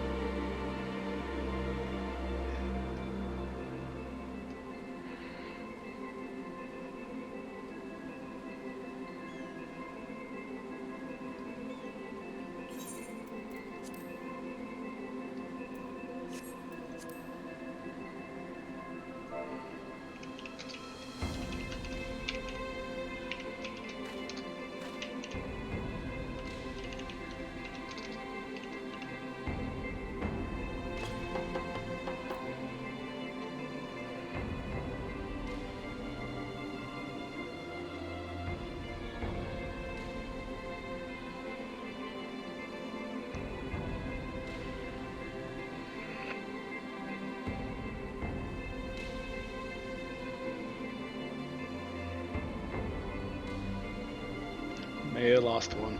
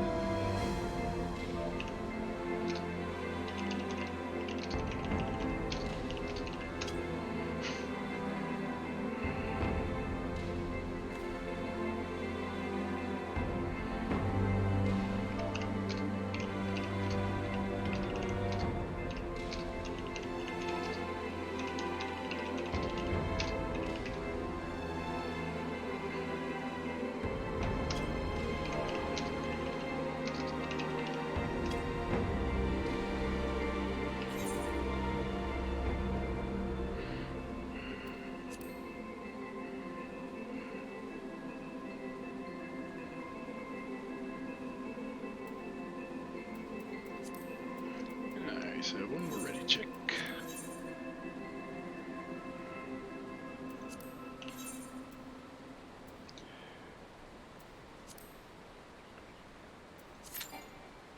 Oop. Uh-oh.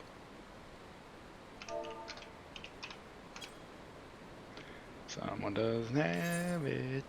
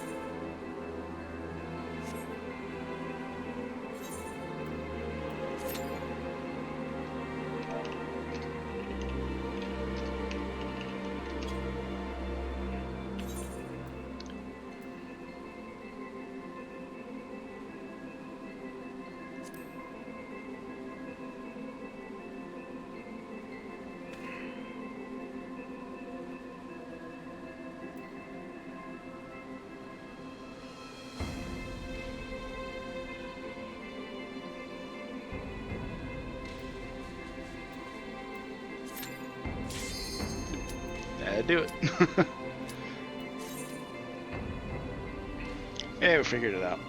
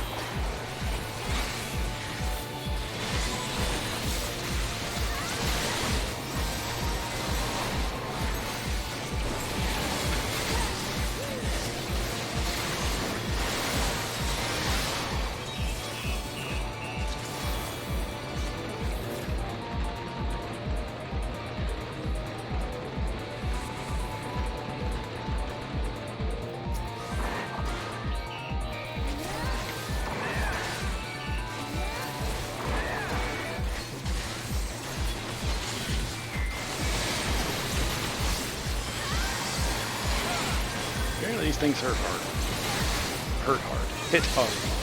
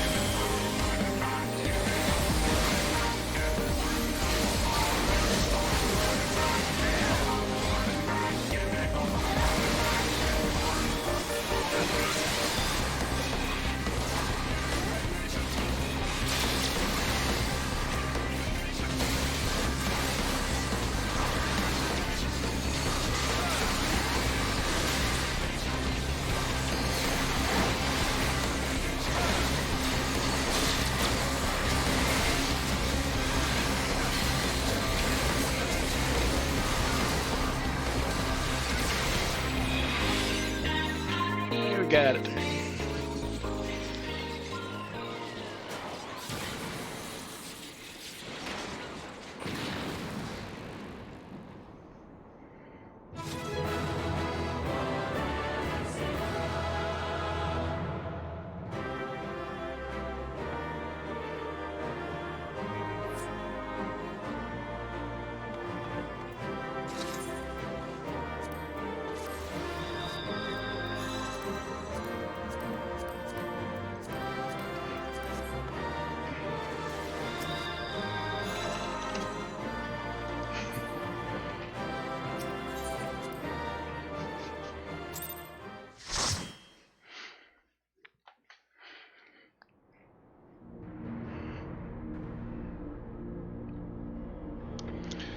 Outstanding, Linkus!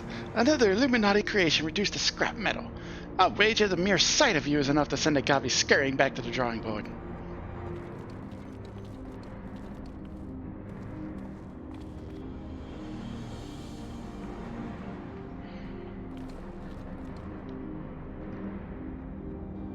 There it is, the heart of the beast. Only now that I see it up close do I comprehend the true scale of the thing. To have reached this size in so short a space of time, the core must be taken in ether at a positively ungodly rate. I'd be willing to wager that it can regrow itself faster than we could ever hope to chip away at it.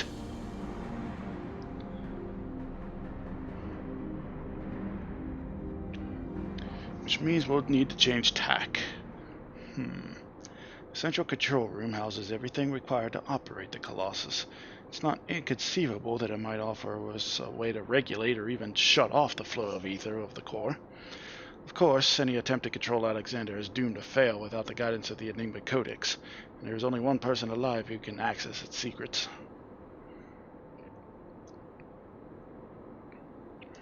But, Chief, do we really need to drag the poor girl back there?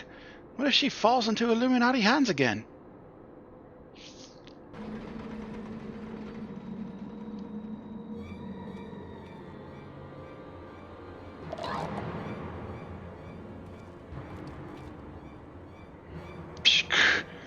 Outlanders waste their tongue flaps. Quick Thinks has seen the future.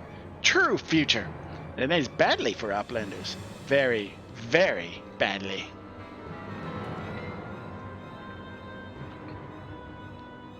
Outlanders think they can just lazy walk into central control. Quick Thinks not. All passages are sealed and floaty boards disabled. Only way left open is here, through core chamber. And when Uplanders come next, it will be Uplanders end times. Quick Thinks has seen it.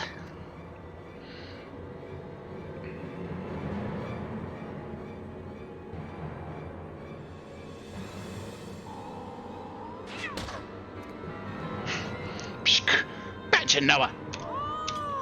Stupid creature. What goes on a break case?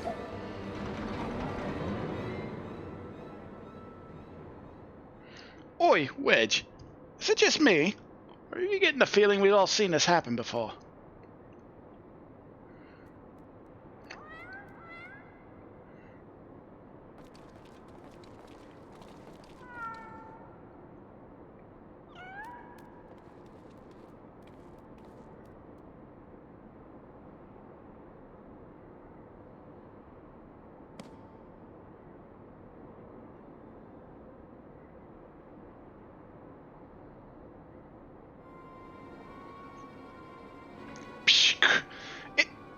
Is Watcher Book of Backrix.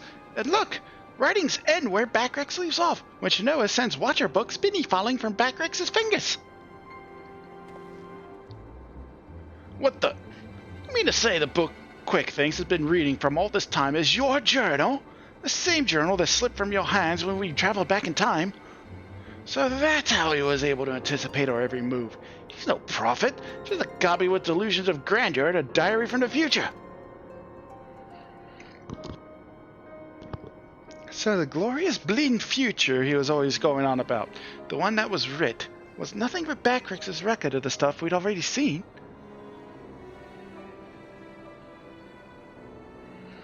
Bugger me, I just had a thought. Oi, cat, are you Schrodinger from the shortstop, or are you Quick Thinks' familiar Shanoa? choice for a yeah, was it, Chief?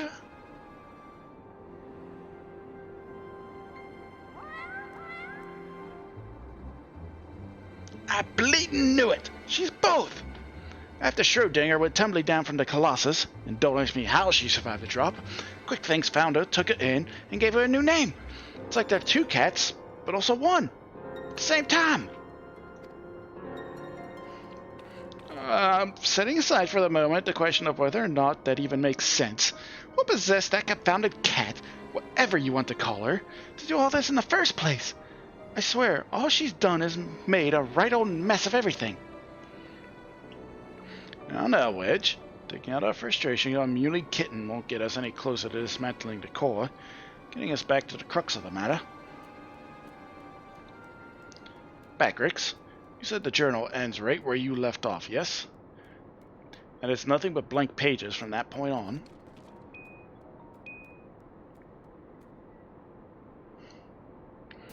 You hear that, everyone? The Quick Thinks would have us believe otherwise. The future from here onwards, that is still to be rewritten. And I'll be damned if we don't be the ones to write it.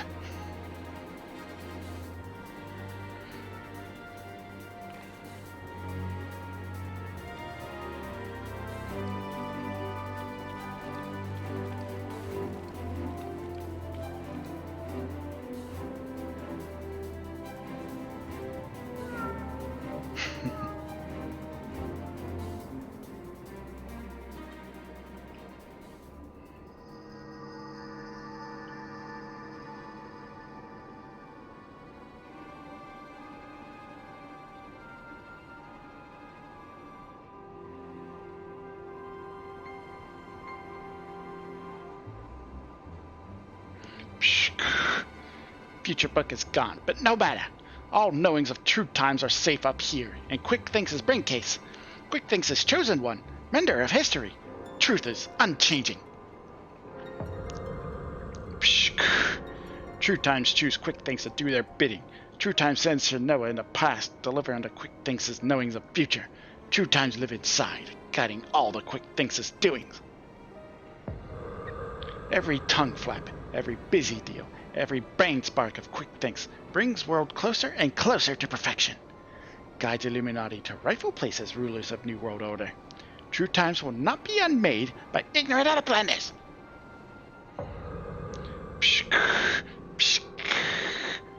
Quick Thinks need no future book, no gobby girl. Quick Thinks need nothing and no one but oneself. Future has chosen, and future chooses Quick Thinks. Yes. Even now, power granted by True Times wells from Quick Thinks. Fingertips. Power beyond understanding of Uplander's feeble brain cases. Alexander, Overwatcher of True Times, deliver divine judgment on ignorant Uplanders and crush them out of existence for all times.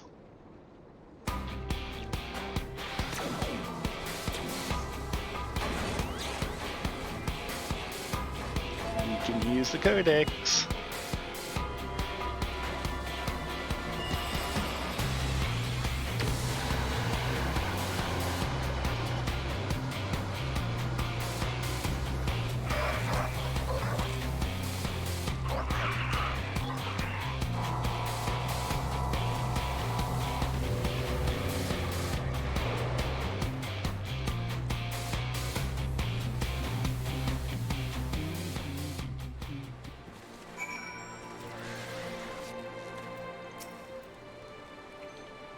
Let me see if I got this right. 3 years ago, the Quick Thinks of back then found a journal that the Backrix of now dropped, which was only possible because we traveled to the past, what with time being a circle and all that. So he had a look inside and, not knowing the truth of the matter, got it into his head that he was some sort of prophet chosen to set history straight, and that Shanoa, who miraculously delivered the book to him, was a messenger from the future sent to show him the way.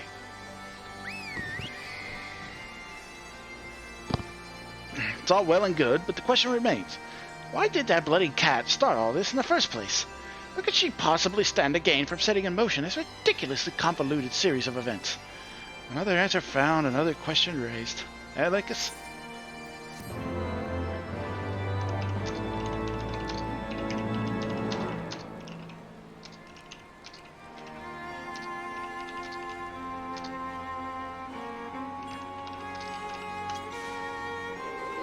I'm gonna do a switch real quick.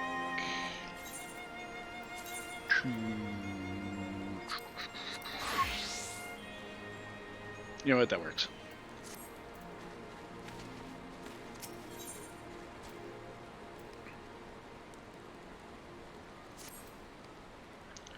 Alright, Linkus, this is it. We still don't know exactly how we're going to disable the core, but we do know that our only chance is to get back to that central control room. We also know that there's only one way in. That's Quick Thinks, and that Quick Thinks isn't going to let us through without a fight.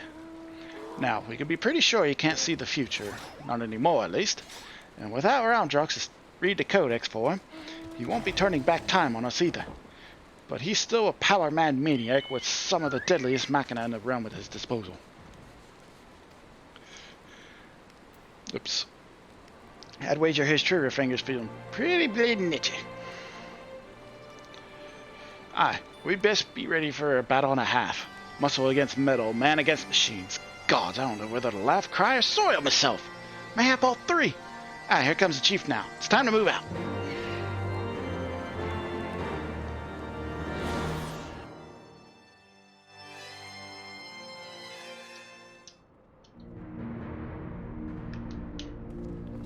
Yeah, I'll do it in the Bloodborne gear. Why the hell not?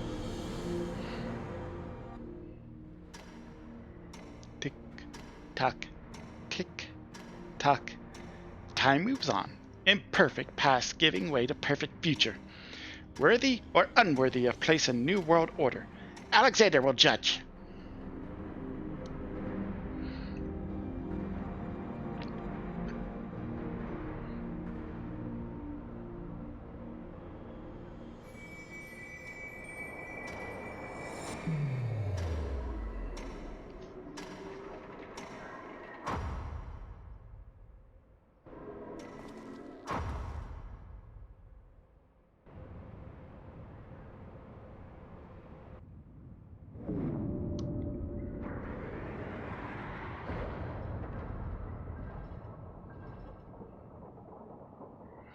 Yes, all is as Quick Thinks foresees.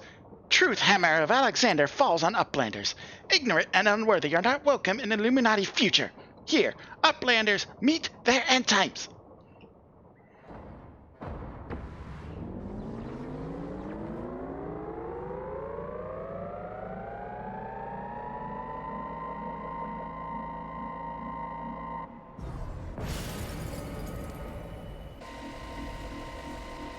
What? Freeze time field is deactivated? Psh, no matter. Uplanders will be reduced to smolder dust. Fire!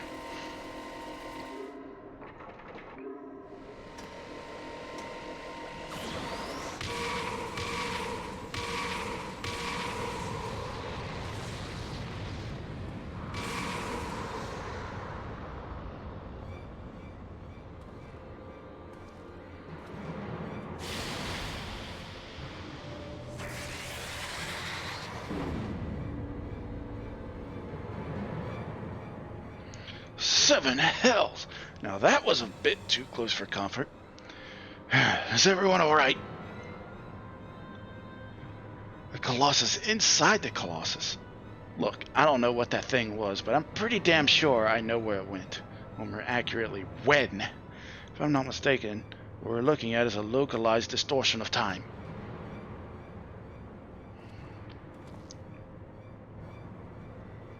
The only question is when our metal friend will reappear. Better not to wait, lest it catch us unawares. Linkus, I need you to head to the distortion and dismantle that thing. We'll secure our path to central control while you do. Good luck.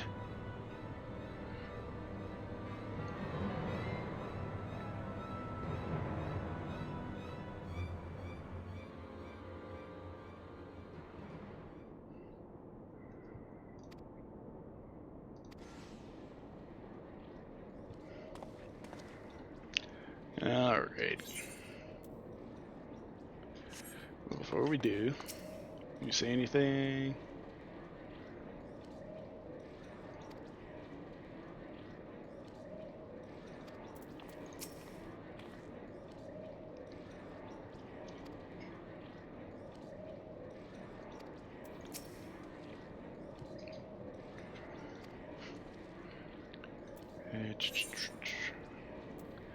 Alrighty. The soul of the Creator. As the crystalline heart of the primal swells ever greater, its thirst for power unquenchable, your only hope lies in calling upon the knowledge of the Enigma Codex to cut off the flow of ether to the Colossus's core. So it is that you and your companions must make a final, brave foray into the belly of the great steel beast. Yet your path will not be an easy one, for the Illuminati mastermind QuickThinks has promised that your next journey to the core will be your last. Excuse me. Who will be judged worthy of inheriting the future, and who will be cast aside as a forgotten afterthought into history? Your final confrontation with the Illuminati is at hand.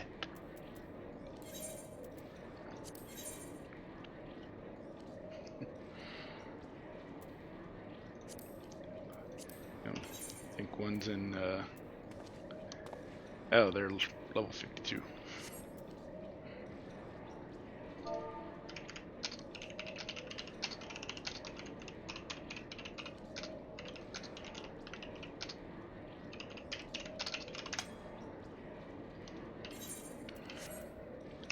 Swip.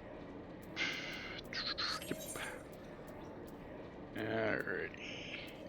Here we go.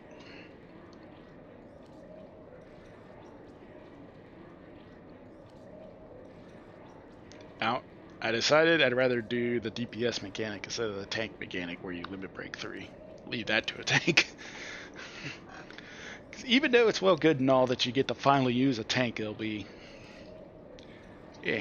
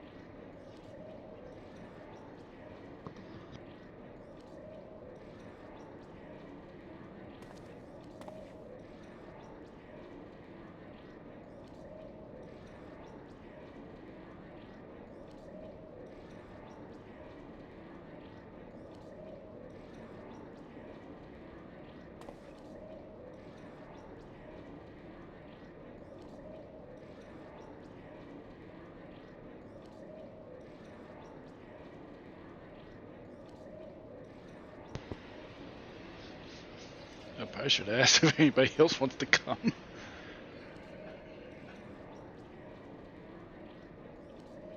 Just need a second healer and a second tank.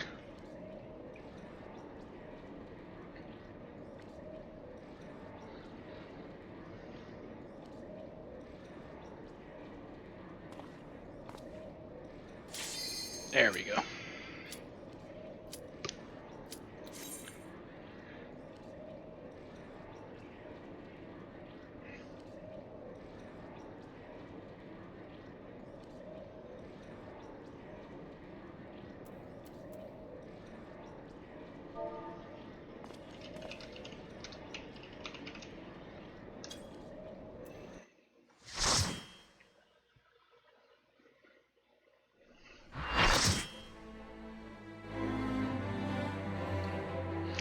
I love the music for this.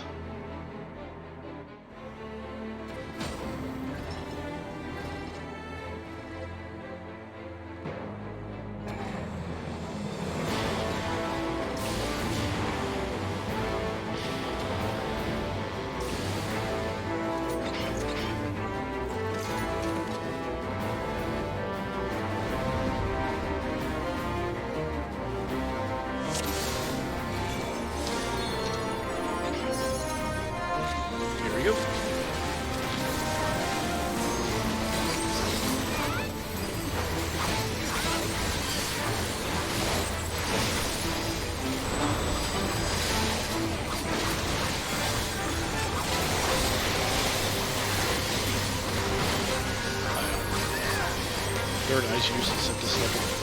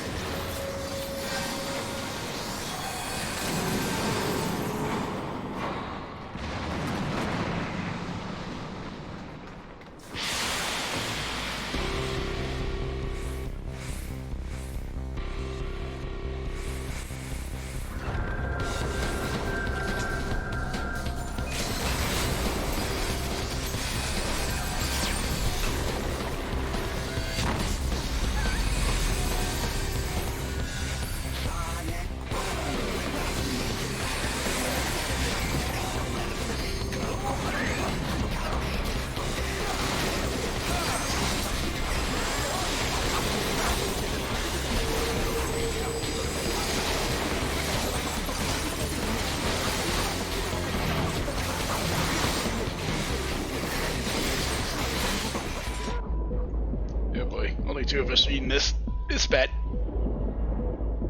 Nope.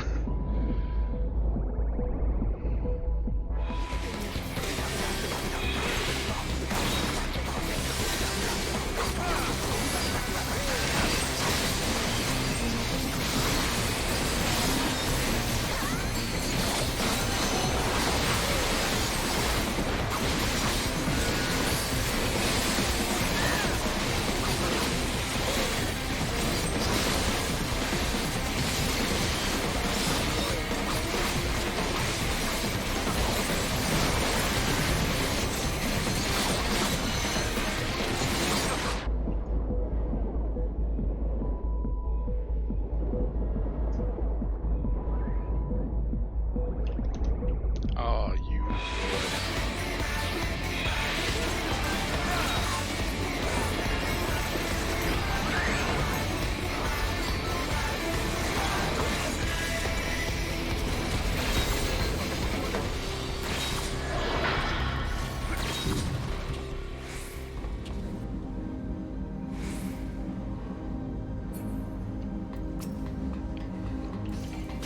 There we are.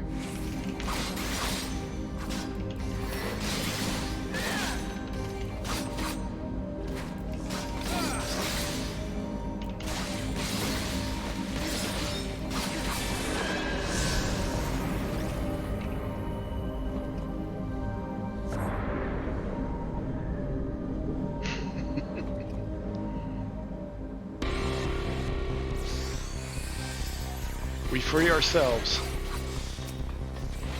How about that?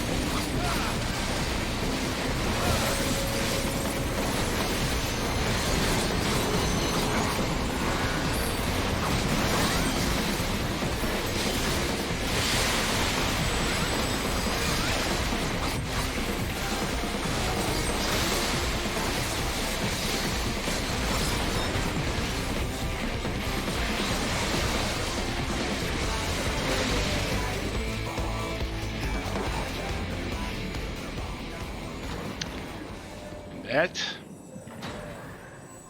is the completion of Alexander.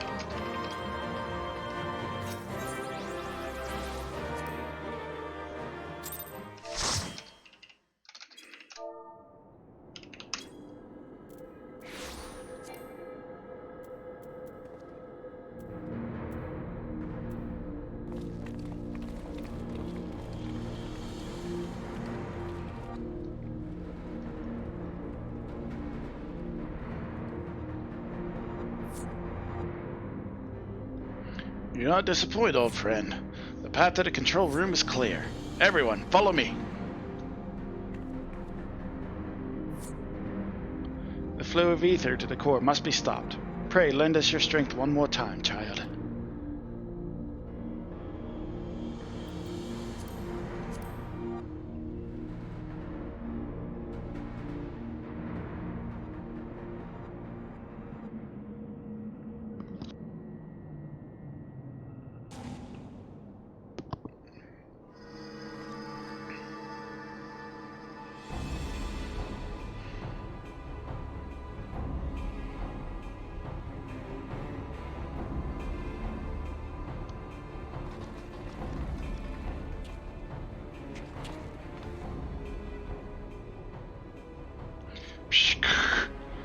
Quick things winds back time. Doings of Uplanders will be undone.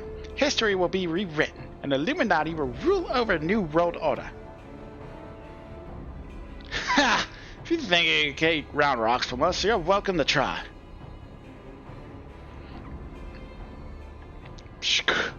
Foolish Uplanders. Doings of Enigma Codex are not known to just one.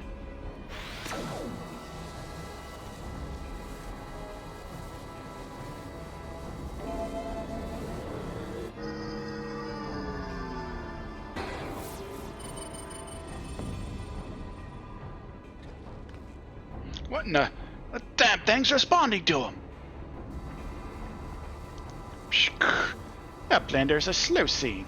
Quick things never needed gobby girl from beginning.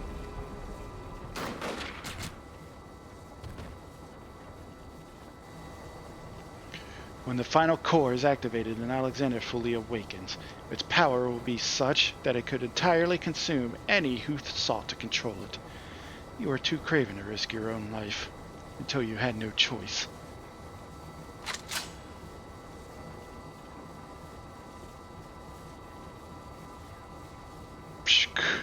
Treasure hunter? The treasure hunter is slow coming. Future has chosen. You poor deluded fool. You never did work it out, did you? The future doesn't choose us. We choose the future.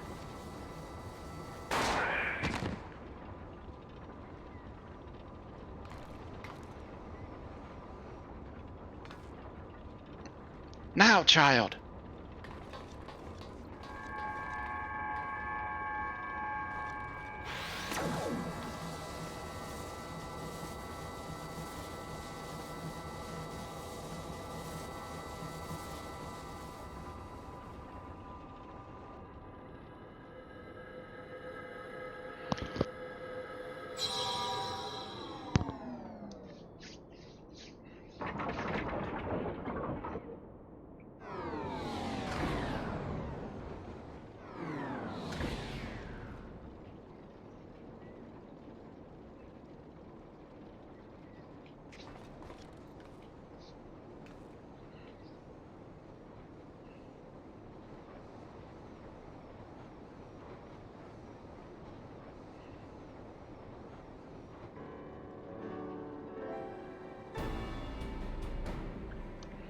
So the knowledge in the Enigma Codex allowed you to disable the core.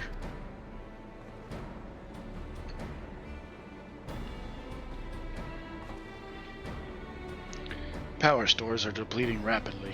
Without a steady supply of ether, it's only a matter of time before the whole thing grinds to a halt and fades away.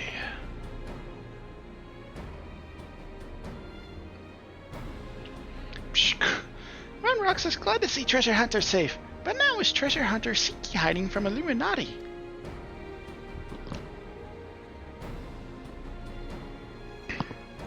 I don't know.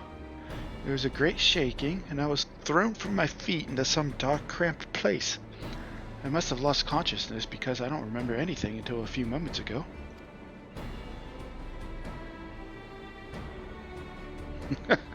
Yeah. Ha! Sounds to me like you had a nice nap in a rubble chute. Well, what matters is that you're safe. And with that, I think we can declare this operation a success.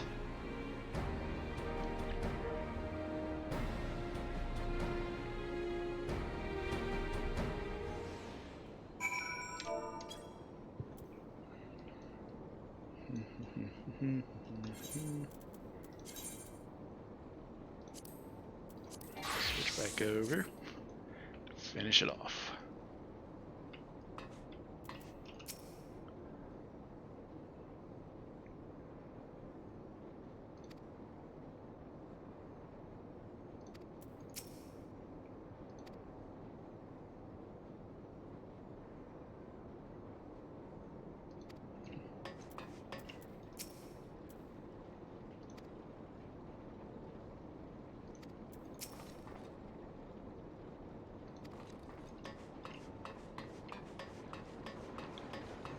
So we just like leave. Says escape from central control, so I guess we just leave.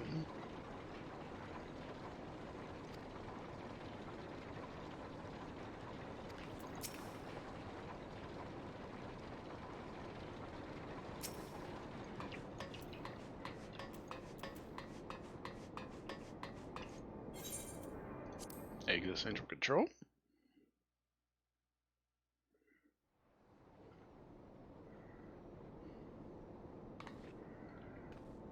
Should seem our work here is done.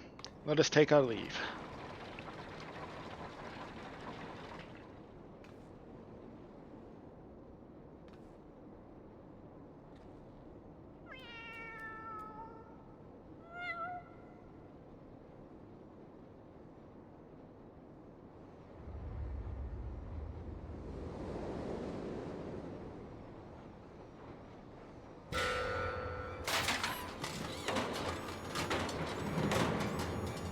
That ain't creepy at all.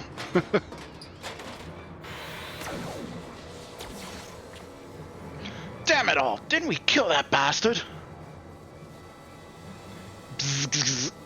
Negative. Quick Fix better built old body. Made stronger than ordinary Gabby. Quick Fix is not made by simple flesh wound. Better built? Seven hells, that's not a mask, it's his face. He's more mocking her than Goblin.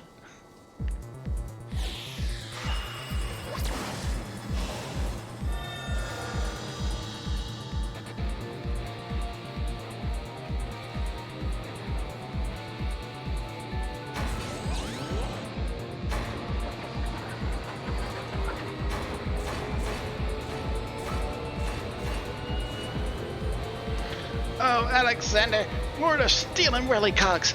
I'll spread wings of time. Let ignorant and unworthy feel divine judgment.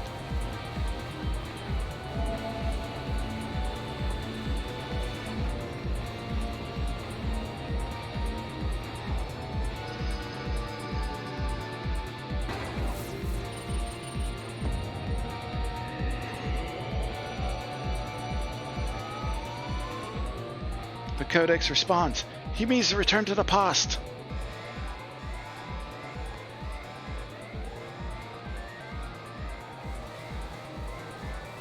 Access denied? What means this? This red glow. Alexander is refusing to obey his commands.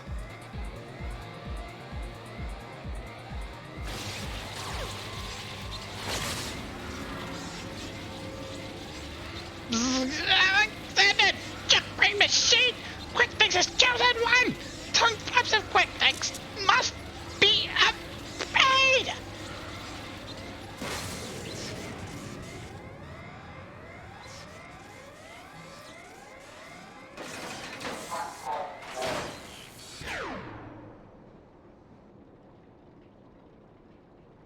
Now cut off his head. Be done with it. It would seem Alexander has achieved what a simple flesh wound could not. Your quick thinks is permanent deactivation. Quite how and why is less clear. If I didn't know any better, I would say the machine has a mind of its own.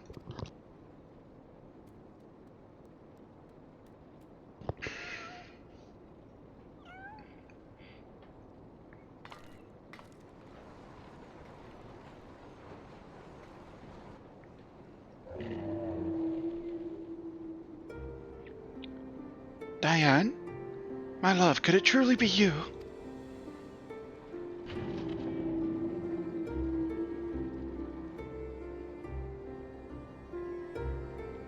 You were in there all this time, weren't you?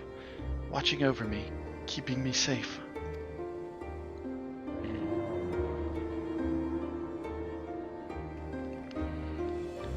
Did it just blink twice?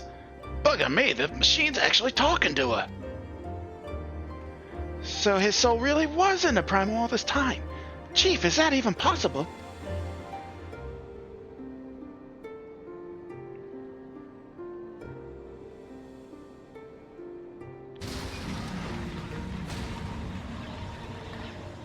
The core! Without the codex to bridle its power, it rages out of control.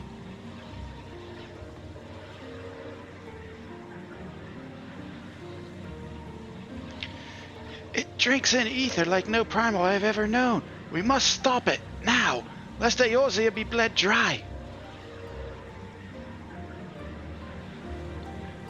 Finally, I see. This is why you summoned me to this place, isn't it, my love?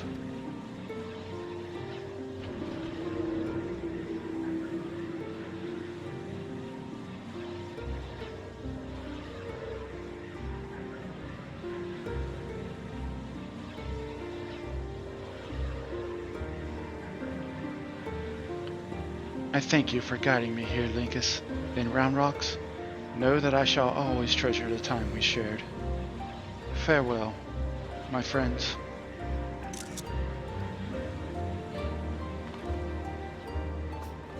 Mira, no! Mira must not go!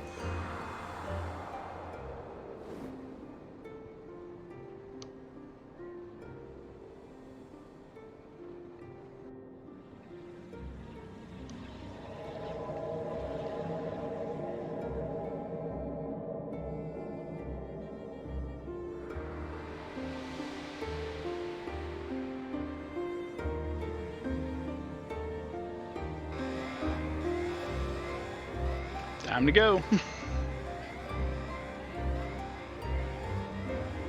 My friends, leave this place. Leave now. Fear not. Alexander will trouble you no longer.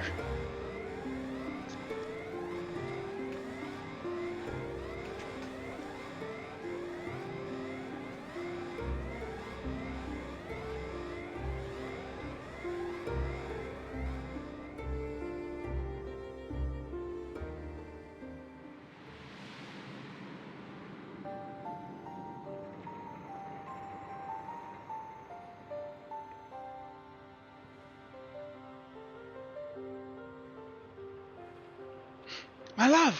What is this place? How best to put it? We stand inside a mathematical simulation, created and projected by the device at the heart of the Colossus. One might equally say it is the dream that Alexander dreams. And what of our companions? Are they? Their fate was not mine to change, Mayday. All that came to pass did so for a reason. History is as it was, as it should be, free of the paradoxes that spelled its undoing.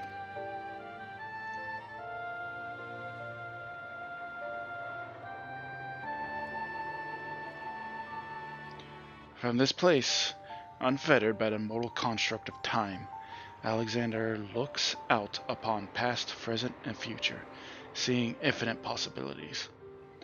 I see what it sees and feel what it feels. This perfect machine born from yearnings for an ideal world. Oh, if you could see the worlds we have seen.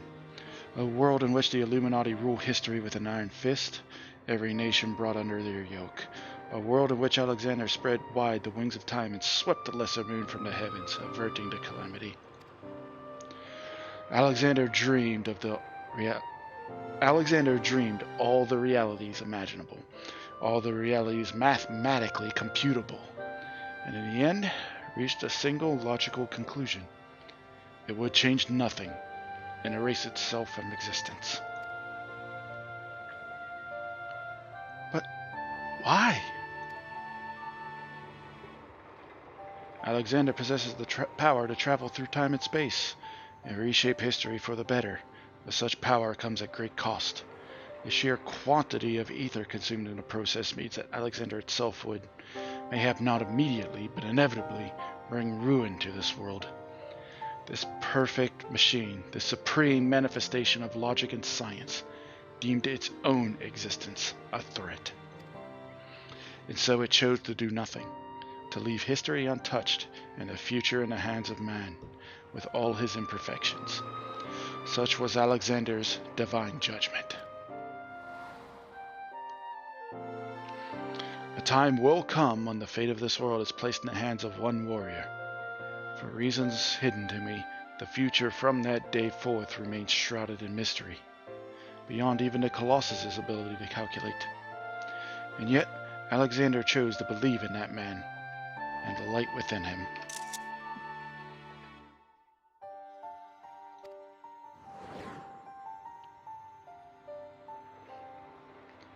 I met that man, my love. I believe in him too. It was but a single time Alexander was spurred into action, not to change history, but to preserve it. The summoning of the Colossus and the events that followed had potentially disastrous consequences for our reality. Its fabric strained to accommodate an infinite number of potential futures separated by nary a thread. Were the wings of time to fall into the hands of the Illuminati, the repercussions would be dire indeed. History would be rewritten over and over again, each time bleeding the land of ether. And in the end, the Colossus would usher in another calamity. To prevent this tragedy, to preserve the circle of time as it had already been set in motion, Alexander sent forth a humble servant to do its bidding.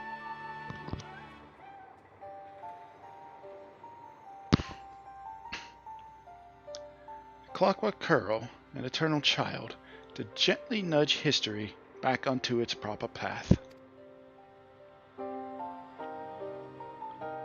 And now, but one task remains. Having become one with the horn, the core is well nigh indestructible. It would only regrow itself until it bled the world dry. And so we must heed Alexander's wish and seal it away, far from the reach of man.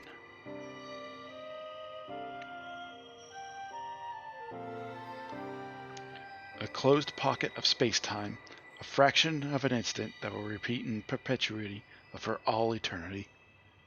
That is where the core must go, and us with it.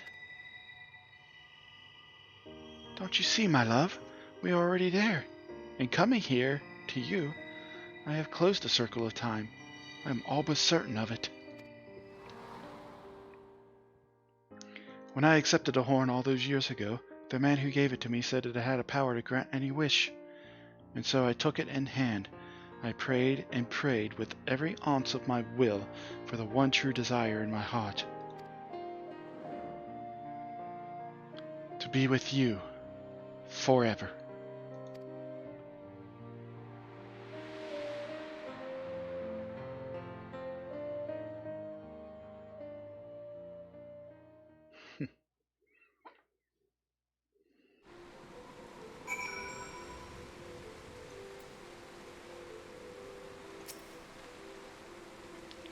Oh, Alex is back in Eldershire with the chief. Everyone's safe and sound, except for Mayday, that is. Poor lass always had a flair for the dramatic, but to think she'd throw herself into the core. It's odd, though. I could have sworn I heard her voice in there, saying that the Colossus will trouble us no more, or something of the sort. And for what it's worth, it has been sleeping like a baby ever since we got out. And that's not the half of it. Take a closer look inside the barrier, Linkus. It's like time is standing still.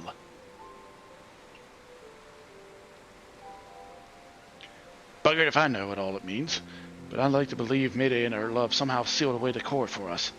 Softens the blow a bit, you know?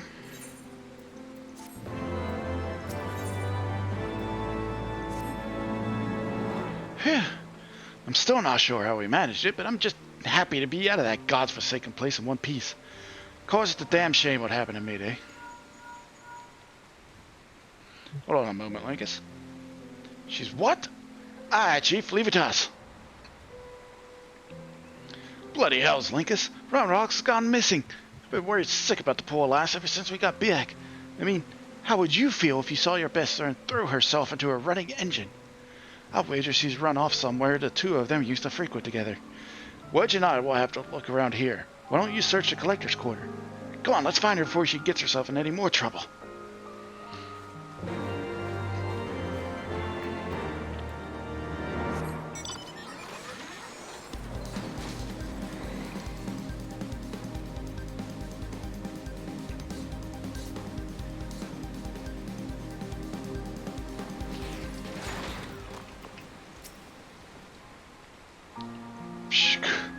Oh, there's Uplander. Why does Uplander come to this place? Roanoke's is sorry for worrying Uplanders. Roanoke just wants to go to a quiet place and do some back thinking.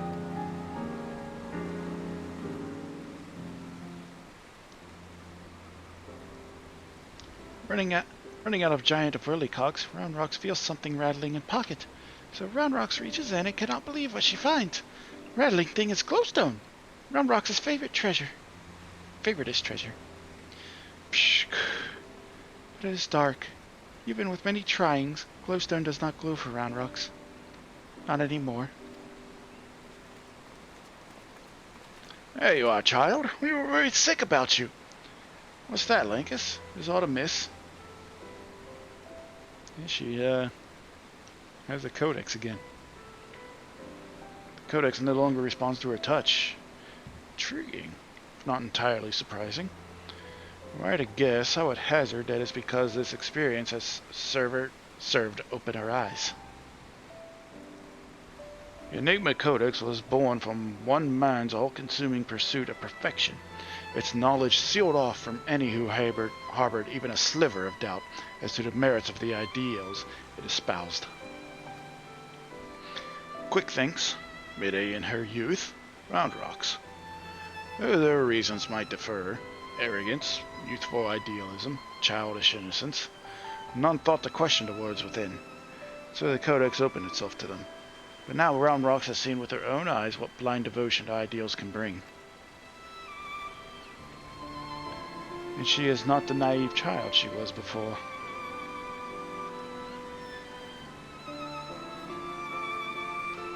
It's all well and good to dream of building something perfect, but sooner or later you have to stop dreaming and start doing, hammering it together by your own hand, with your own blood, sweat, and tears. In so doing, you are forced to confront your own failings and deal with your frustration at the world's unfortunate habit of falling below expectation.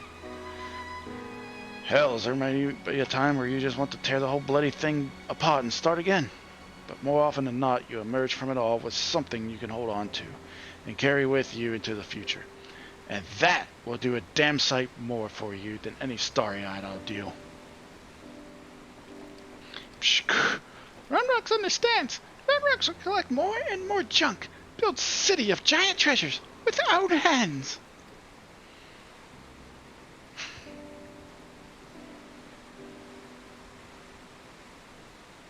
Round Rocks has just one wish. Not glowing glowstone is piece of Miday's dream. Round Rocks would give back to Miday.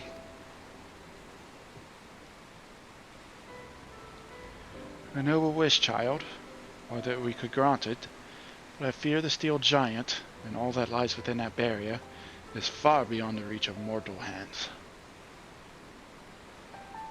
Frozen in a single moment until the end of time. That's a fate I'd not wish on anyone.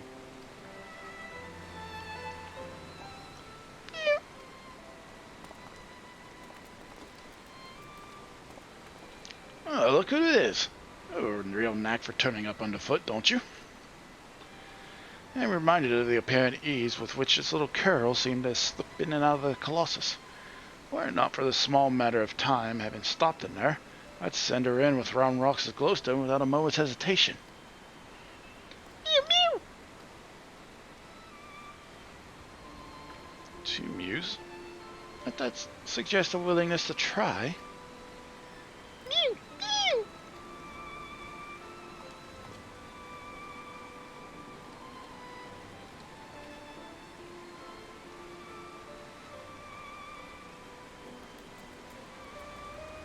A stone to a cat in hopes of delivering it to two souls trapped in time. I think we've seen everything. You think those two will ever be free of that place? Mayhap one day, when the perfect future they sought to bring about becomes a reality. In that sense, one might even say their fate is in our hands.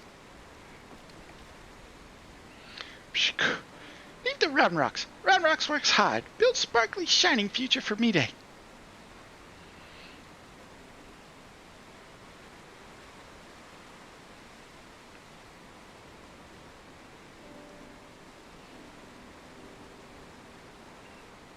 As shall we, child. And with that, Linkus, we must take our leave. For all you have done to stave off yet another primal threat, you have our gratitude. I contacted Biggs and Wedge to let them know that they can call off the search. Needless to say, they were relieved to hear that Round Rocks is safe. There was also a matter they were looking to discuss with you. They said they'd be waiting for you back at the shortstop. If you will be returning to the shortstop, I would ask a small favor of you as well. Pray deliver this volume to Backrix, and tell him I believe it is that which he seeks. Till next we meet, Linkus.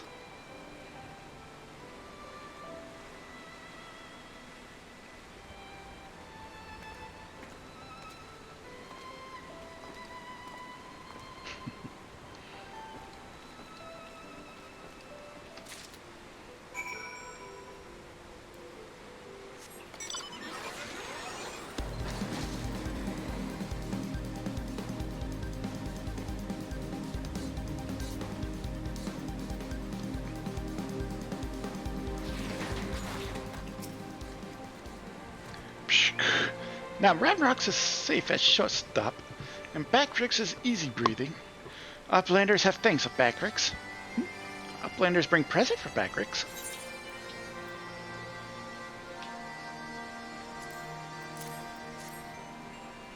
This is Charlie and Legend Book from Nistola. Backrix has waited for Legend Book for a long time.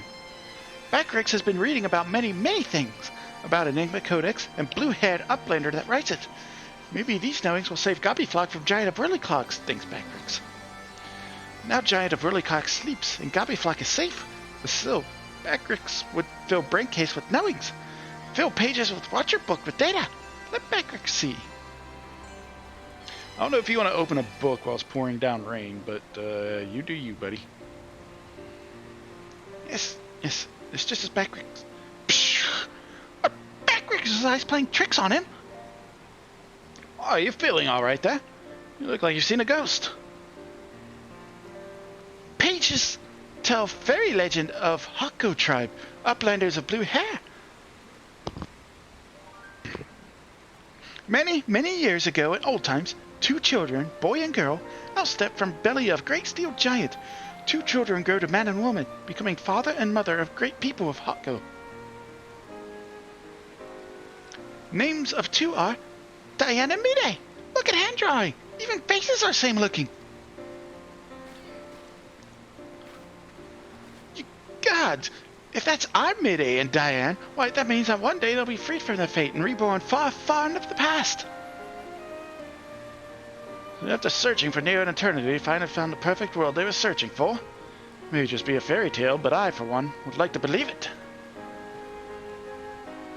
And fairy legend goes on. Two children step out of chilled giants holding small stone. Stone is dark when sitting on ground, but hold stone in hand and shiny lights. Glowstone and Round Rocks.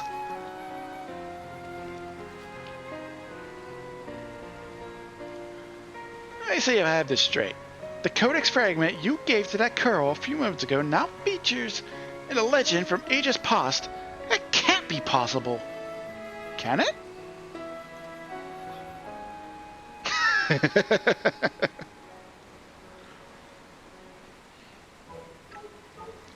At this point, I'm about ready to bleeding anything.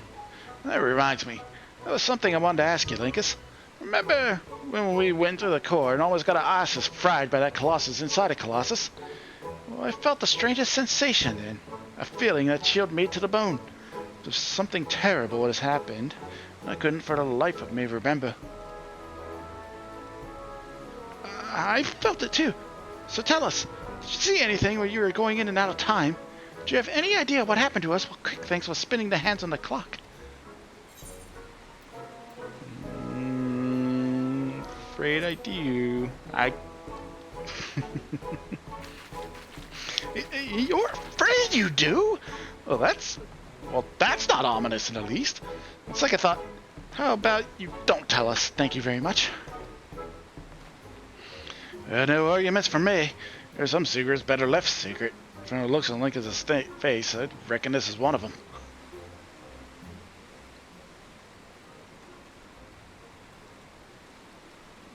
How are these papers not, like, destroyed, is my question, and the books. Anyway, it seemed this long and thoroughly mind-boggling battle of ours has finally come to an end. Of course, there's still plenty of work to be done, but now that Quick Thinks is out of the picture, I've got high hopes that Round Rocks and their friends will one day build their shiny kingdom of rubbish and refuse. Speaking of work, we'd better get back to it before the chief catches us chattering. Always a pleasure, Linkus. Until next time.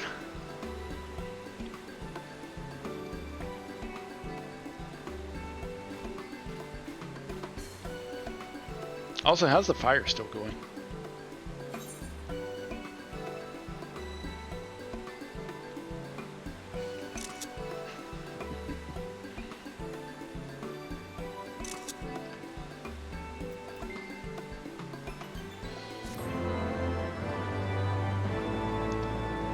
And that, my friends, is the completion of Alexander. Took a little bit longer than I thought it would, to be honest.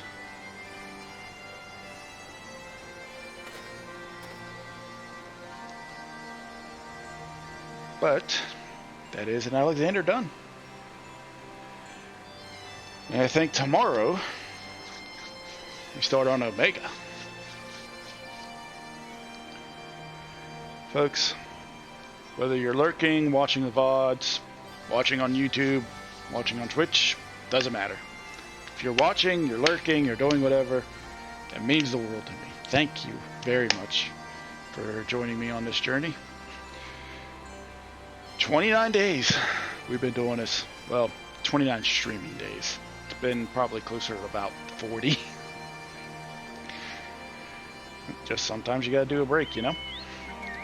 So yeah, tomorrow, I think we do...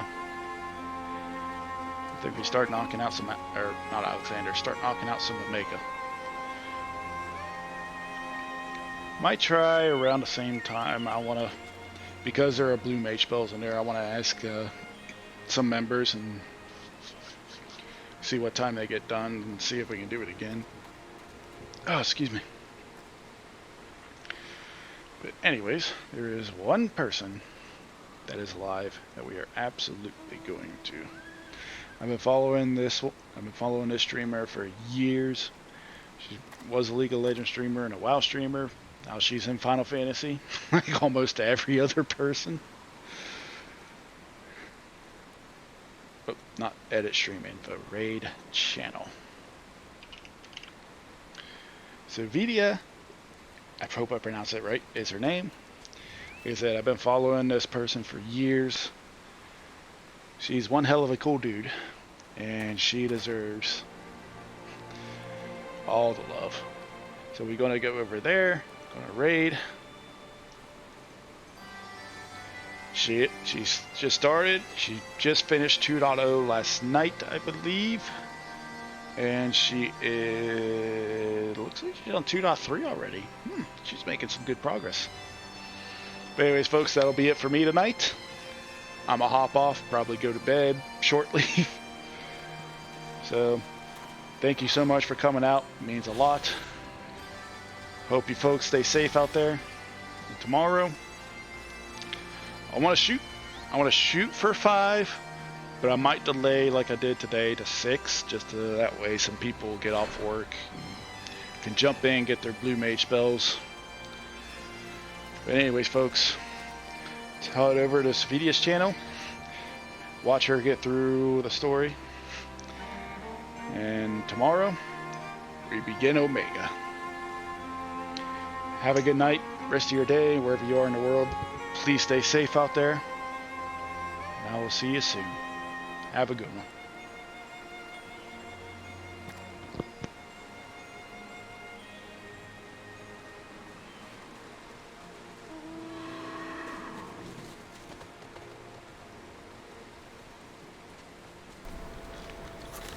Aw, thank you, Link. Take you, take you.